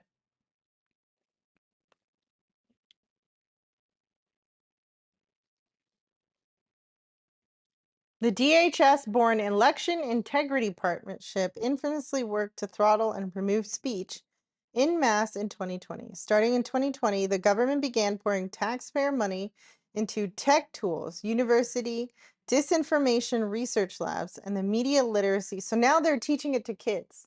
There are media literacy programs in California, Washington State, Oregon, Illinois, some other states right there along. Was really, oh, we've lost parental rights. That one sucks. Not even gonna broach that one. You go look that one up on your own.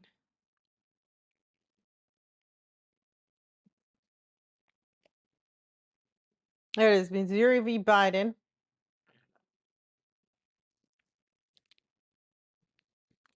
Missouri v. Biden congressional probes have limited the ability of government to directly pressure tech companies to censor Americans or do so by proxy.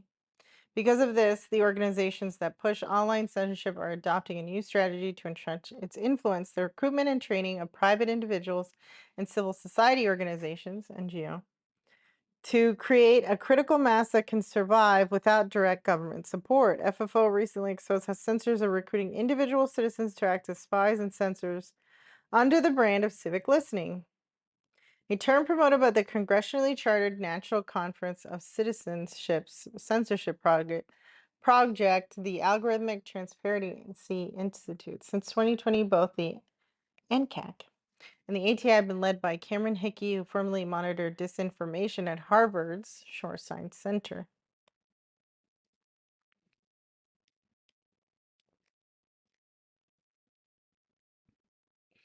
Since its congressional charter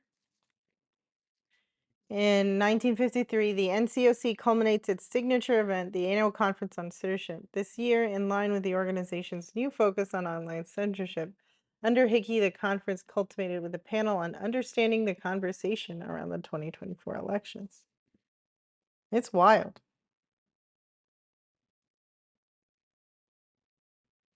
These citizen spies use online tip lines to log problematic content in Junkipedia, ATI's speech monitoring database that centralizes the collection of problematic content. including encrypted messenger apps like WhatsApp.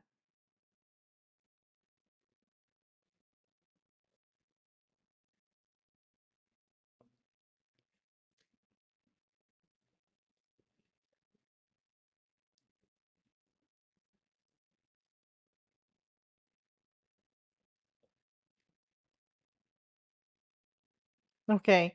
Rita, they can't be doing that. They're already doing it in New York and California. New York is the craziest one. I guess they were, you know, really encouraged by all that.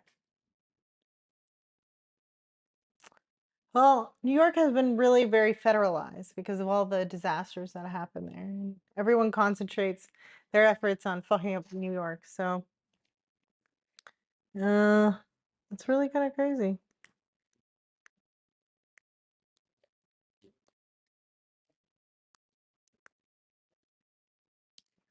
It's really great articles. Really, they bring the receipts. All those links go straight to government websites to show what's happening. It's really cool.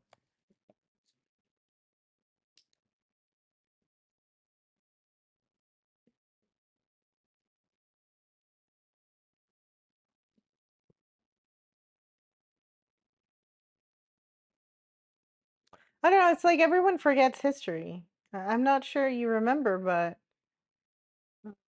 they debanked people who were protesting in Canada. And they're way more calm than we are, you know?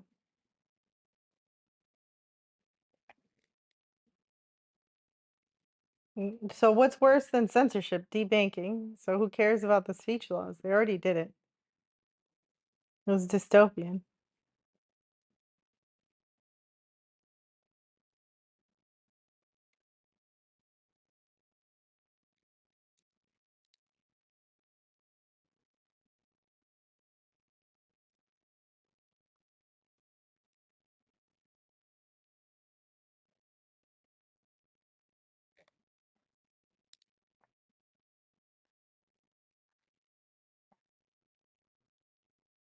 This is the real, to me, this one is the one that's really kind of crazy.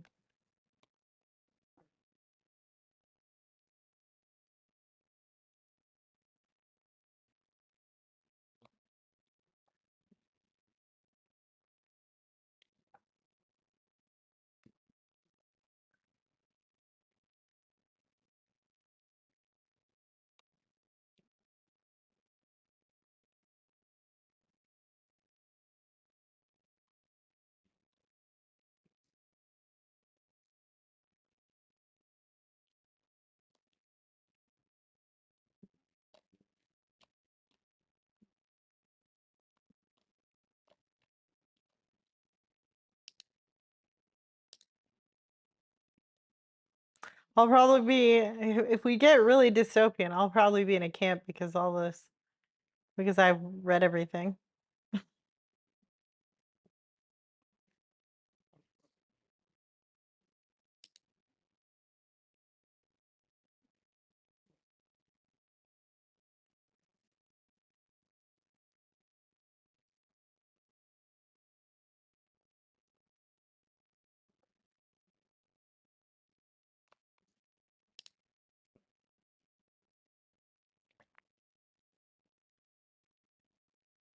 This bill is retroactive, though.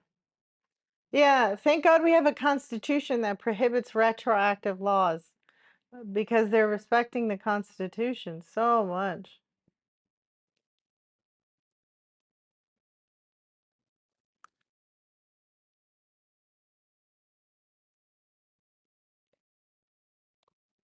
See, look, they have YouTube videos. Look, this is from the government CISA. Look. Hi, my name is Renee DiResta, and I'm the research manager at Stanford Internet Observatory. Today, to kick off this session, I'm going to be talking about the power of partnerships. So our team at SIO and CISA's team have done some pioneering work in partnership thinking about how to respond to mis and disinformation in areas in which it can have significant harm. One of those areas is elections, and I'm going to talk about some learnings from work that we did on that topic today. So in August 2020, students from the Stanford Internet Observatory were doing an internship with CISA, and they This is a identified ministry a of massive truth, bro. gap in the capability of federal, state, and local governments to become aware of, What are you talking about, misinformation and disinformation? We have the free speech. We have it as a right. What are you talking about? analyze and to rapidly respond to mis and disinformation, both foreign and domestic, targeting the 2020 election. Now that gap had several components. The federal government wasn't prepared to identify and analyze election mis and disinfo. There was no clear federal lead to coordinate the work, because the IC, of course, is rightly limited to a foreign focus, and the FBI also has very specific designations and limitations. CISA had created support, but had no real capability. There were See, they just explained to you. The CIA is not allowed to operate domestically. So what do? They get contractors to do it.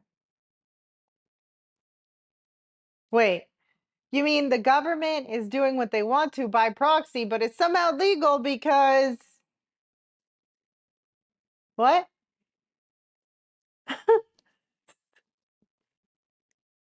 So the idea that Fox is real or CNN is real or any of that shit is real is a fugazi. It's a fucking mirage. You're in the desert and you're drinking sand. Oh, and I'm sorry, we don't have free speech because they extended the Patriot Act to cover elections as utilities. See, that's how they did it, right? Because what is covered under a Patriot Act? Utilities. So what do? You just name everything as a utility. Right? But see, I was told that definitions don't matter. Right? Because in 2022, I said this is a recession, guys. No, Rita, a recession is only if the embark calls it. Guys, so you're saying there's no rule for it. Everyone knows that laws applied equally is how the government stays in control, right? Because then they have to start thinking about laws, right? You have to start thinking about the rules, but no. What? Oh, so you guys are seriously fooled by it's the definition of the definition is when I say it is. If your brother said that to you was when, if you had siblings and he was about to, it would be crazy. Like I could just see that, right? Okay. I feel like crazy sometimes, Like maybe I'm the only one. Maybe I'm just crazy. I don't know. The definition of recession is 2 quarters of down economic growth.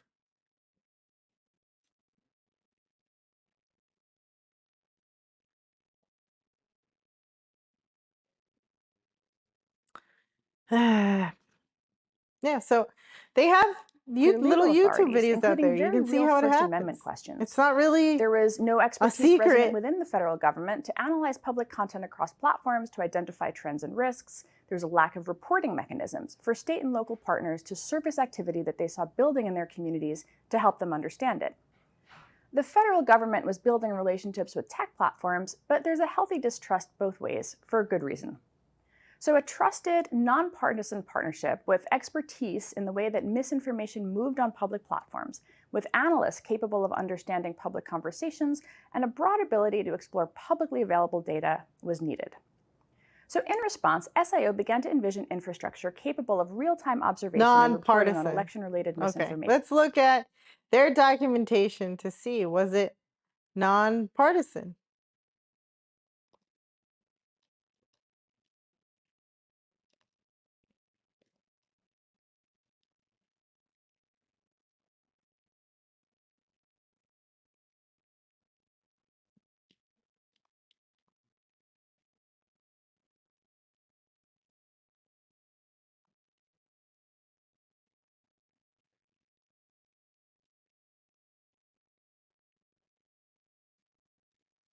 Really?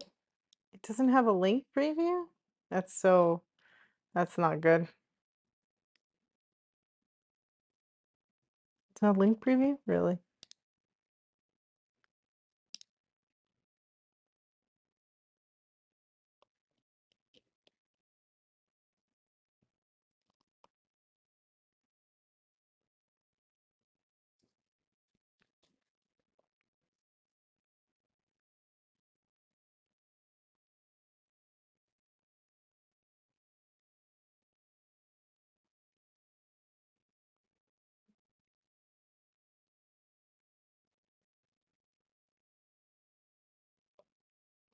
Disinformation Governance Board. So now you guys know what the Ministry of Truth is called. Jesus. It's so fucking dystopian.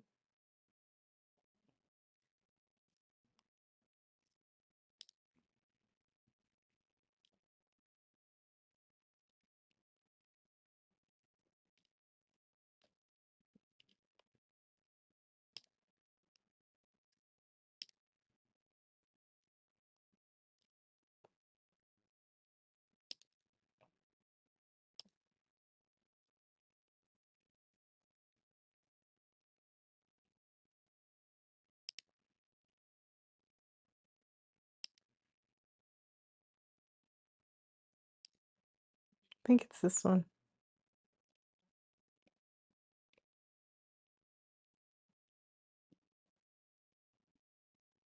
There we go. So how big is the problem?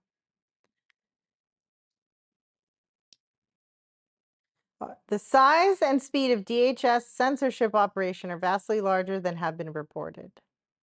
Here are 7 bottom line figures: 22 million tweets, 859 million tweets collected in database for misinformation analysis, 120 analysts monitoring social media misinformation in 20-hour shifts, 15 tech platforms monitored for misinformation in real time, less than 1 hour average response time with between government partners and tech platforms.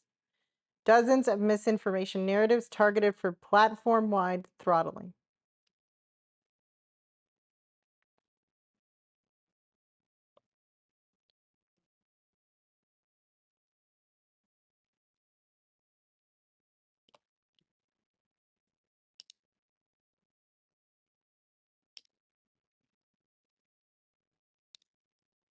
Great, I have to go through all these links. Ugh.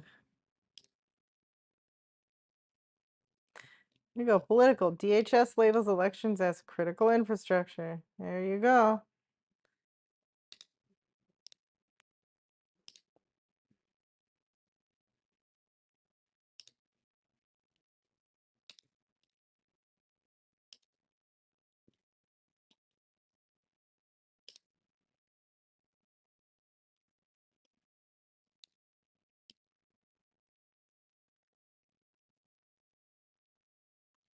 See, created by an act of Congress in November 2018. See?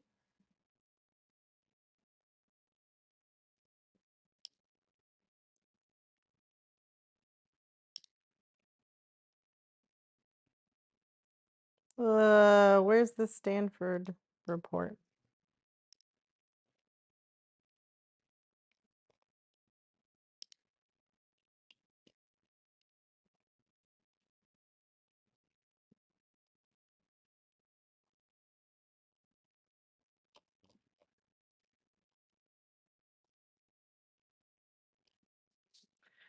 Okay, Safari, preview links.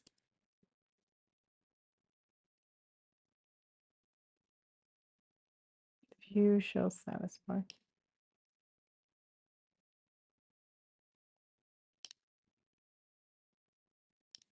Thank fuck. There we go. Okay.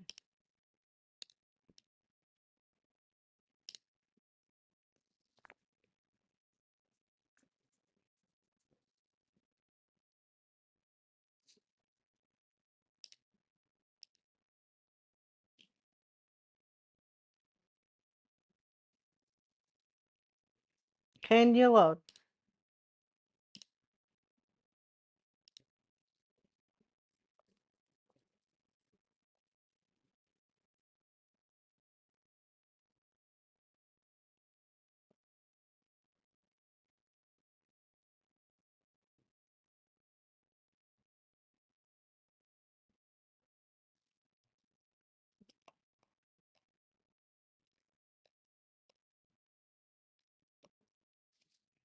Here, look, here's the analysis tier: detection, assessment, mitigation. And then they yeet you. 5 to 20 people in teams. Look at that. Who do they monitor? Targeted group monitoring. Oh, so they watch certain people? Live stream monitoring?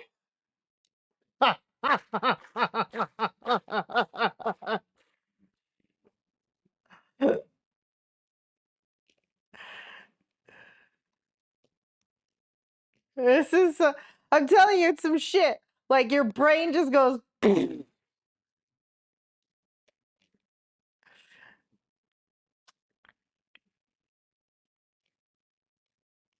Okay, so here, just remember, government people always lie to your fucking face, right? And then you go read like the details, right? And it's like, okay.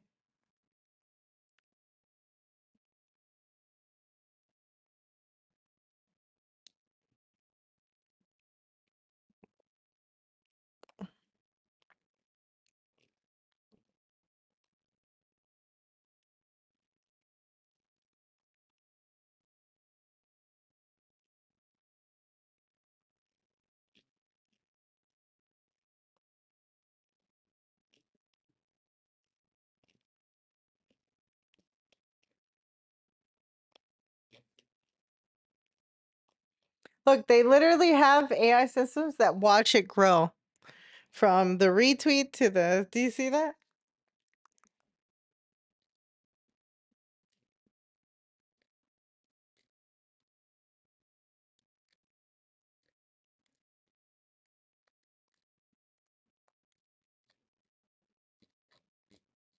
Let's see if I get into the.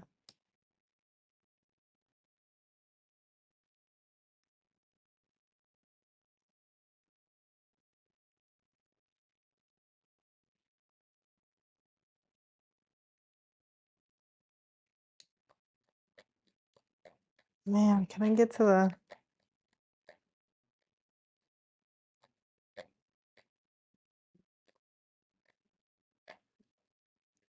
Oh, this is.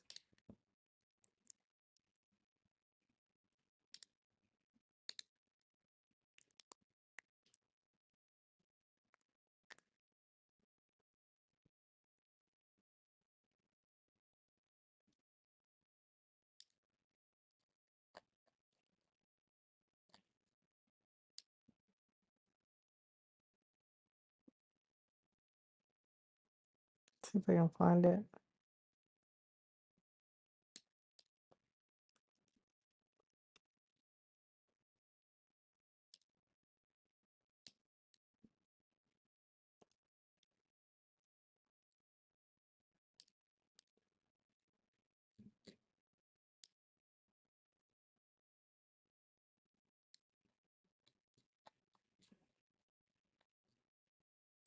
This is page 184. Okay.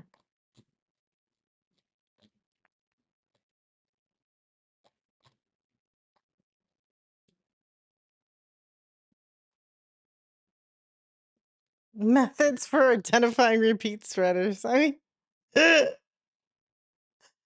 oh, and everyone thinks it's just great. Look, incident title. So it's narratives. Look at that. Oh, so partisan. So bipartisan. Just look at those accounts. What are all those accounts?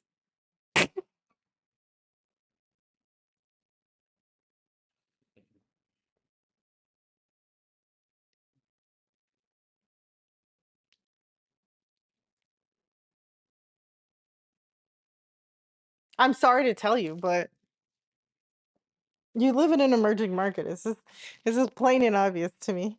This is the shit that happens in like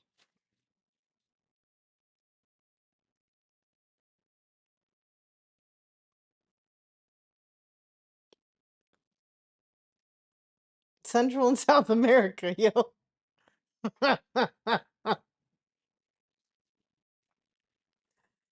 And there's people still believing that the Constitution exists.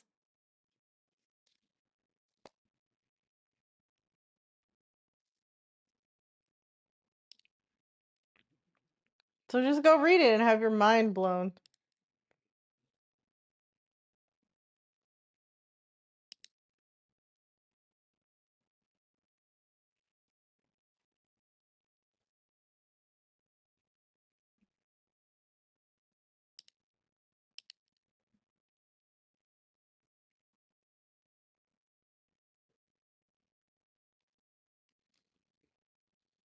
Ah.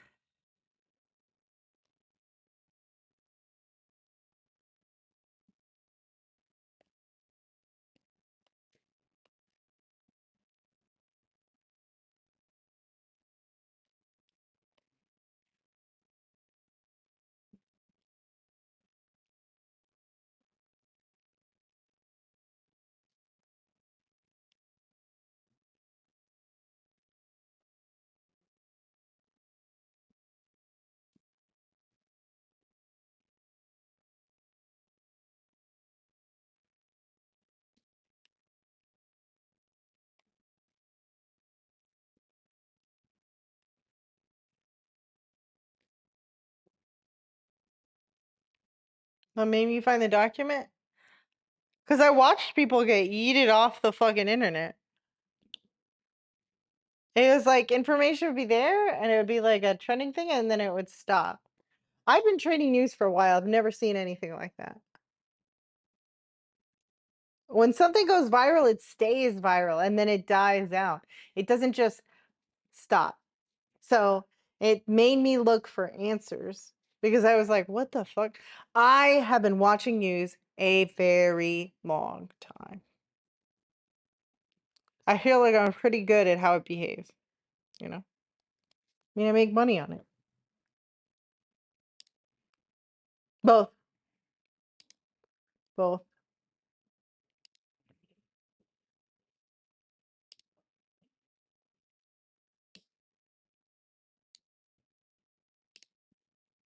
That's what started it for me. I saw weird ass behavior.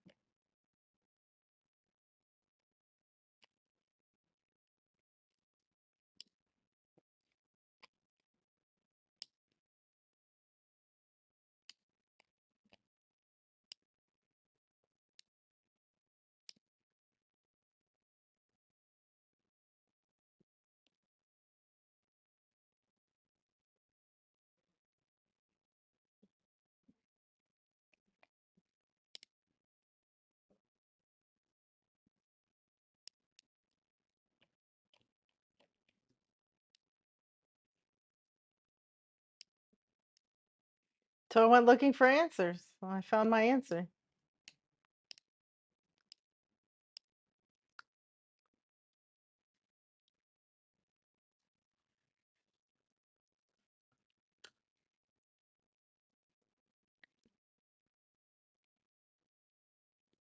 Yeah, they do, Margie. There's a nice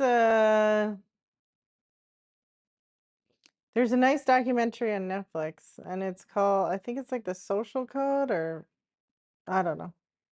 It's in the list in Discord of all the movies and documentaries you should watch.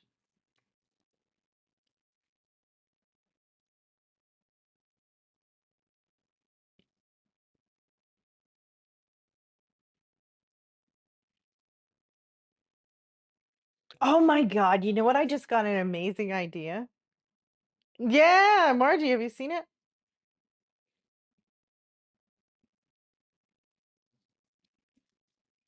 Isn't it horrific, Margie?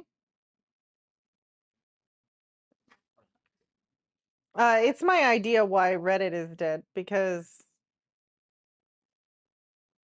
they let the algorithms take over too much instead of letting people organize the way they wanted to.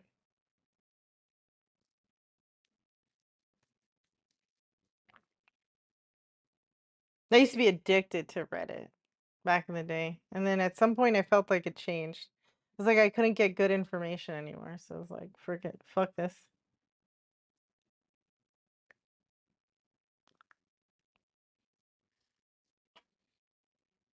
Yeah, sometime in 2017, I was over Reddit. I think it was that year. I don't know.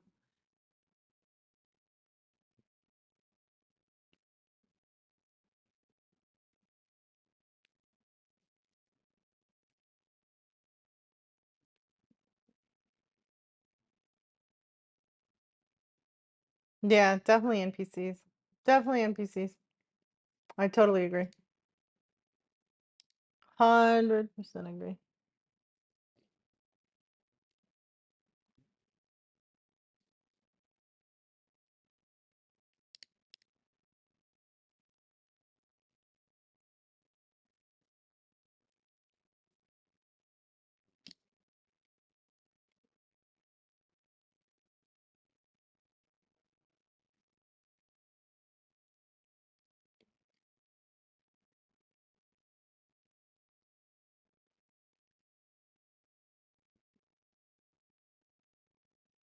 I think I think you guys are better at it than I am sometimes.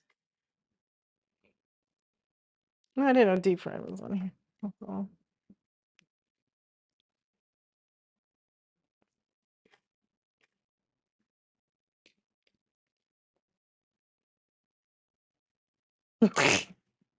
The fucking cats. The algorithm knows I like cats.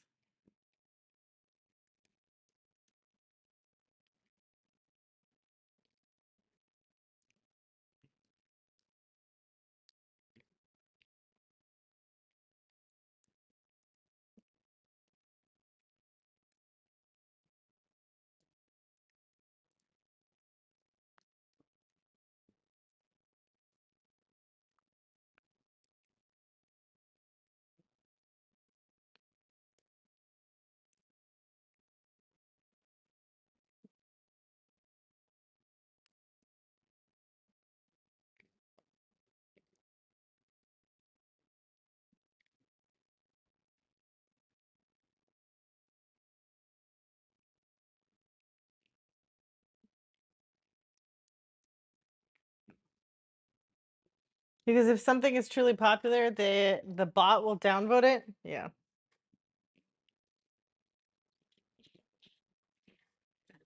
Yep. Okay, so I need to actually document the lesson, which was It's my not like the plan CEO today. of Netflix is in all the Netflix commercials, right?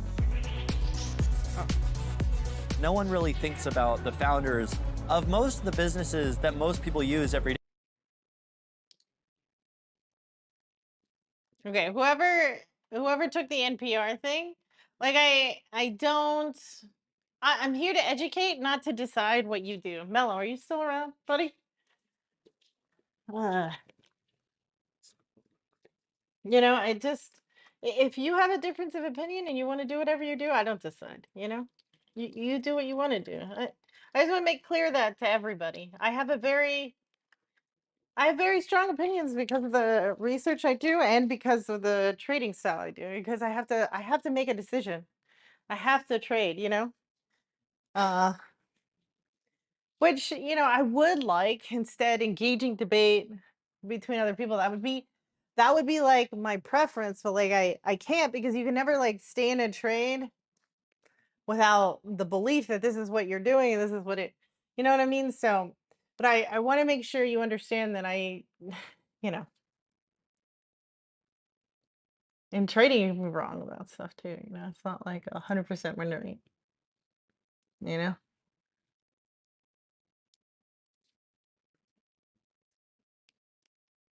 Maybe I got taken under by something. I don't know.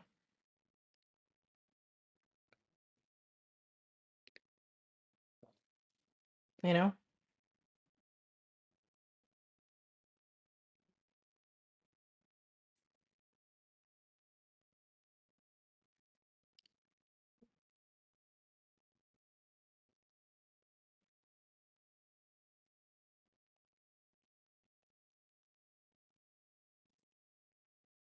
Actually, you know what? I should document everything I did, not necessarily things I'm going to do. So I'm going to instead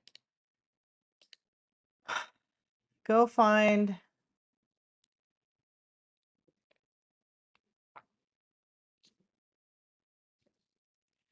like a little post.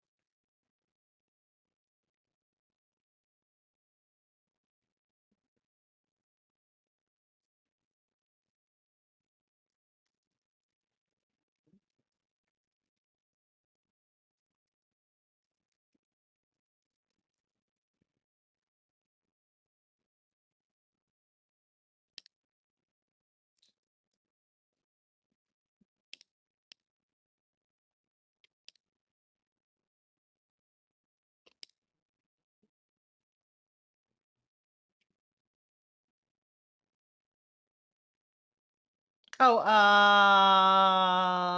whoops. I should have put that well, I have like a code out there. I don't know if that's sponsored. What's if you click the link or whatever? I don't know. I have to think about that. I mean, I use it. I don't know. You should always ask a content creator, do you use the product you're shilling? No, I haven't. I always said from the beginning, if you're really going to go long a EV company, that would be Tesla. But then I let go of my stock January 2022. I really thought I was going to do a put to hedge, but then I saw that Elon was raring to fight the fight of all fights, and I was like, I'm out. Elon is very well versed in dealing with regulatory capture and fighting it.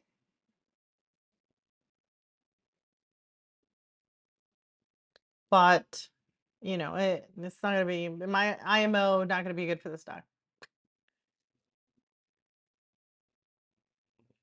If you're looking to long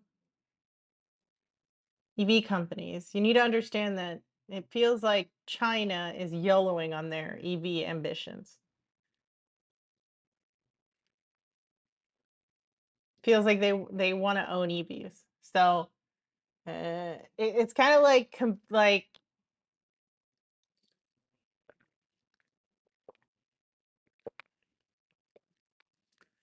I don't know. So you're kind of competing with that, just as in general in the industry, not necessarily Neo stock.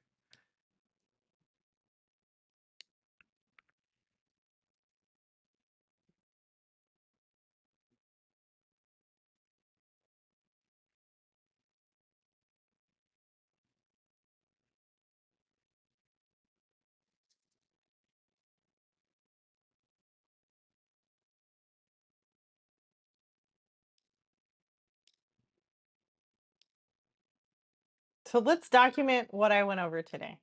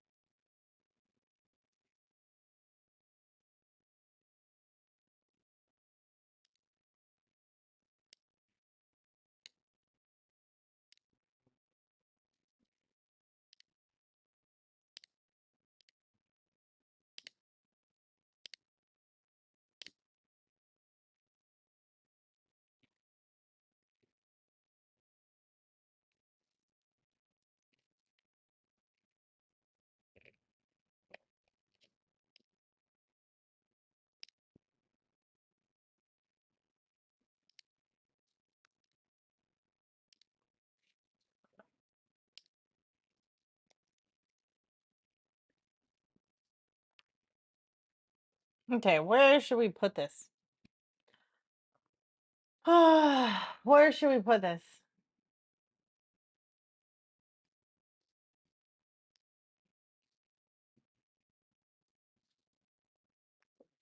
Margie, how have you been? I missed you.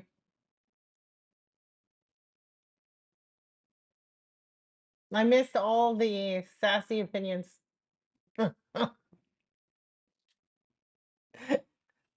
They're very clairvoyant.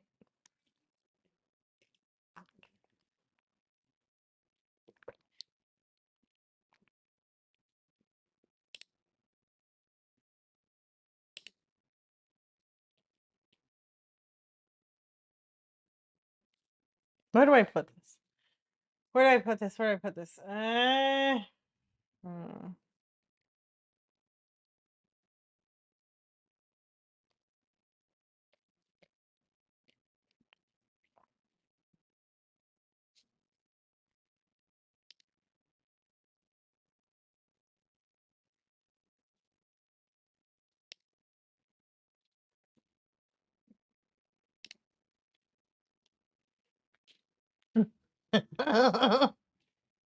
IG.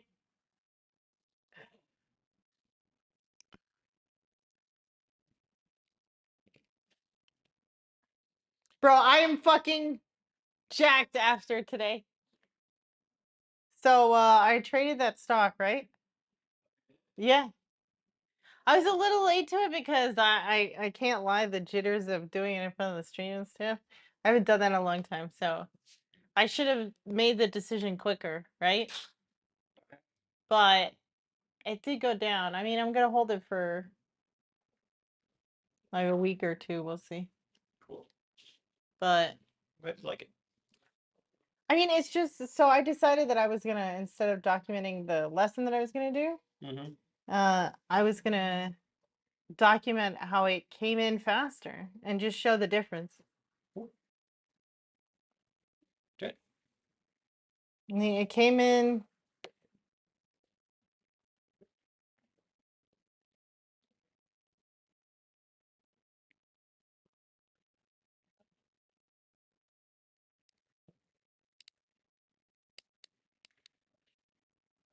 $310.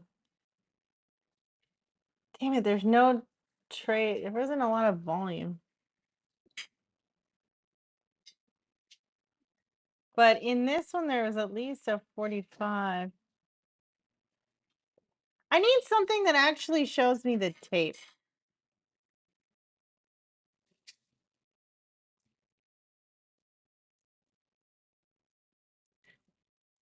Hey, can you build another tool for me?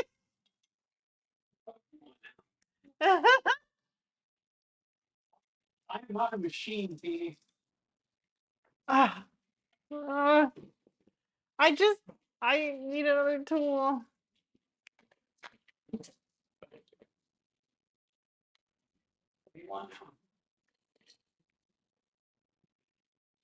Well, your alert hit at 310, but I don't have a 310 bar. You see what I'm saying? There's no trade at 310, even though I saw trades. You see what I'm saying? Like it's, huh? Okay. So when I say the tape, that means actual trades. Okay. Oh, and here, take a pack because nobody's near here. Oh, don't throw it away. What? Why? Okay. Yeah, that piece. That's fine. For quite a while. It's not that bad. It's beef. If it was chicken or fish, I would say it's a bad thing.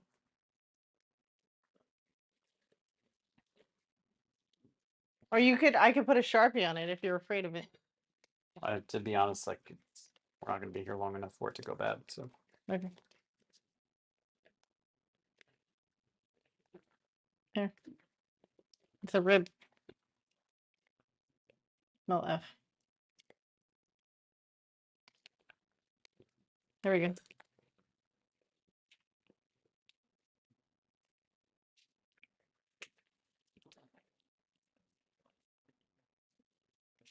Come on.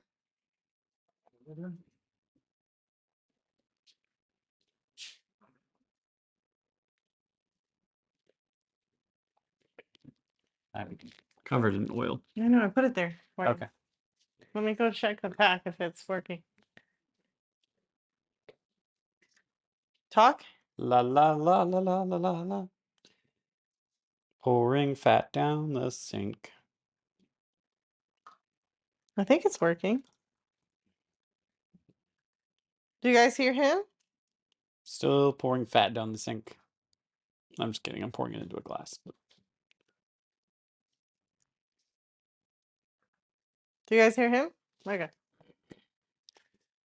Okay, so when I say the tape, I mean trades, right? so, like, you need somebody else to have made the trade you would have made, so you know what it would have done. Well, yeah, I need data, right? I need you,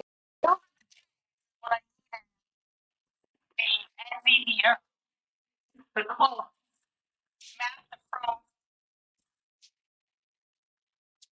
like the best bid and the best offer, right? Like you need to imagine it as like. Let me make sure it didn't switch to the wrong sound thing.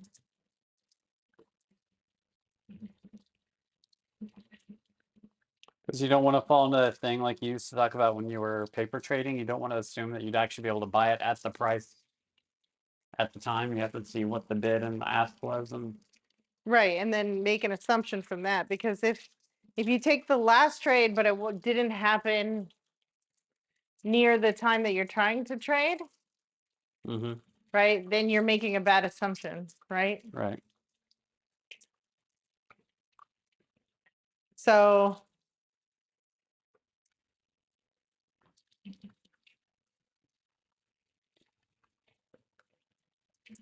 Okay. So what is this new tool you're imagining me to do? I don't know, just dump me some data for a range of time periods, maybe, Mm. so I can slice and dice it. I'm guessing this data is at that Polygon service you were talking about? Maybe Polygon or maybe Alpaca. Just dump me the data, because it's really annoying, because it shows here that there was no trade between 308 and 320. By the way, this is central for anybody looking. So because that didn't happen,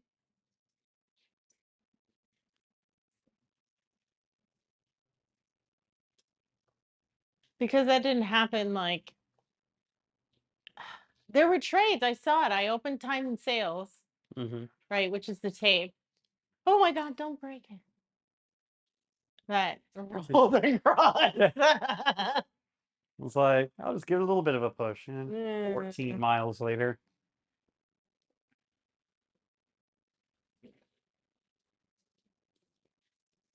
It's like playing shuffleboard.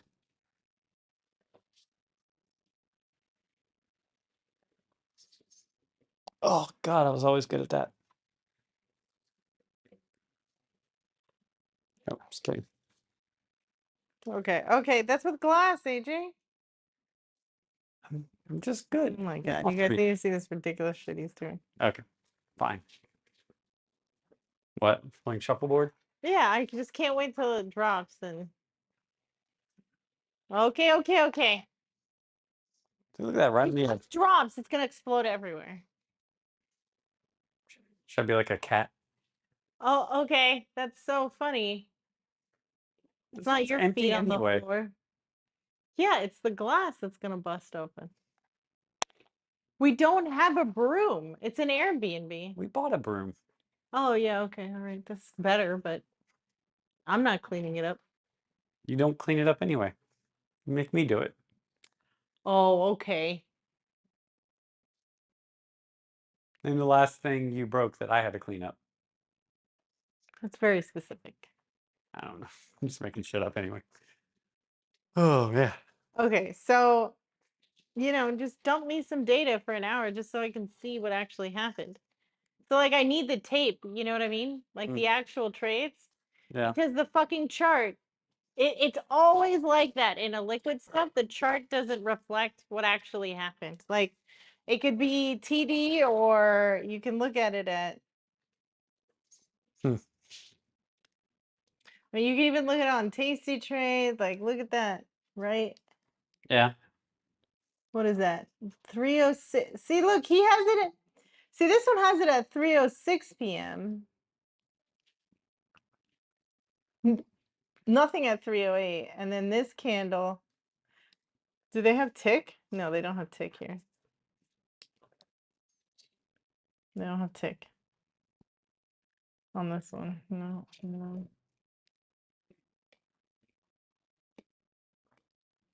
See what I'm saying? So, I mean, sure. You can add it to my pile. Just tell me what service I can get the data from.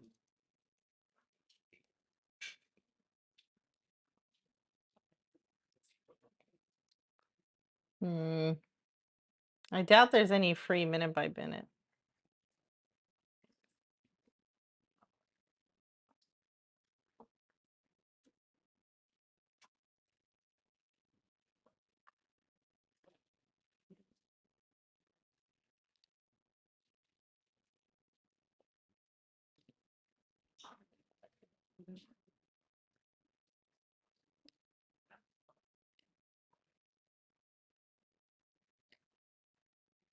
See, even though a historical intraday wouldn't work, I would need like an actual fucking tape. Blech.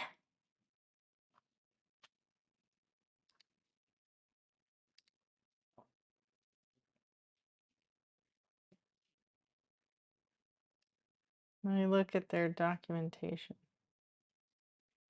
Aggregates, bars, group daily, trades. Get trades for a ticker symbol in a given time range. Stocks developer subscription. So what is this one? Maybe it'll. No, I think I have to have a thing. AZEC. Yeah, I'm just thought I'm gonna let you do it for free. I doubt. To require the stock and developer subscription. Well, scroll down. Do they give you like what time frame?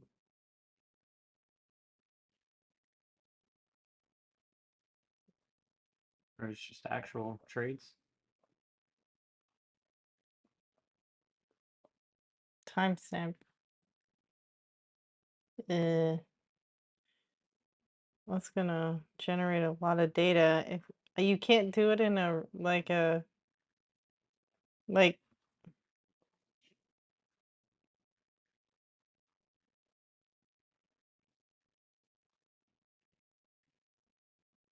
query by trade timestamp or nanosecond timestamp.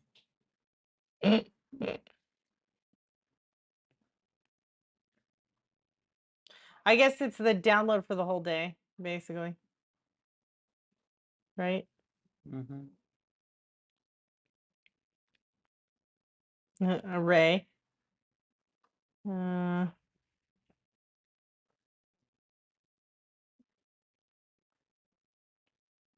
SIP timestamp. Size of the trade. There are 3 tapes which define which exchange the ticker is listed on.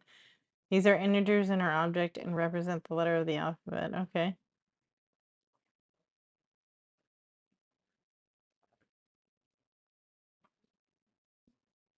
That's basically what I need, around like an hour maybe.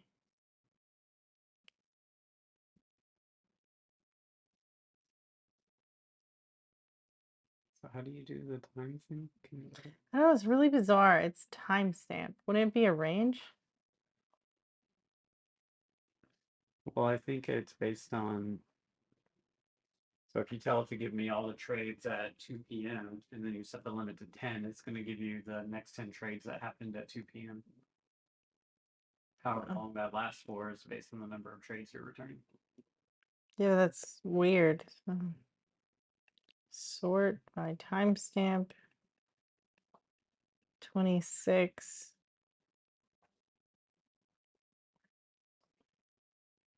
Additional filter parameters.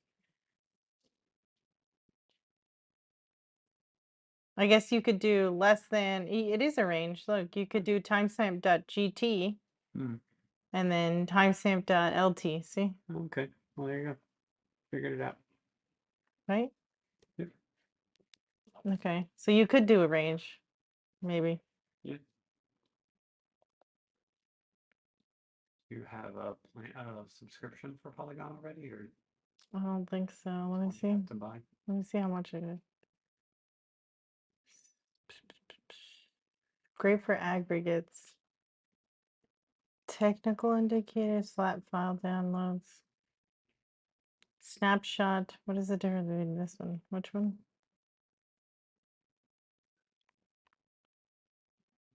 Trades is the $80 a month. Of course it is.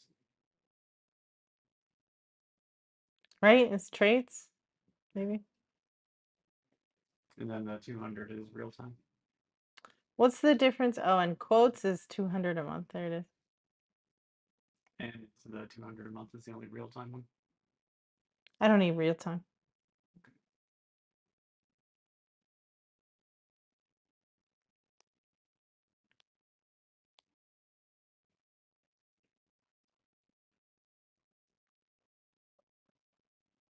This is only data too. Alpaca, you can trade on it. Look.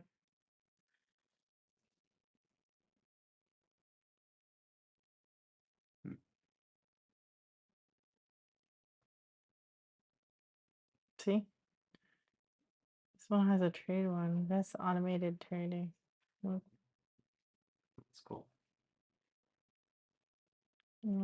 Broker API. Connect your app with live trading. Asset classes, US stocks and ETFs, options, platform. Yeah, what's their pricing? I don't know.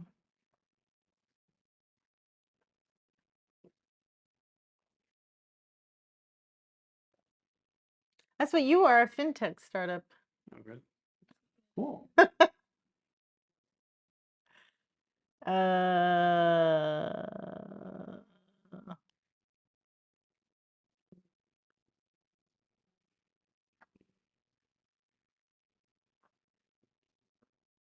Usually there's just a page that says pricing. I don't understand. Where the fuck is this?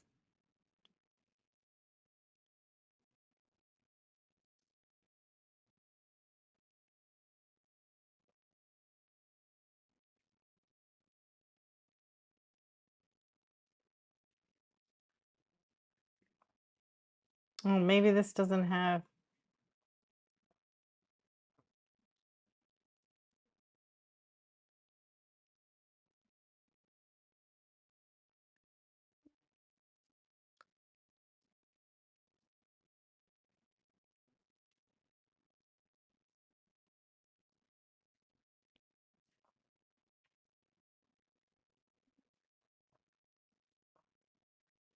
No, I think they probably just profit off the flow and offer you the API for free. Mm. I don't know if it has.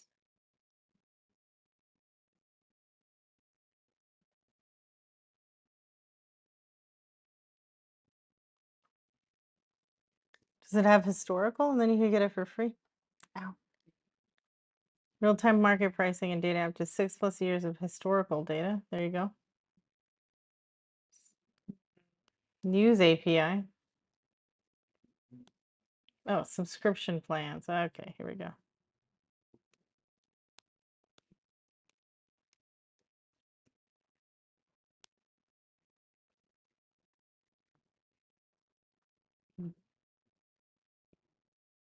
But you can get a lot for free. Mm-hmm. You just want that historical data if they have it.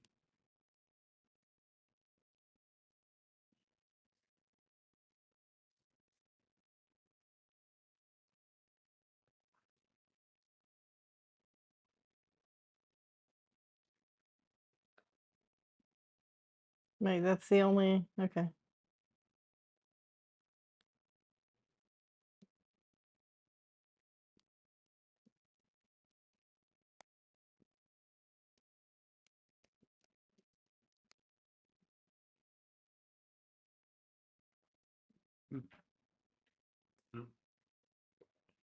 You want to research it and let me know?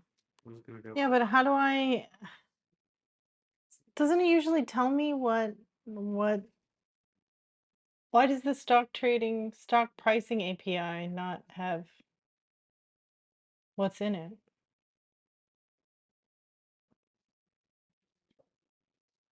Right, like where, usually it tells you what's in the API and like how it goes.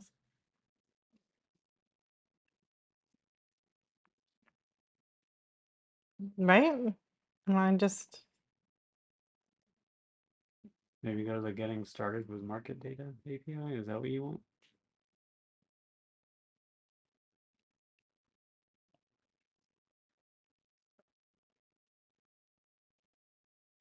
I was just looking in the wrong spot.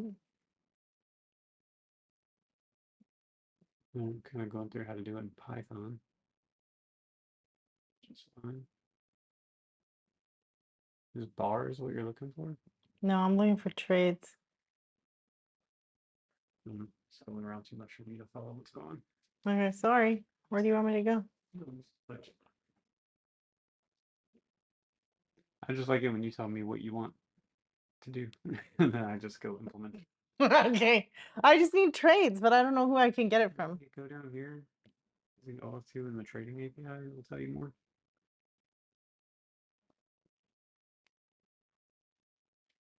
Going. Going. Okay. Here. API calls.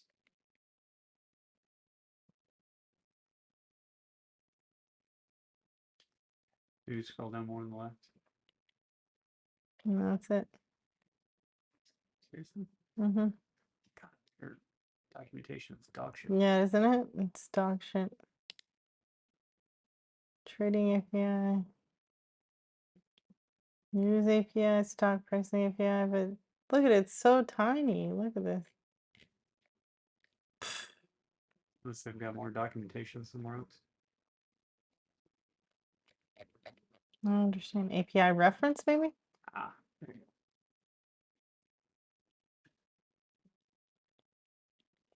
Stock. There we go. Latest bars.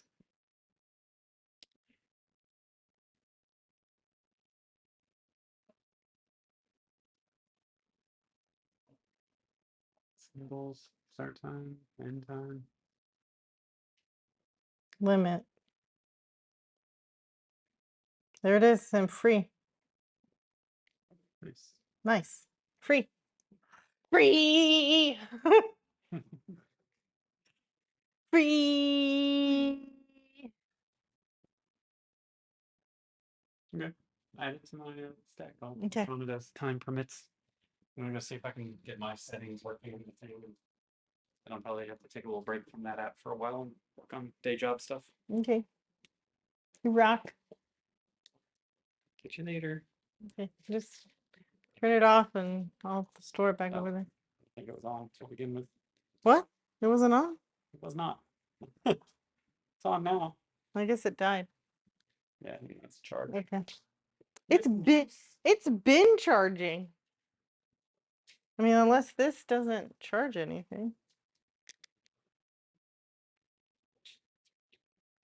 The light comes on. Lumen. I don't know what to do. I just work here, okay? Don't steal my lines. I do what I want.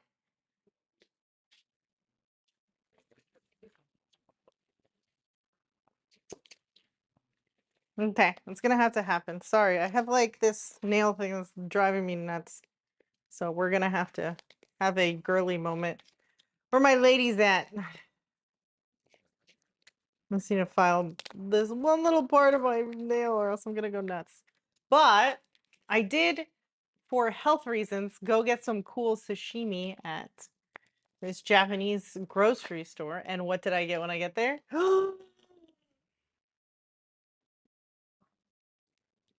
They're so cute. So cute. Okay. If any of you have daughters and they have a Hello Kitty obsession, you know what I mean. I used to like it as a little girl. It was the cutest. So I decided to get some. Because, oh, there we go. I got it. I got it. So it doesn't scratch me anymore. Perfect. Perfect. Just perfect. Ah, there we go. Yes, kills me. All right, let's document what AJ did.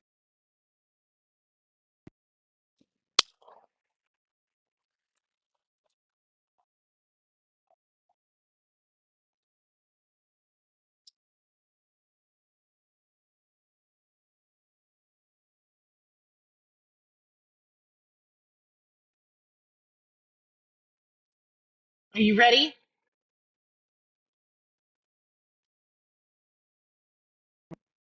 Are you ready for the 80s music? I know you are. Oh, there it goes.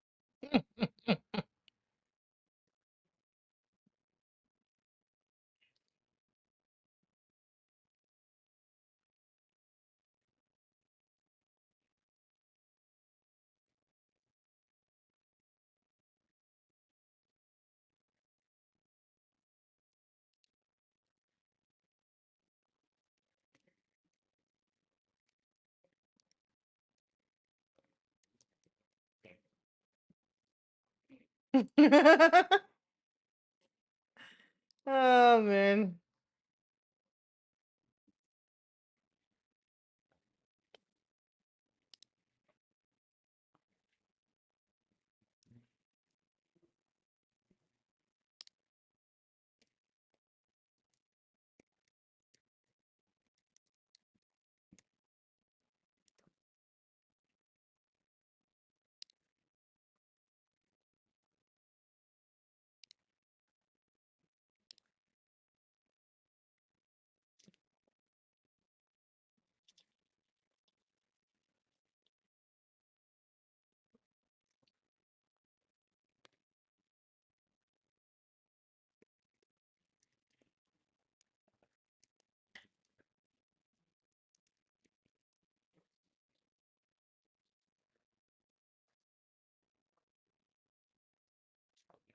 Yeah. Oh wait, could I do a no code thing in Azure? Do you think I would be that much of a dumb fuck to try? Go for it. Can't break anything. Okay. Just do a new logic app. Go down. Duplicate what I did. Figure it out.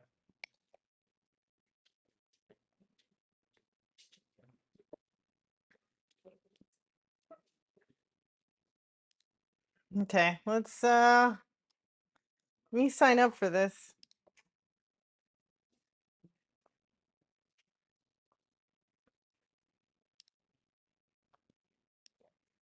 Okay, we're gonna sign up for this.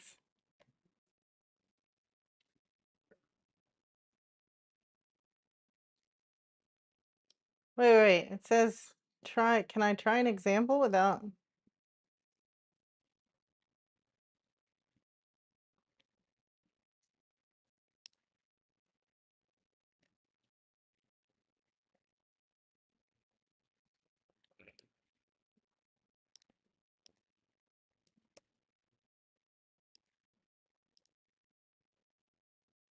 Oh, okay. Example value. Inclusive start of the interval. RFC. Whatever that means. Year, date. Okay, 2024. It is 0508 time. 4. What time? I need 3:08. Oh, 3 is it's central, so it's 4:08. Uh, plus 12, 16:08. I think it's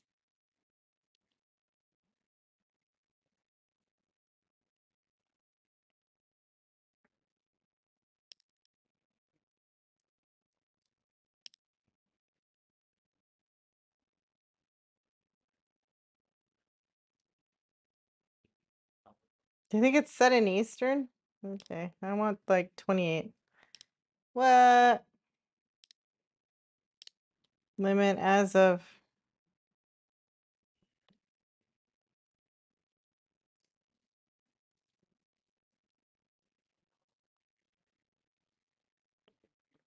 Oh, that's cool. As of date, so that way you don't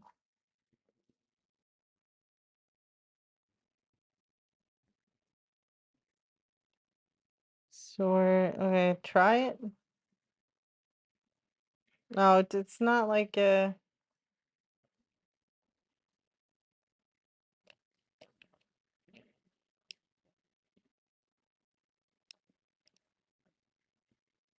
Oh, I need a shit.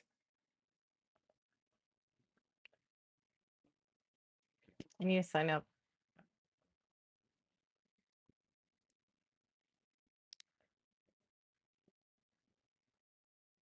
Sign up. The trading API or broker API? Stock market, market data API. Trading API. Broker API. Trading API. Okay, it's the trading API. What's the broker API? That's cool.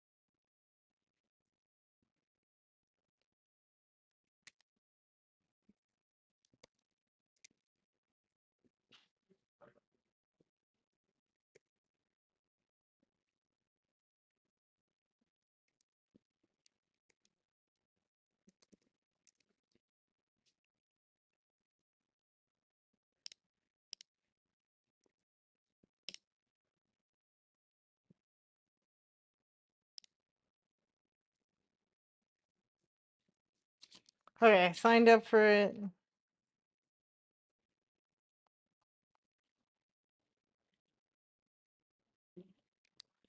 Let's verify my account.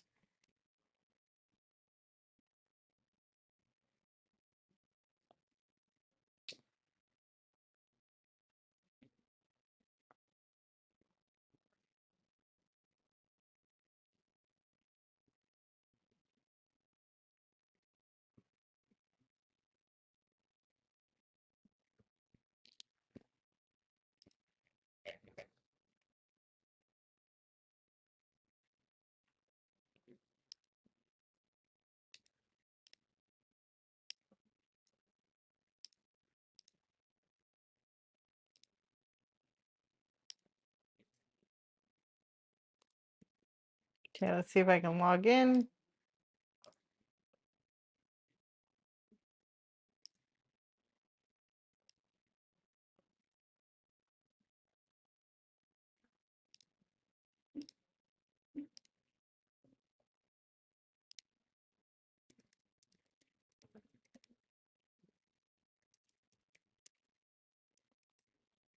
No. Fuck, I'm gonna have to reset it.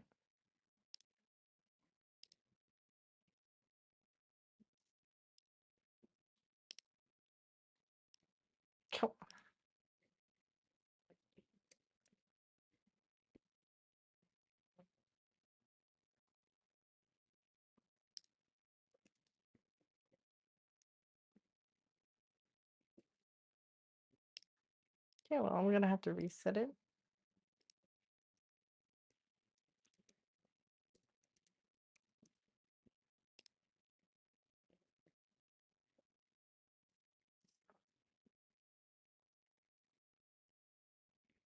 Okay, they sent me a code.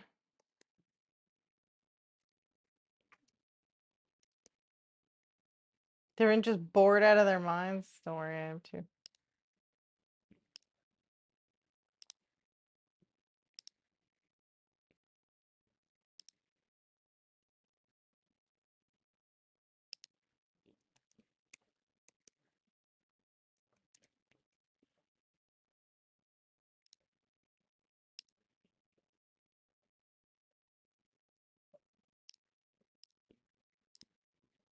Okay, maybe I'll be able to log in now.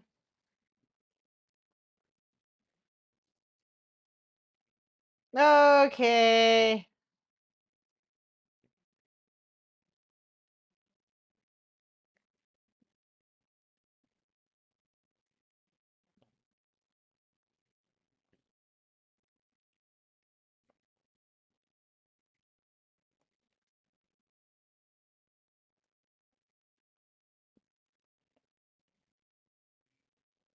Okay, live trading account.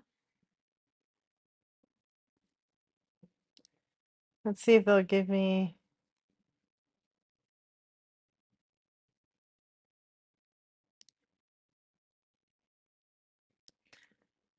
Can I have the API key, please?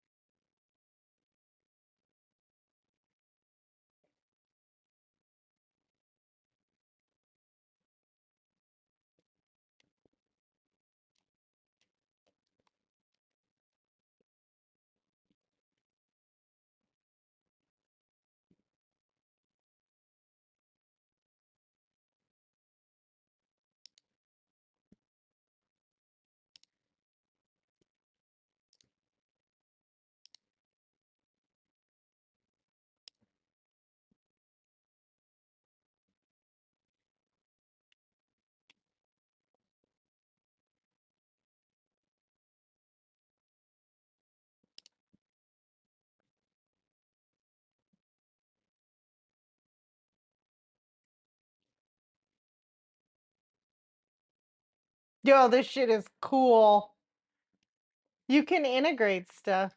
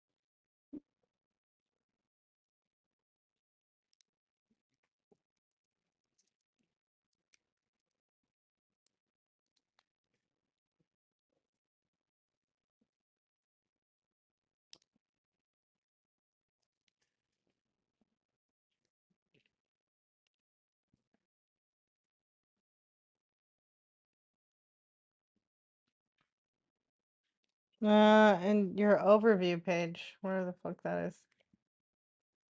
Overview page, API keys. There we go.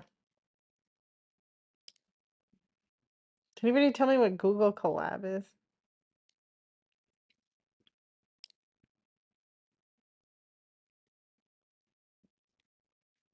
Okay, I generated an API key. Let's see how fucking stupid.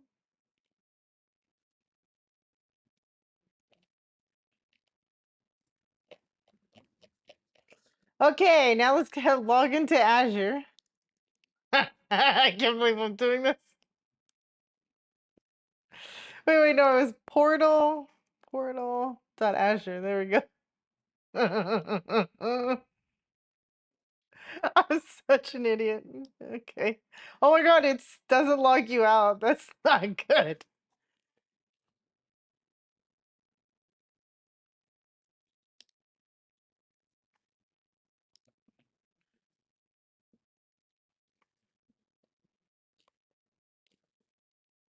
Where's deep fried? That's fucking crap.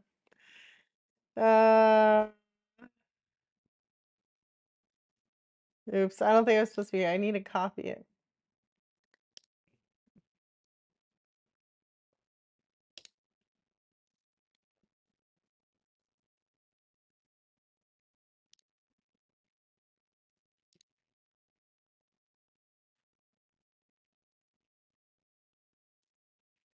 Hmm.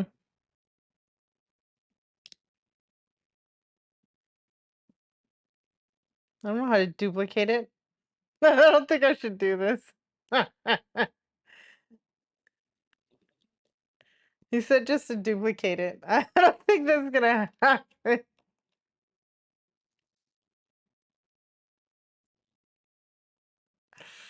Oh, I give up.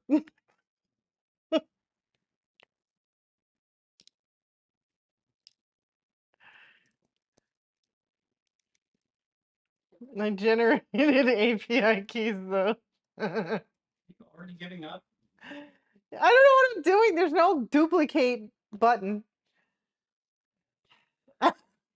I generated API keys at least. It's a good thing you're pretty.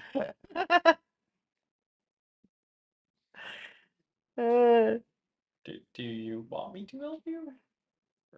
yeah, but I mean, it's not really. It's gonna be way more than because if it returns something, where do I put it, right? Mm-hmm. And your logic app is pretty specific about Yeah, this. it emails it. Yeah. Like if it popped out a CSV, that would be fine, but Yeah, this is seeming more like a problem for another day. yeah, that's what I'm saying.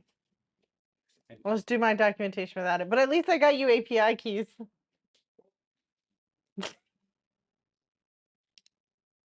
Oh no, wait, I want to sign out of that. Why does it stay logged in? That's terrible. What absolute garbage.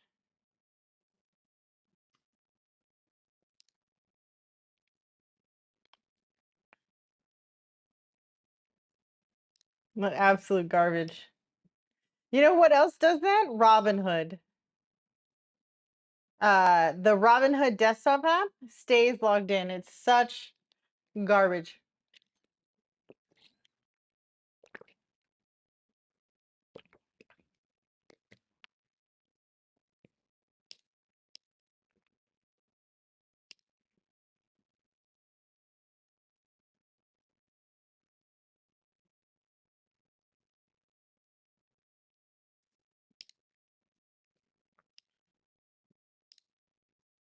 Okay, where can I put this?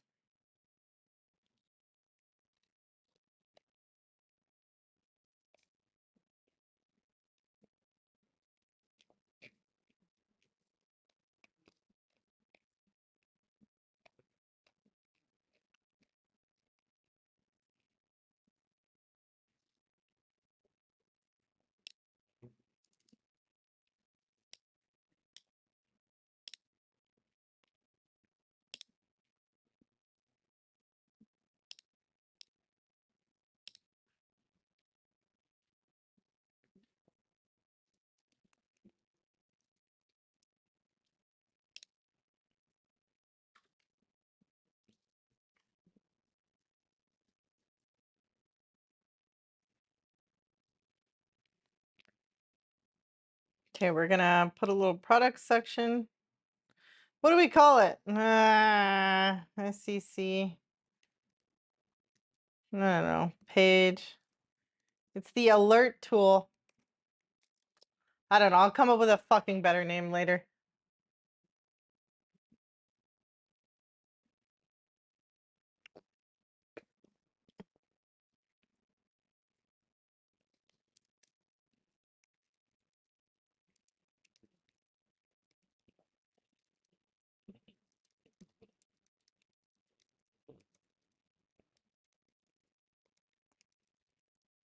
Okay, this is an alert tool so traders can do something else. On marker documentation of SEC API tool.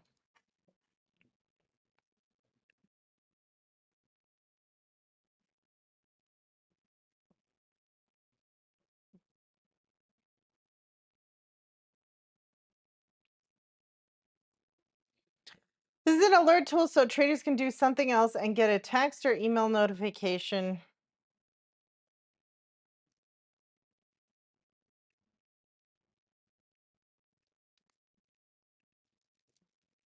They can do something else with their time than watch a chart. What does that sound like, boys? Does it sound good? Not watching a chart all day? I like that. Then you can watch me instead.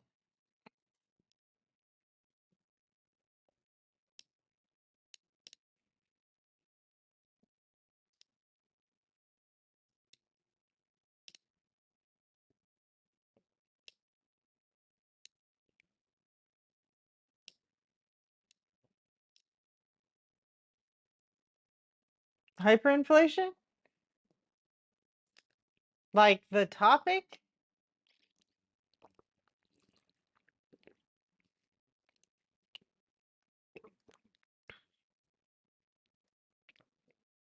Hey, Karma, tell us a little about yourself.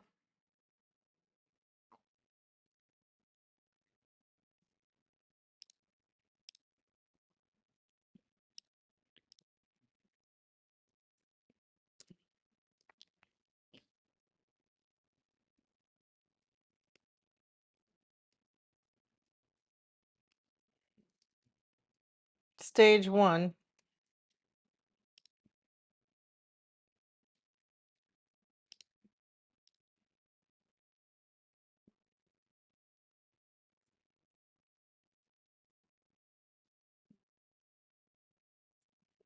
You prescribe to peace?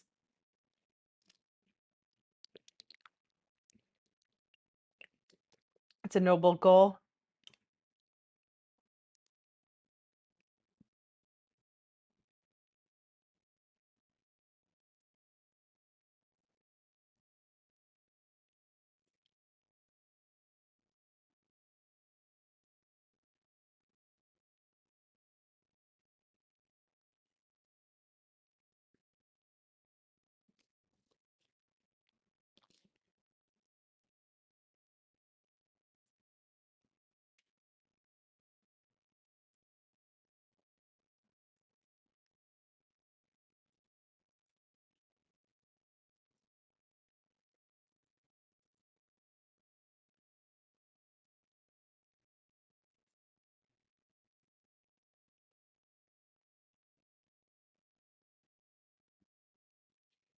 C5 isn't going.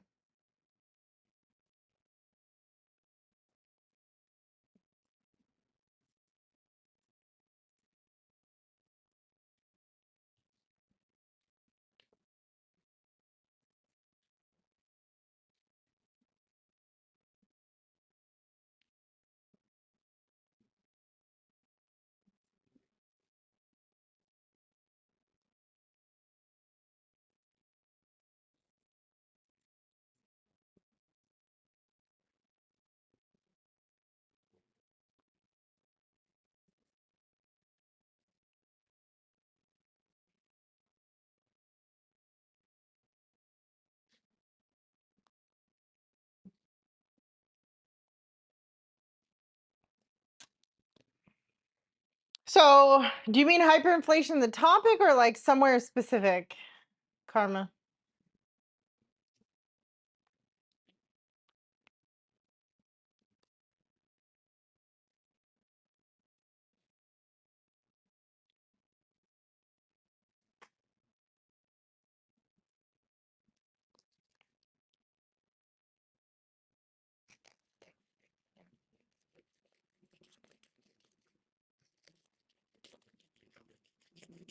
No? No thoughts?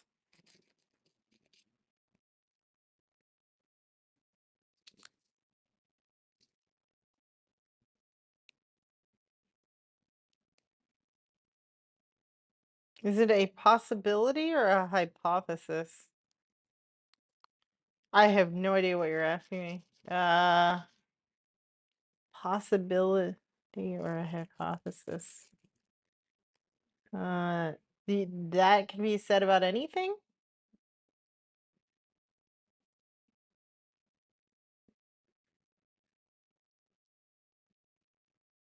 Isn't that the same thing? A possibility is a hypothesis.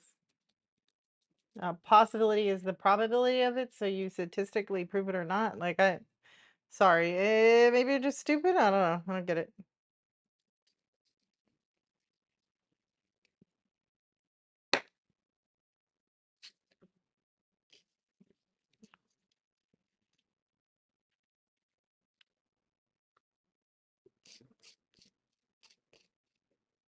I would love to go to a salon like all the other girls, but I probably would have an allergy attack. Actually, I have had allergies to some of this stuff. So don't go anymore. I wish. So easy. Okay, stage one. Alerts on SEC company filings by search term.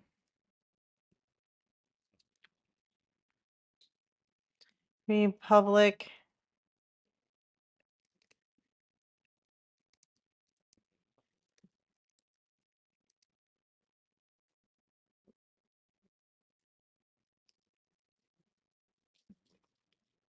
Every public company is required to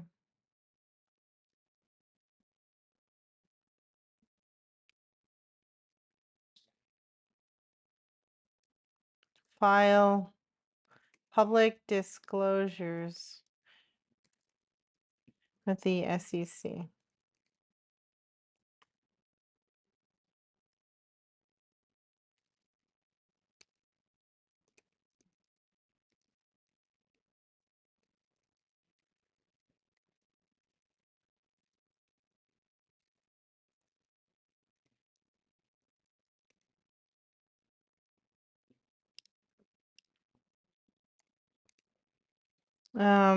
We can search these for search terms, but it would be nice to have alerts on all new results of filings. The tool the tool is real time up to a minute. Any filing is scanned. If it returns a result, the tool can alert you by email of the new filing.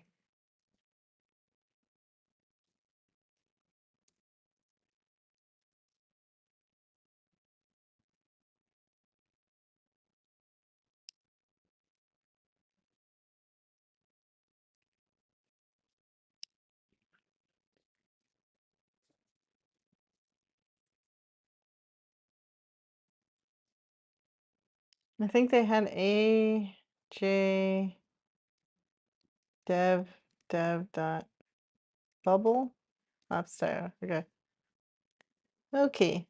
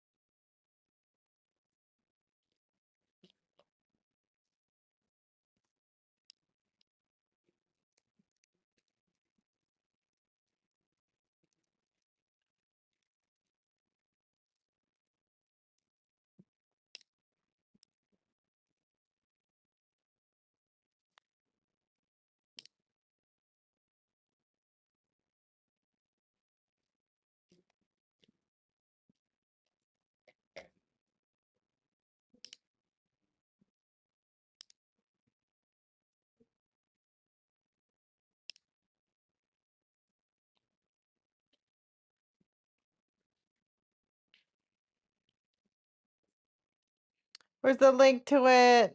Man, I go to a lot of pages. Yes.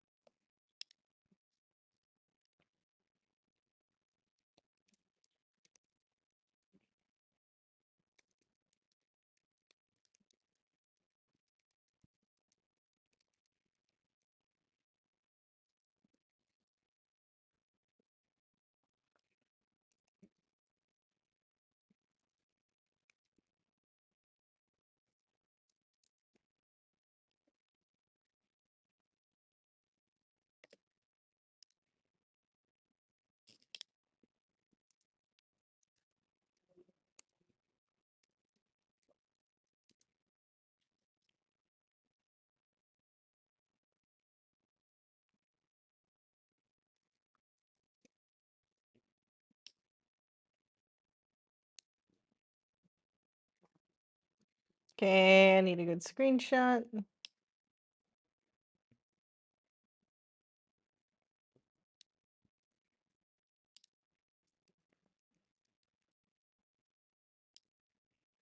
Okay, I can put in a screenshot. Whee!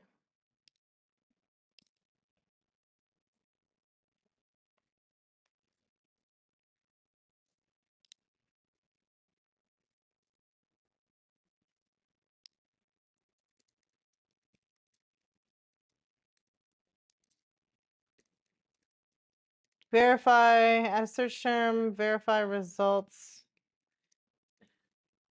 and click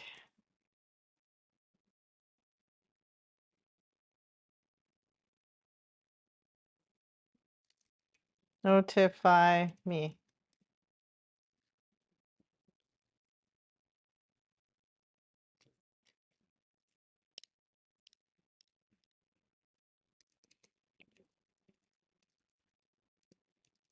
Notifications give you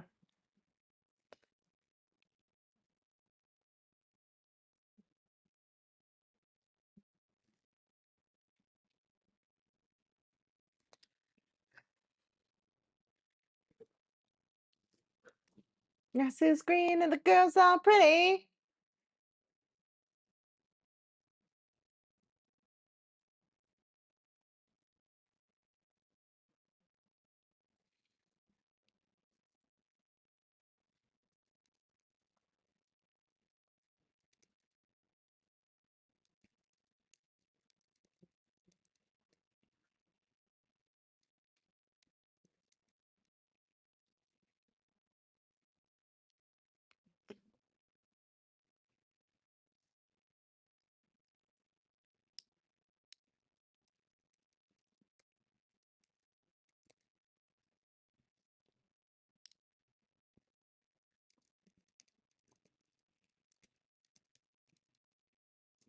Why is this important? Because speed gives you a better edge on the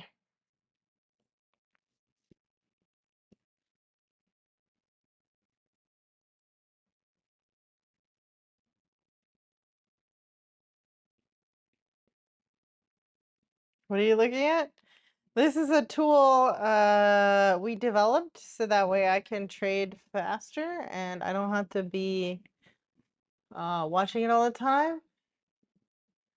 It's literally like light outside and it's thundering. Look.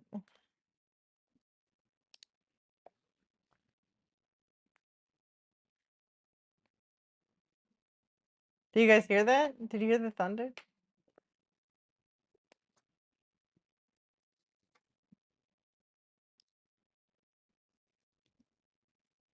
Jesus.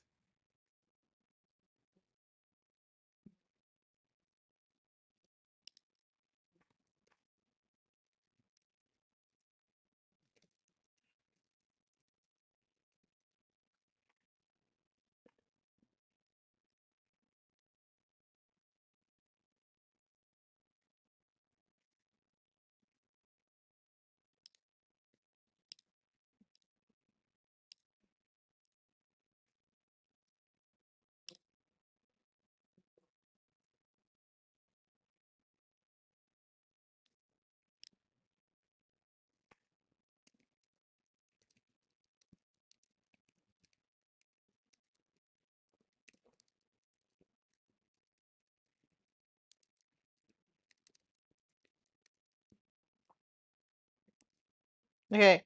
Why is this important? Because speed gives you a better edge on the market, even though effects can be felt for days after. It can be convenient to watch the action as it happens. An example is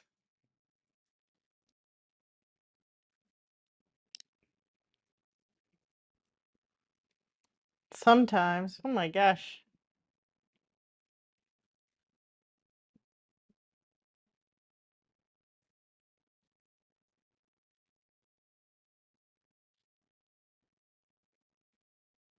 What are you looking at? I'm geeked. Watching Jeopardy, obviously. How would I know that you're watching Jeopardy? Uh, sometimes, let's see, sometimes watching market.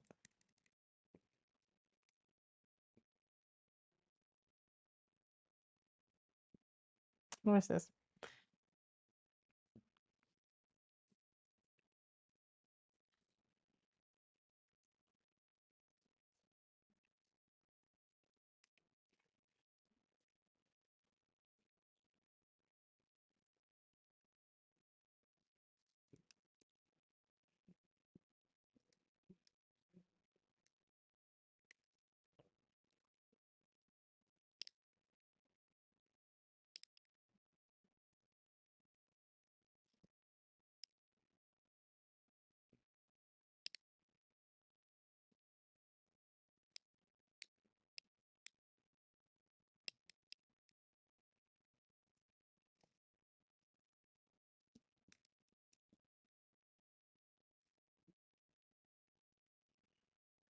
Let's pick a color. I think red.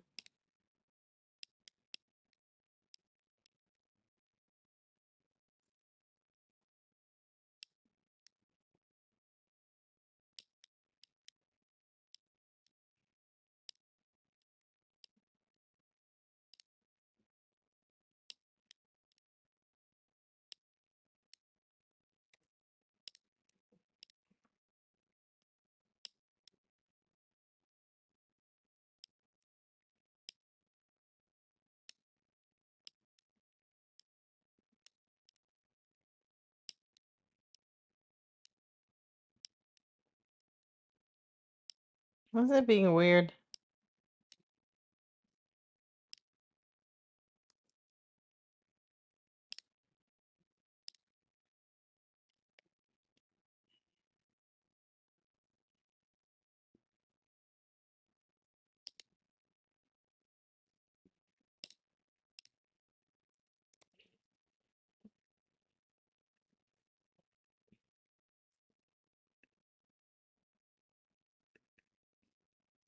There we go.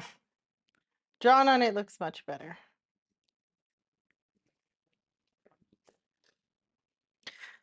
Many applications give you search, but ours is faster, down to a minute, depending on your plan. Why is this important? Because speed gives you a better edge in the market, even though effects can be felt for days after. It can be continued. Sometimes in other applications, they haven't updated their website to reflect this.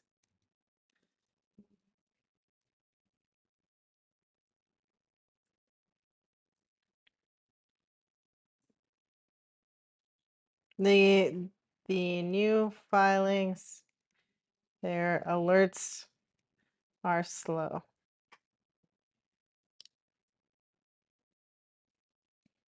Competitor. Fuck it. I'm gonna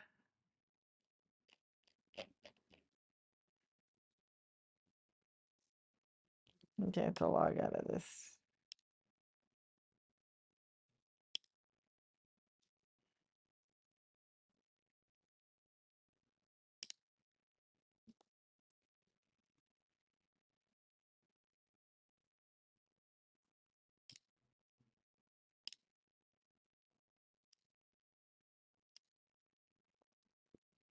Let me get the screenshot for my email.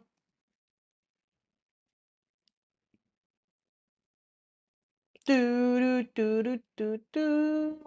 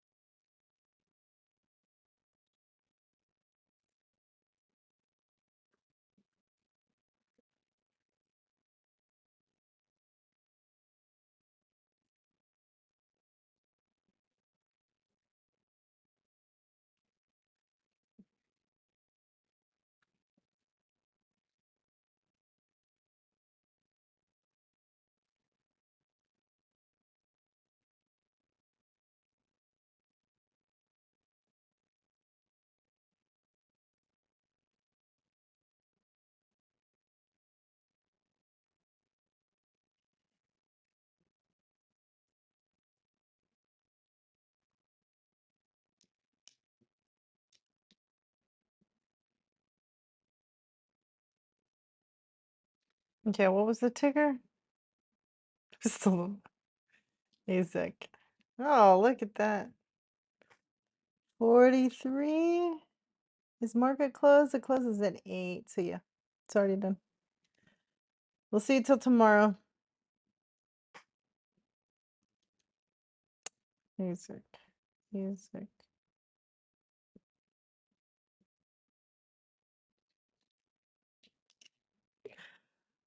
What's up, cow?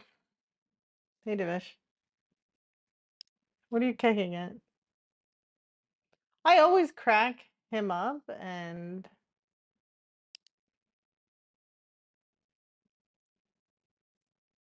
I don't even get it sometimes.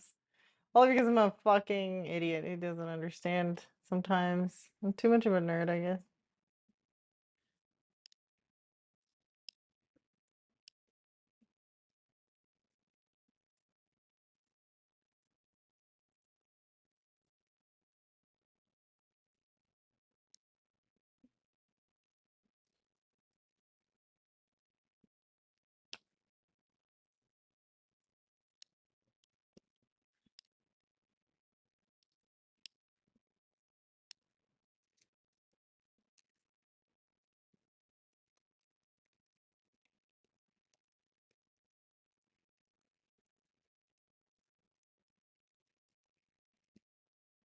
Mm,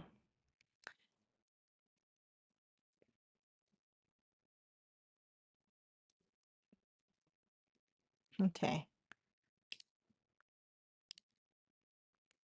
Okay, so this is the email that we got, and let's do some markup.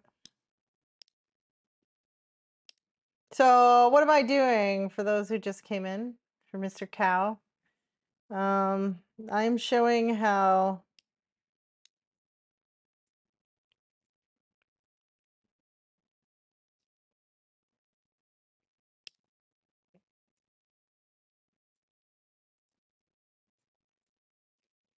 I got an alert at 3:10 p.m.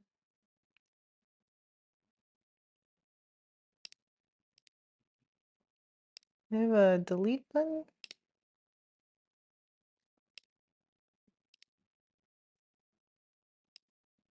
Okay, what was that?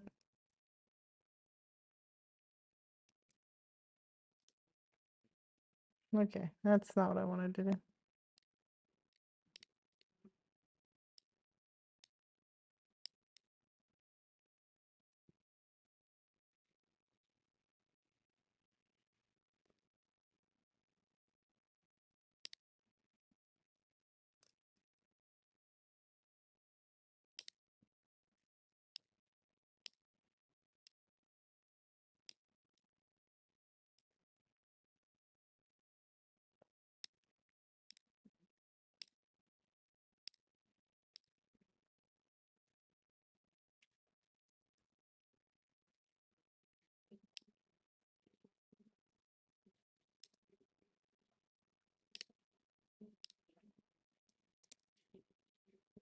It was raining. Okay, so we just showed that on the SEC tool that we built, well, AJ built, that it came, an email was received at 3:10. The company filed at, let's see, when did the company file? Company filed at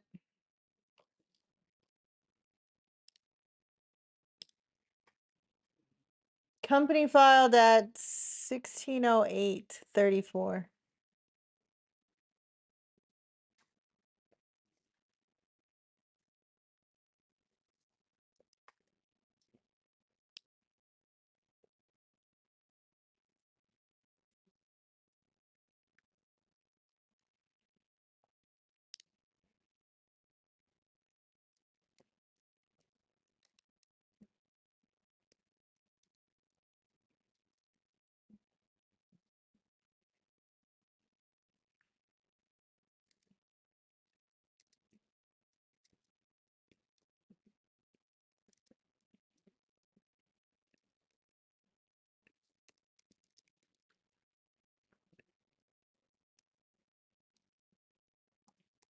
This is a terrible song.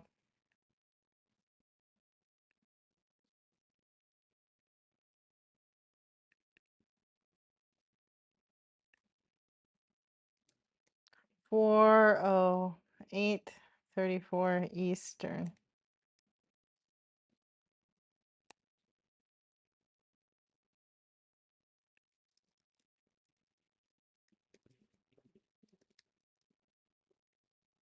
Email was generated and received at 3:10.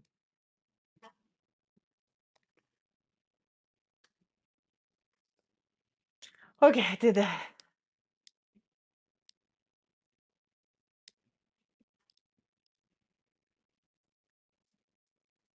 You still there, Cal? Devesh, you didn't answer my question. What are you kicking at?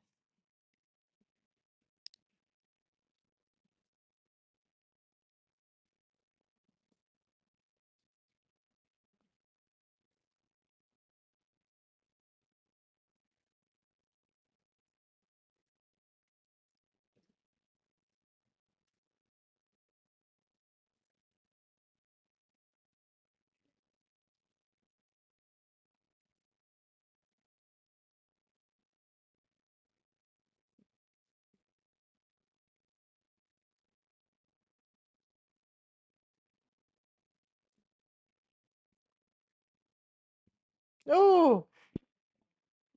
Oh, it was a big lightning strike. Okay, so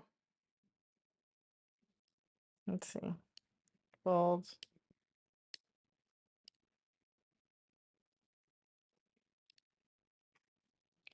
The stock reacted the following way. Okay.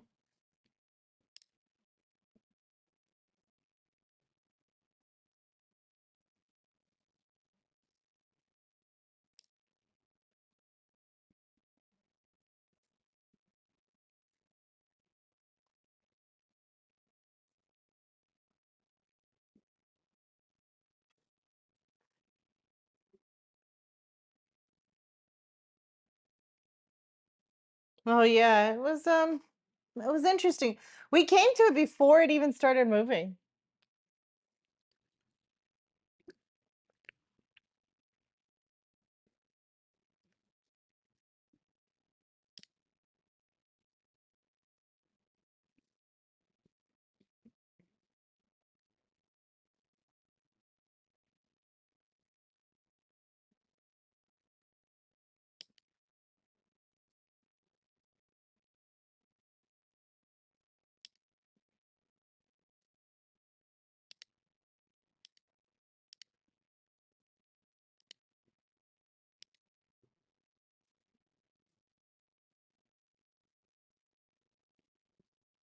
No, you're being a little rude, Karma.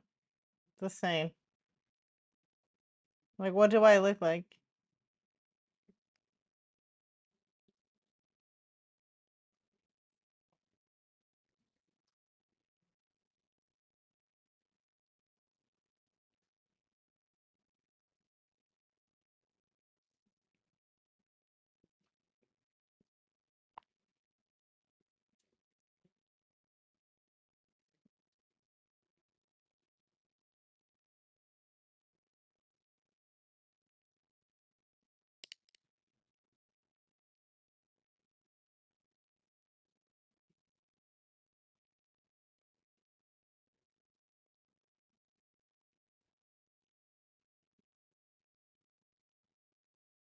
Okay, I'll just pantomime what you said, which is, "Hey, I'm watching something more interesting than you. Can you just explain it like now while I'm paying attention to you?"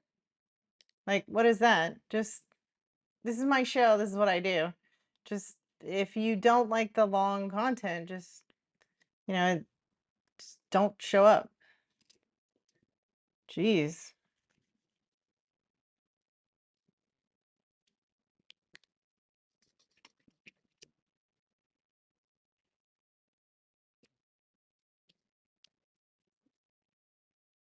Like, how about saying, could you explain what's going on? You know, when you have time or something? Like that would be like cool.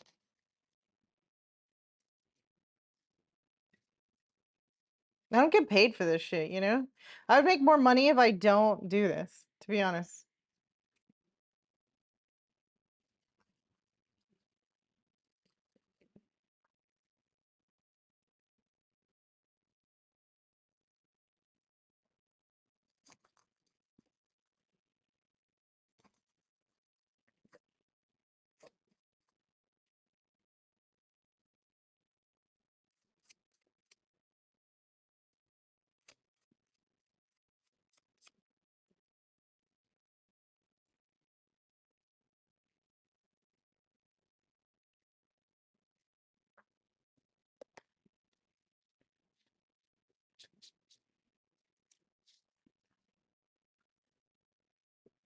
I mean, I could just like not say anything and just like mute you like most streamers do. They just don't pay attention.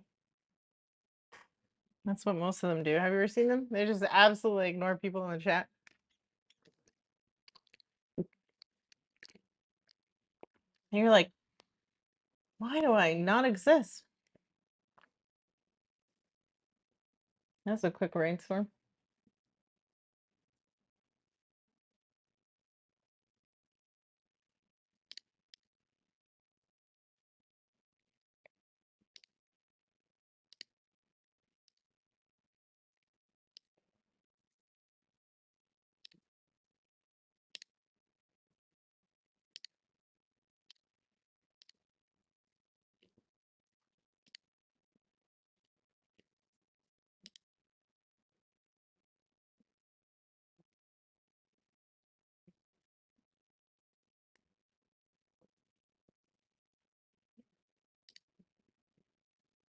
Okay, so what I'm doing is documenting how the tool did better, I guess, than a competitor.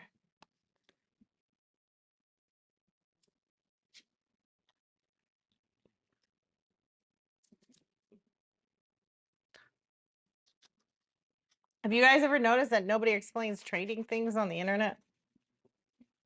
Because it's way more profitable to keep it to yourself, you know? So like it actually costs me to explain all this shit. So I don't know.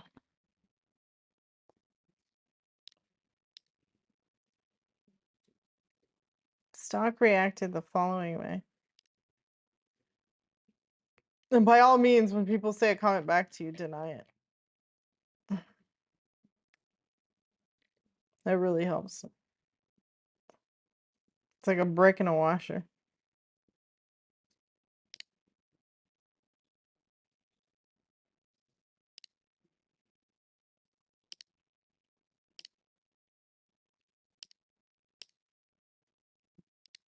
What chart would be better? I think this one.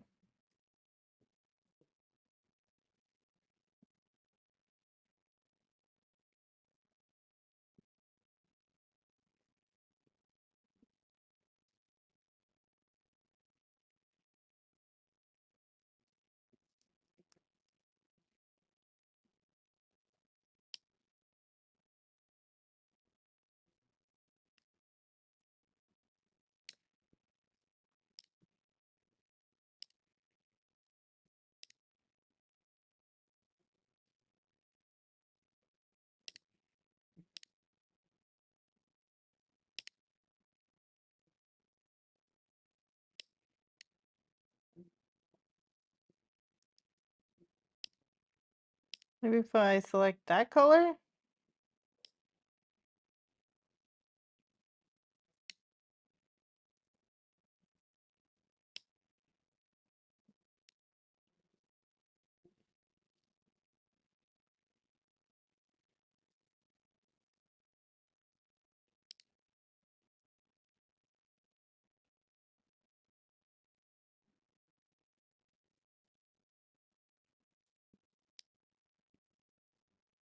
What do you mean, Cal? I don't know what you mean.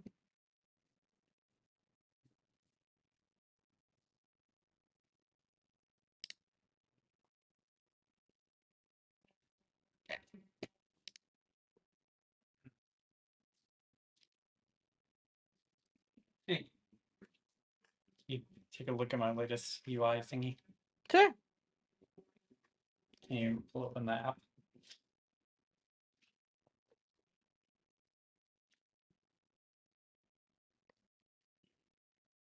Let me just message somebody.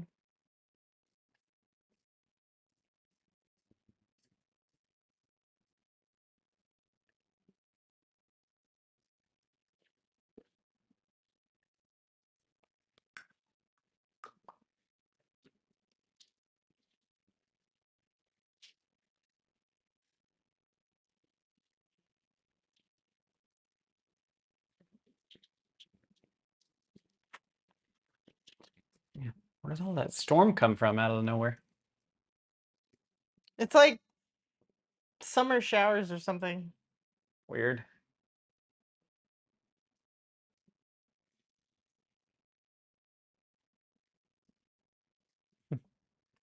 So remember how you were asking me if I went sprinting already? Yeah. Because I was like, it's fucked because it's raining already. Yeah. Um, Can you pull up the little app real quick?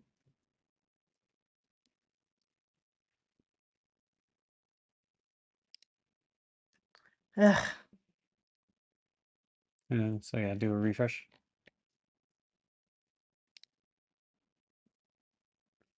Okay, so now just do a search.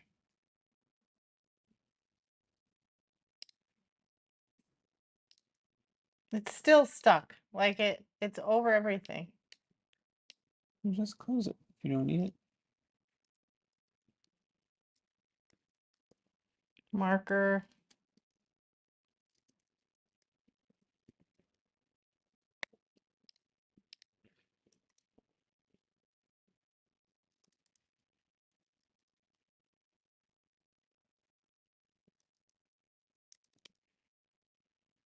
I'm just doing different things so I can see. So go ahead and click the notify me button. Pick an interval. Whatever. Doesn't matter. And save. That's not a real email. That's I. That's fine. It doesn't go Okay. anywhere or do anything. Okay. Click on manage notifications. Ah. So now Then you can. Sorry, fucked it in. that's fine. See how hard it is to add new ones. Huh? You see how hard it is to add new ones. So, and then I wanted to limit it to 5, right? That's fine. You can just do a empty one for now. Huh? Yeah, just search for something. It can be empty. You don't actually have to search first either. So yeah, just either notify me, then save. Notify me, Let me see, it's counting up how many you have. Just keep going till you get to 5. Oh, okay.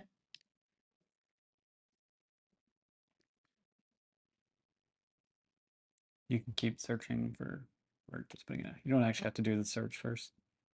Oh, I don't? No. Just keep going, trying to get you to max out. Sure. Can you make manage notifications a button? I could. Okay, crap is like in nothing? Apparently there's nothing with crap in it. Shoot.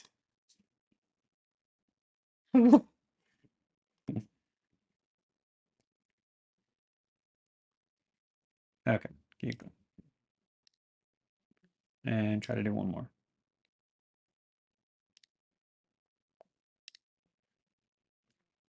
Wait, when you go into settings, do the buttons disappear? Hmm? We'll see in a second. Oh no, they were there. Oops.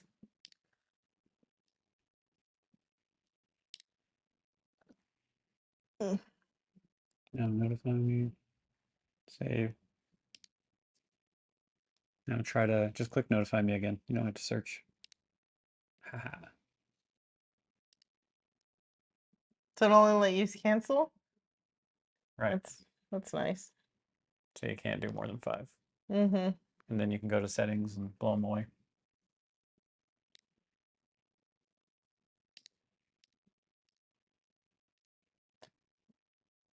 I was going to make a little confirmation come up saying, are you sure you want to cancel? But I guess I need to show the email. I think you should call it, instead of interval, refresh timer. Because they're not going to get interval. What does that mean? Sure. I figured cosmetic things like that we'd go through and do in one fell swoop. I'm just trying to get Cosmetic function. I mean, I get it.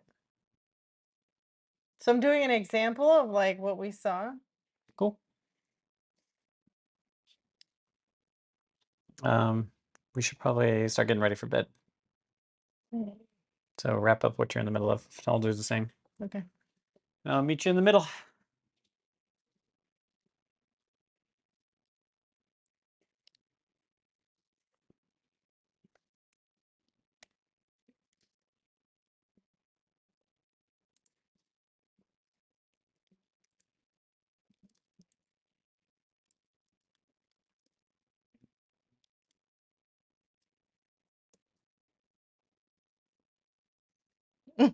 Yeah.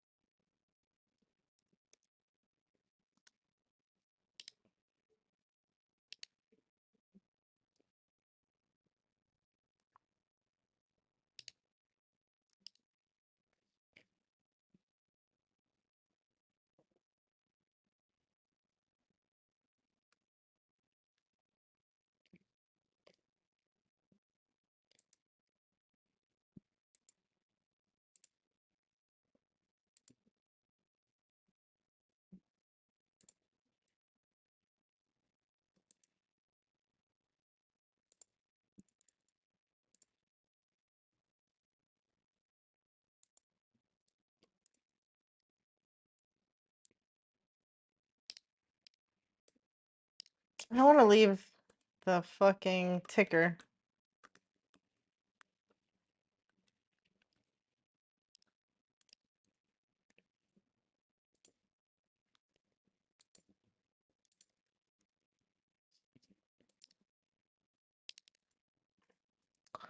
Edit more. I don't think people know.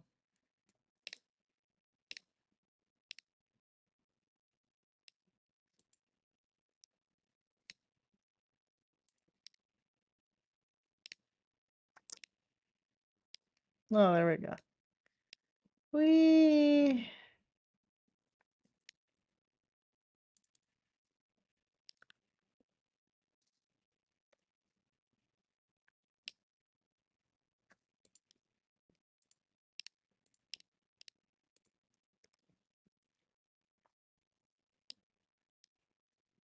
Oh, that works. I can just drag it like that. I didn't know. Shit. It's perfect.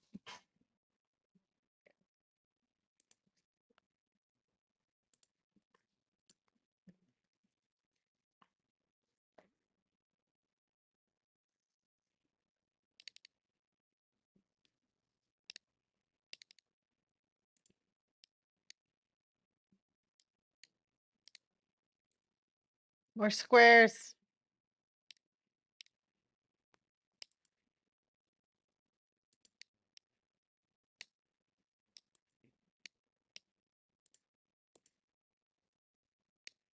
I guess I don't want the example to include like a actual stock.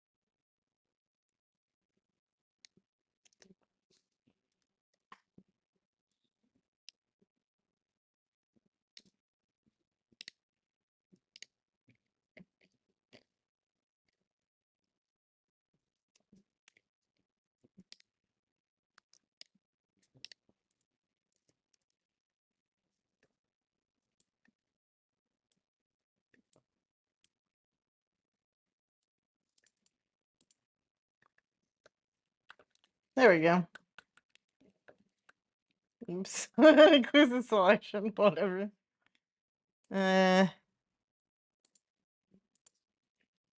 Our closest competitor alerted at 4 p.m. Yeah, see that difference? Yeah, yeah, yeah. See the fucking difference? Oh my god. Da, da, da, da, da.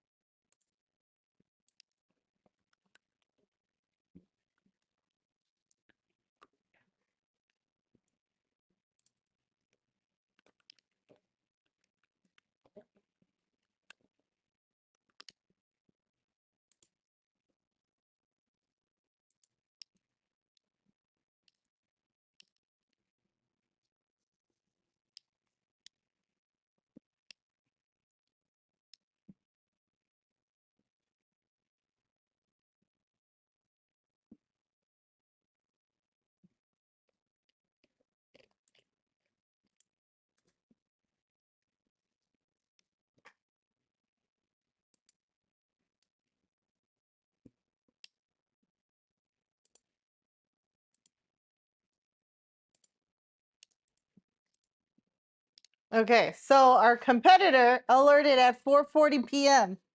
Look at that.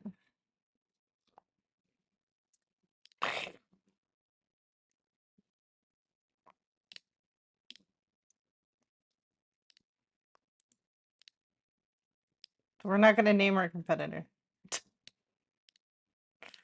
Yeah, but I like it.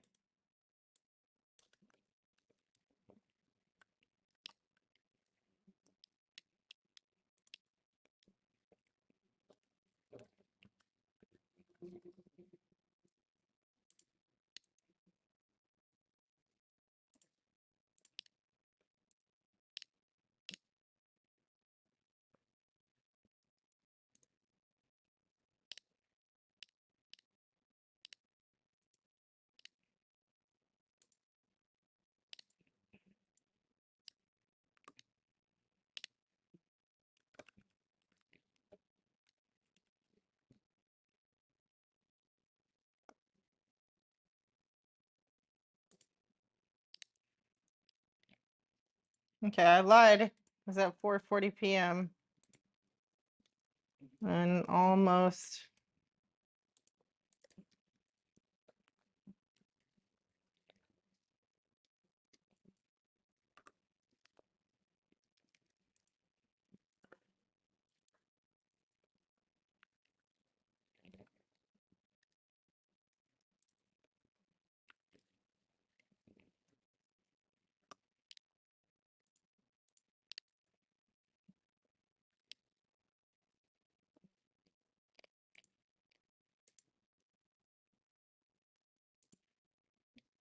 Oh shit.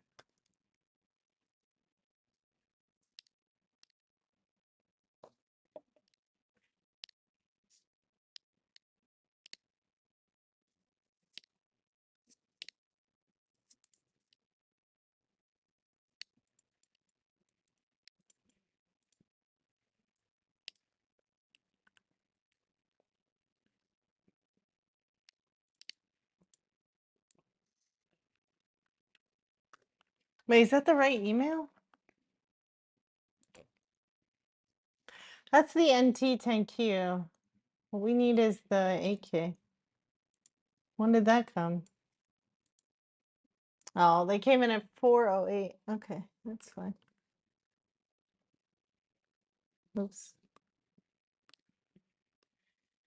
Thought I was done.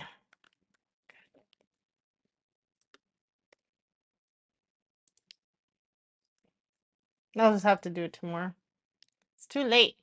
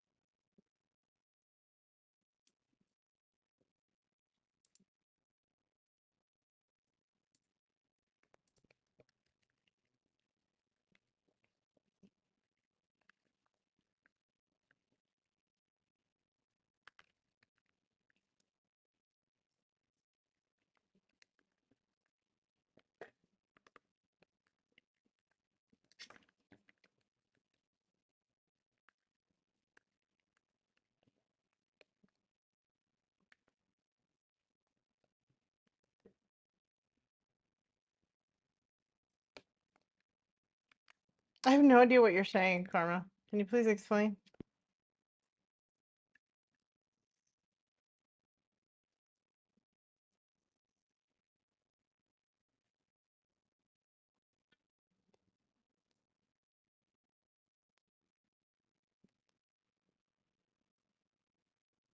Chad, can you help me? I don't get it at all.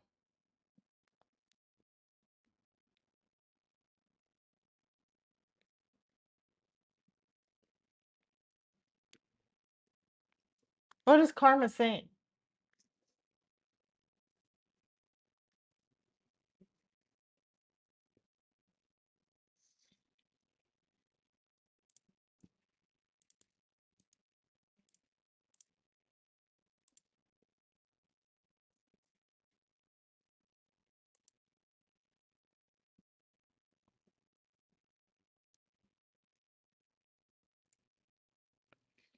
He's just insane at the fucking speed that he's going at.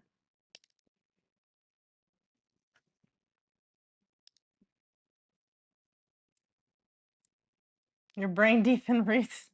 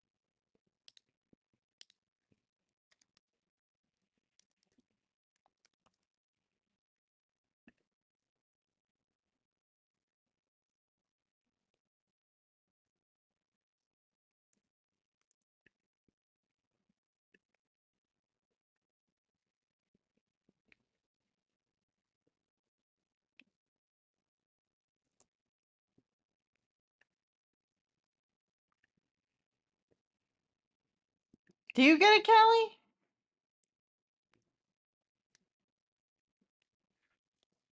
This is a finance stream, not a, I don't know, mystical. Uh, Spirituality, maybe? Stream?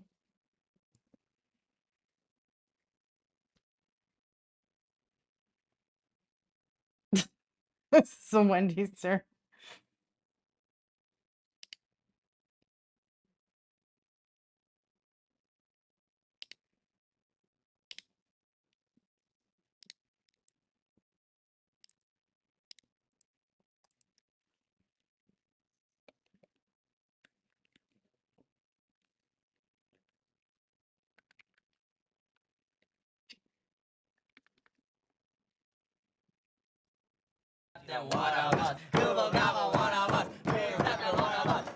Jeff Bezos gifted AJDF a subscription. Thanks Bezos wherever you are.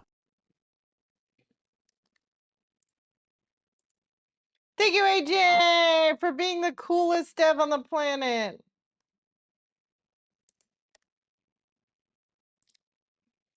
Let's fucking give it up for AJ, the dev of life. Let's fucking go. I want you to type in chat that he is one of us, one of us.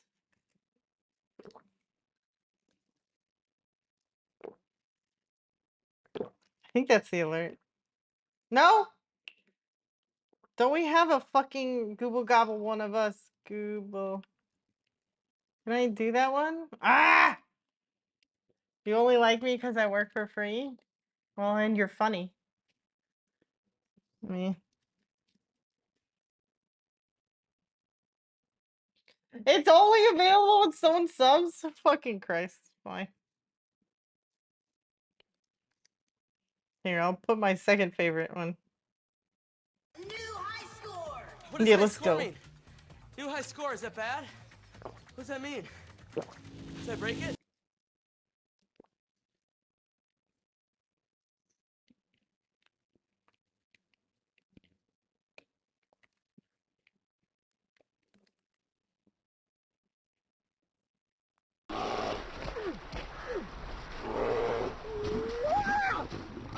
I'm always surprised nobody like redeems their shit for alerts.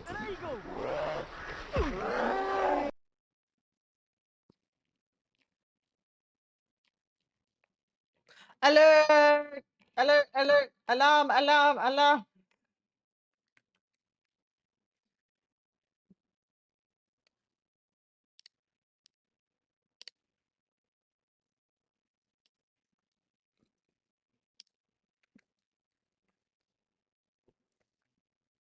Do you consider yourself to be their daddy?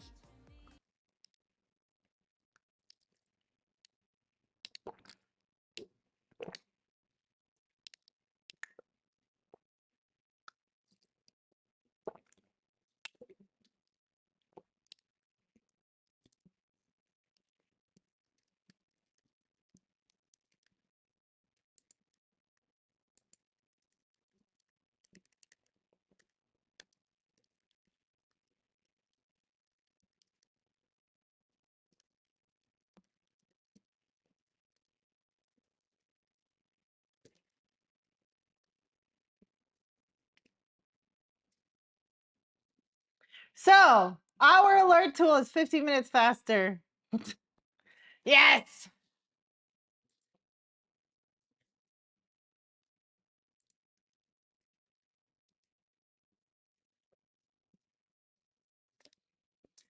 All right. I feel accomplished. What do you guys think?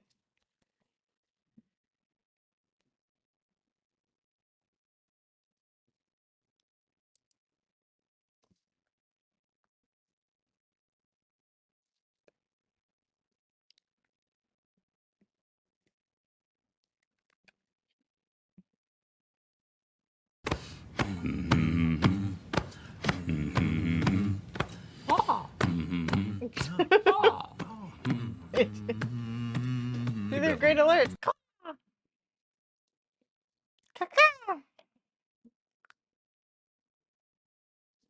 Okay, what else do I need to do? Oh, yeah, put in that I traded. Basic. Couldn't get the full size. Okay, hello?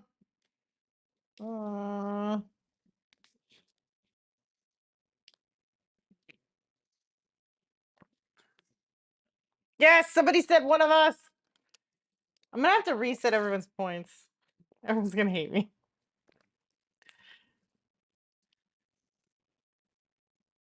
Add points. Rogue. Cow. 6,000.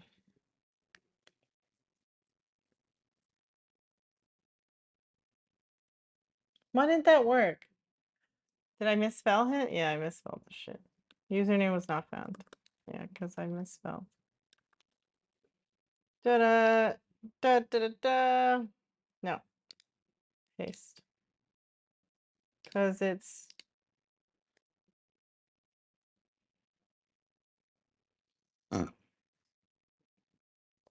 Holy shit. You have so many.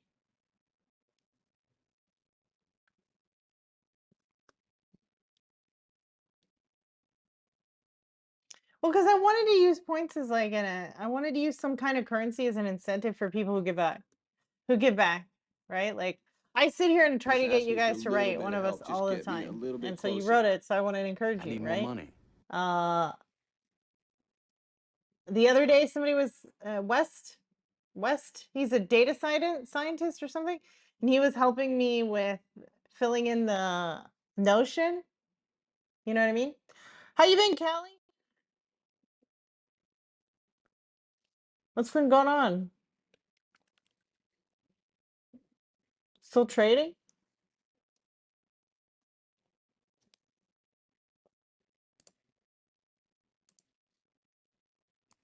As for me, I like the stock.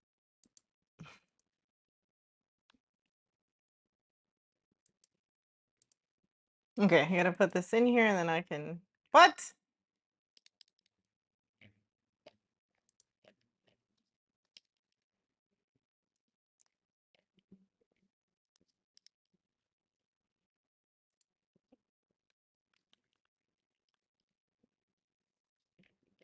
Why can I click it?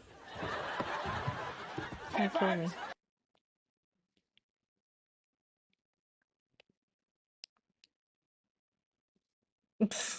Okay, I don't. It's broken.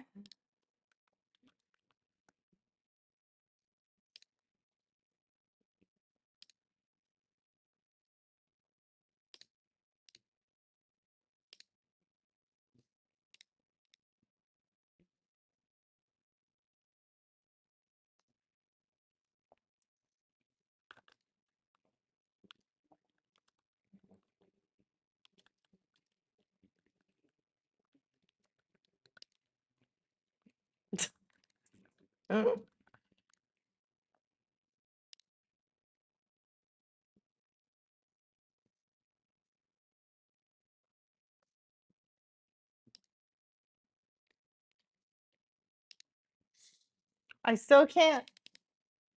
Oh my God, finally.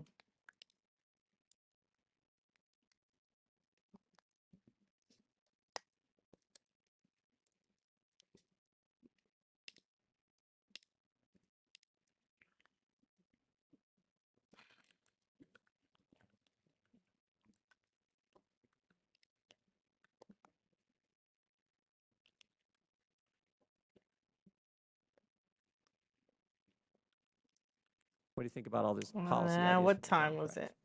Again, it's not my job.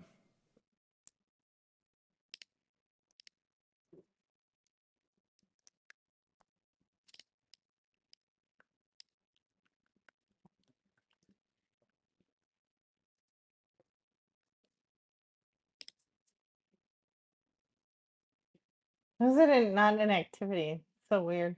Whatever.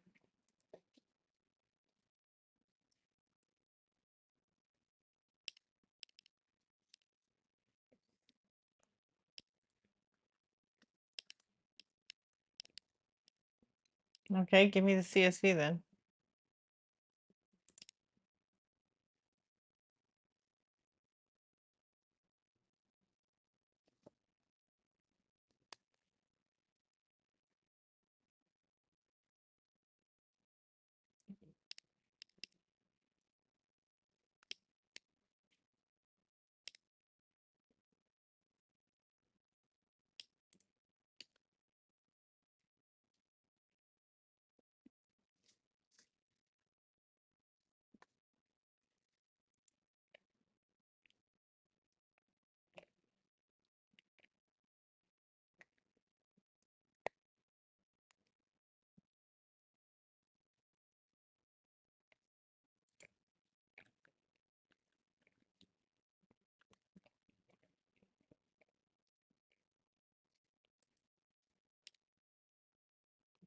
You could do it with alpaca. Why not, AJ? No, they build me tools, more money. I don't know. Okay, 1547. I got the 65 at 15. I think it's taking it because it was at 4 central.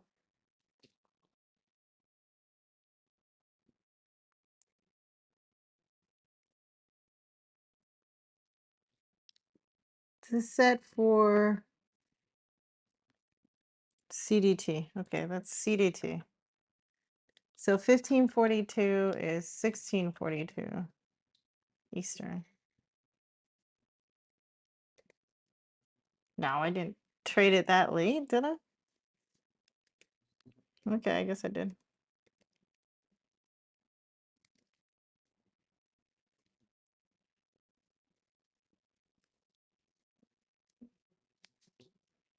Did I really? That was a late. That's a late reaction.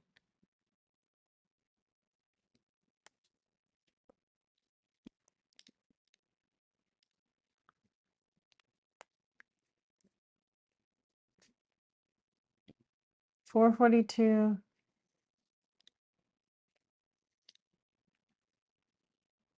I got 43.80. 43.80. And fees were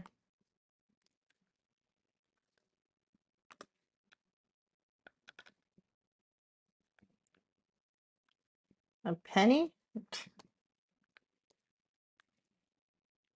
Is that right? No, it's 10 cents. 10 cents. Roughly 10 cents.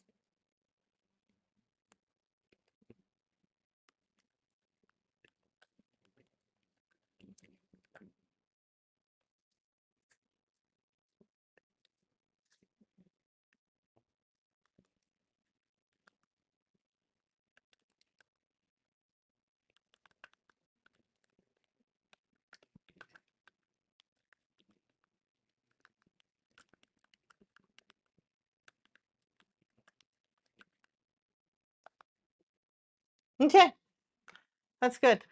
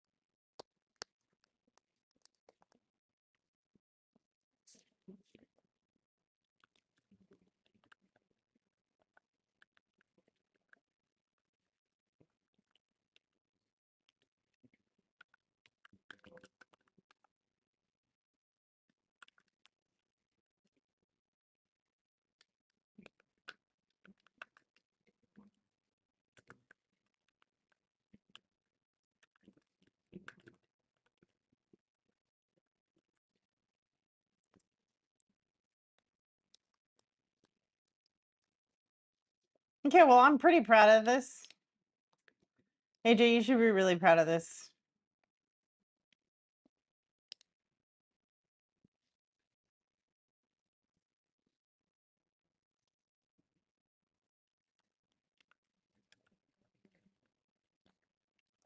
Ooh, sorry.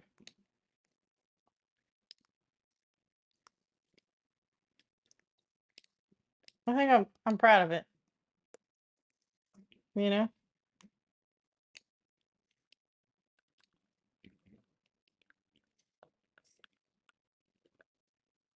It's all coming together, boys. We have a tool. Nobody makes shit for retail traders. You know what I mean? Let alone shit that's accurate or helpful or whatever.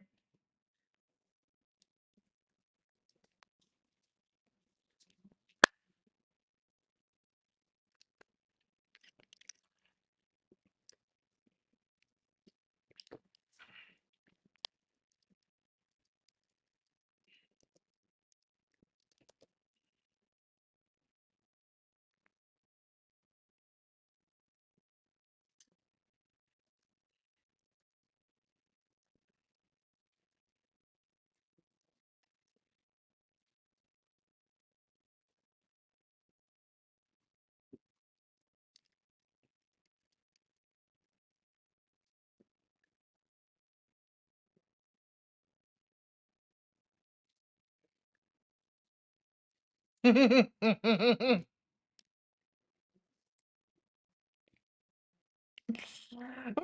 the things, boys.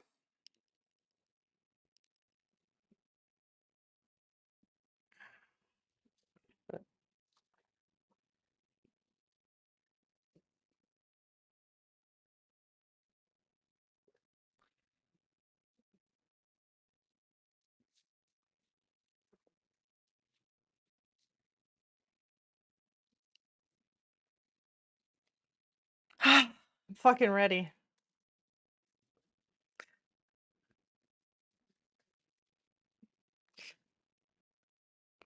Mm.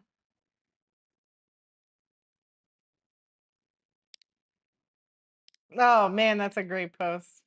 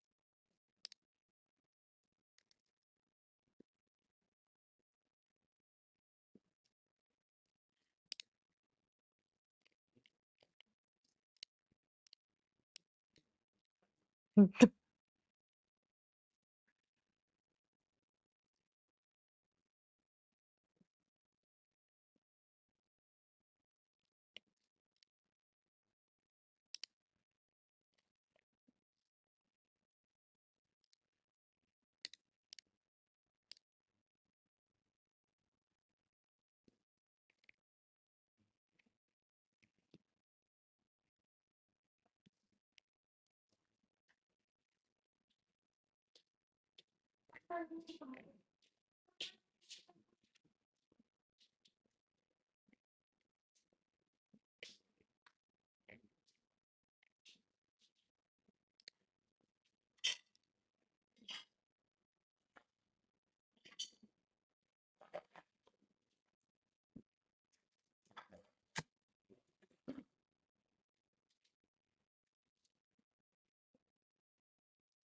can I make fun of? Oh, I got him, Rossi. He's like an entrepreneur, but he also talks about macro and stuff. Let's go.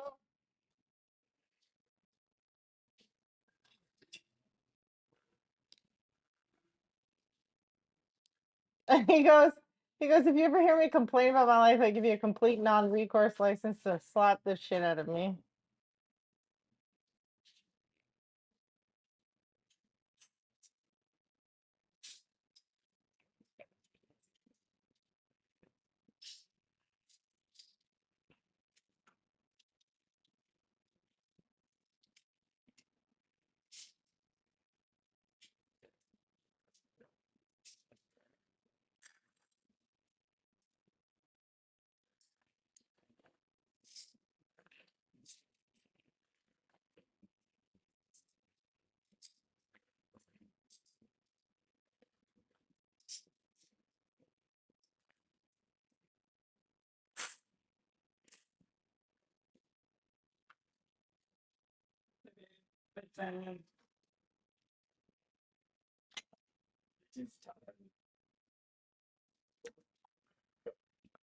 There you go.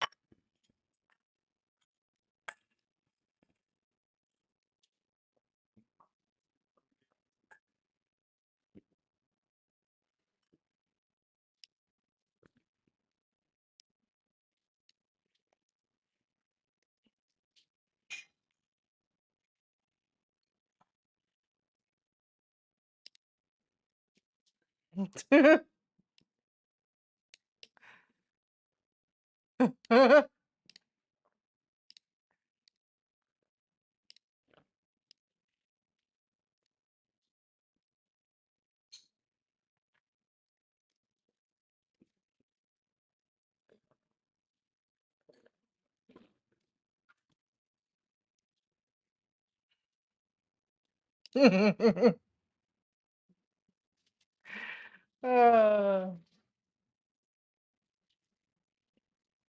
Not manufacturing? Do tell.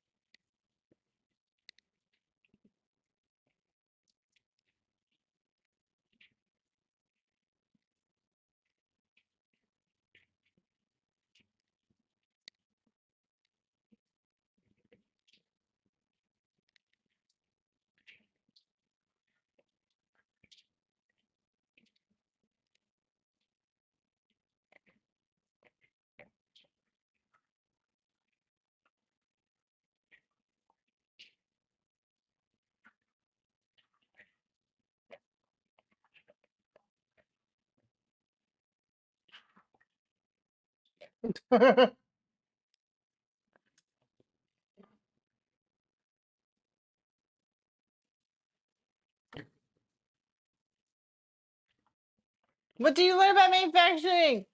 I'm so fucking jacked. I love it. I love it.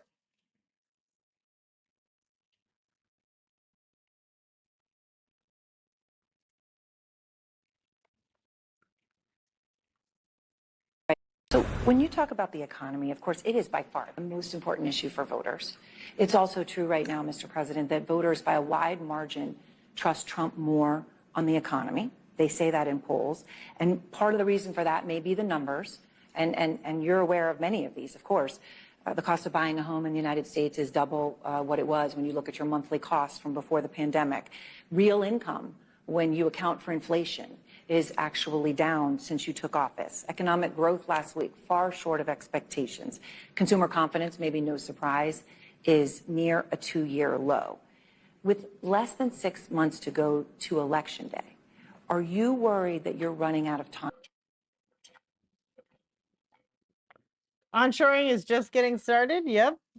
Welcome to high rates, boys. We're turning back into Detroit. Detroit is coming back.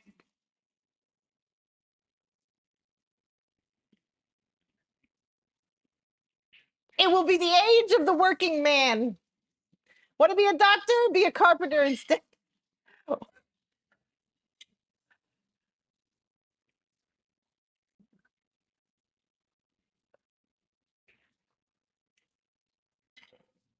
Want to be an engineer? Be a robot engineer instead.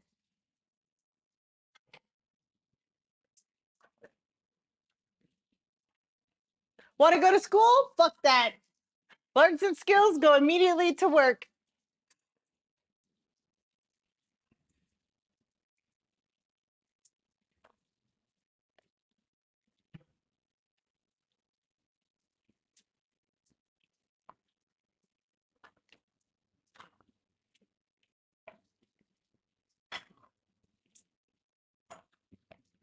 Bill, I love you, but you're making enemies everywhere. This is crooked. Bonuses for injecting children, the exemption from liability. Woo! Okay. Anybody want to bet me that in a couple, that pretty soon Bill Ackman's gonna get some kind of indictment?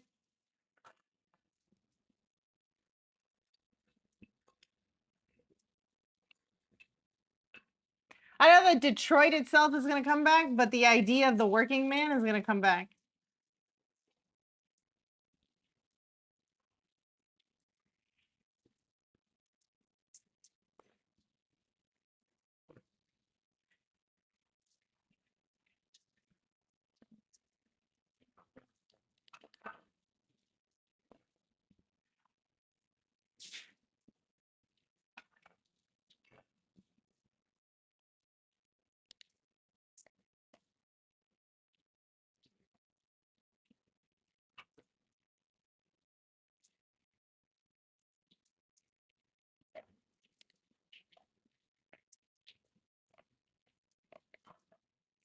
Fed beef. Okay.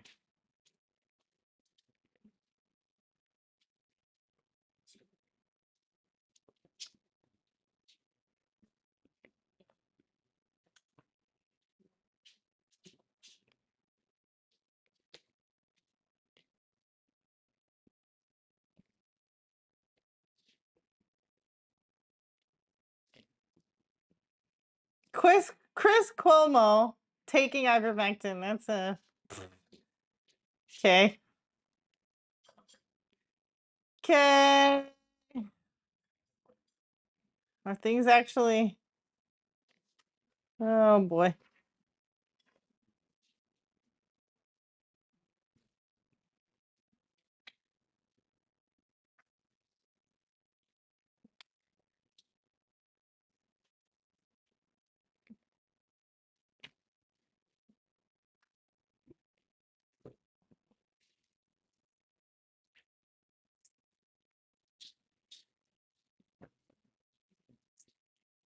The most stressful jobs I've had been the lowest paying.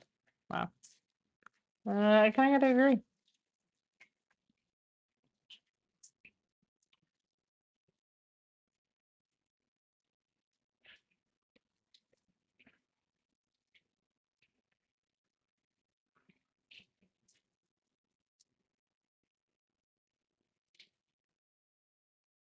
Whoa. Sold my home 2 years ago. Buyers are now suing me.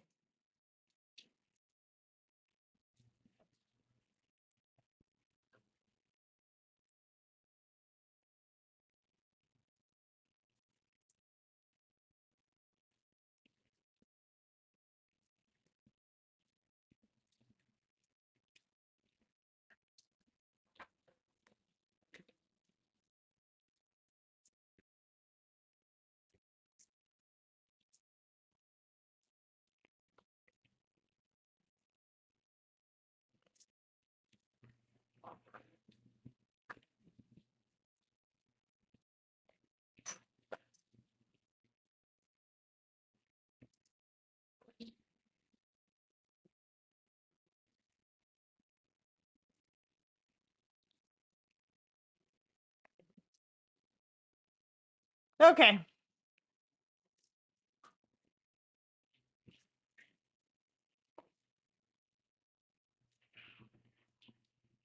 How is it that floor is the sane one? I want to know how that happened.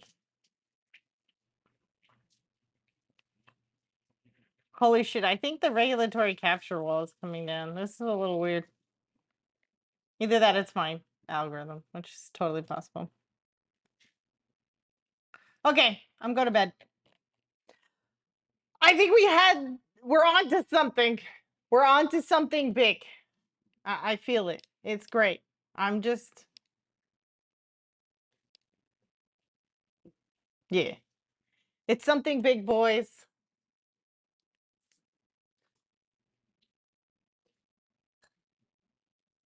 We're building tools and education. I love it. I think it's going to be great. I'm going to document everything that I say on stream. I already filled out. So yesterday we did. No, you want tools, Purpleton? Say it with me. Let's fucking go. Okay. We got the alert tool on block. It's getting developed. Look, we're already documenting it. Yesterday,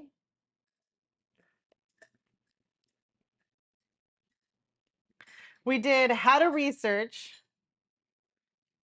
We filled more of that out. I mean, look at this. Time zones, your market hours, your holidays, where you find the holiday hours for futures too. I fucked that up once, that futures are in Chicago, so they're in Central Time, so be careful with that. Your economic calendar, your tweet deck. I need to do an explainer there. Where you get your squawk. How to identify fast news sources. Look at this, like the advanced search. Yeah, we're doing good. We're doing it. Know what events are happening? Look at this. Look at this. I love it. I love it. Ew, cookies with olive oil? Are you insane? I actually did it once to a brownie. Hey, AJ, how were the brownies that I did in olive oil? Disgusting. See, he says disgusting. Use tallow, bro. Forget olive oil.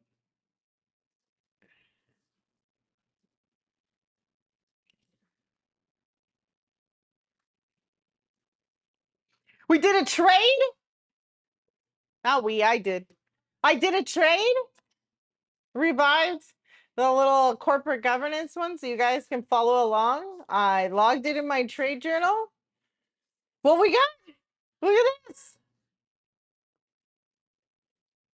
Look at this. Wonderful shit. Things are happening.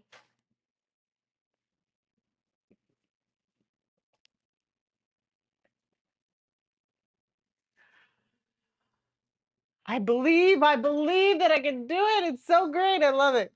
All right. I'm out of here. I need to go to bed, but hopefully I. You're going to go on a tour at the CME?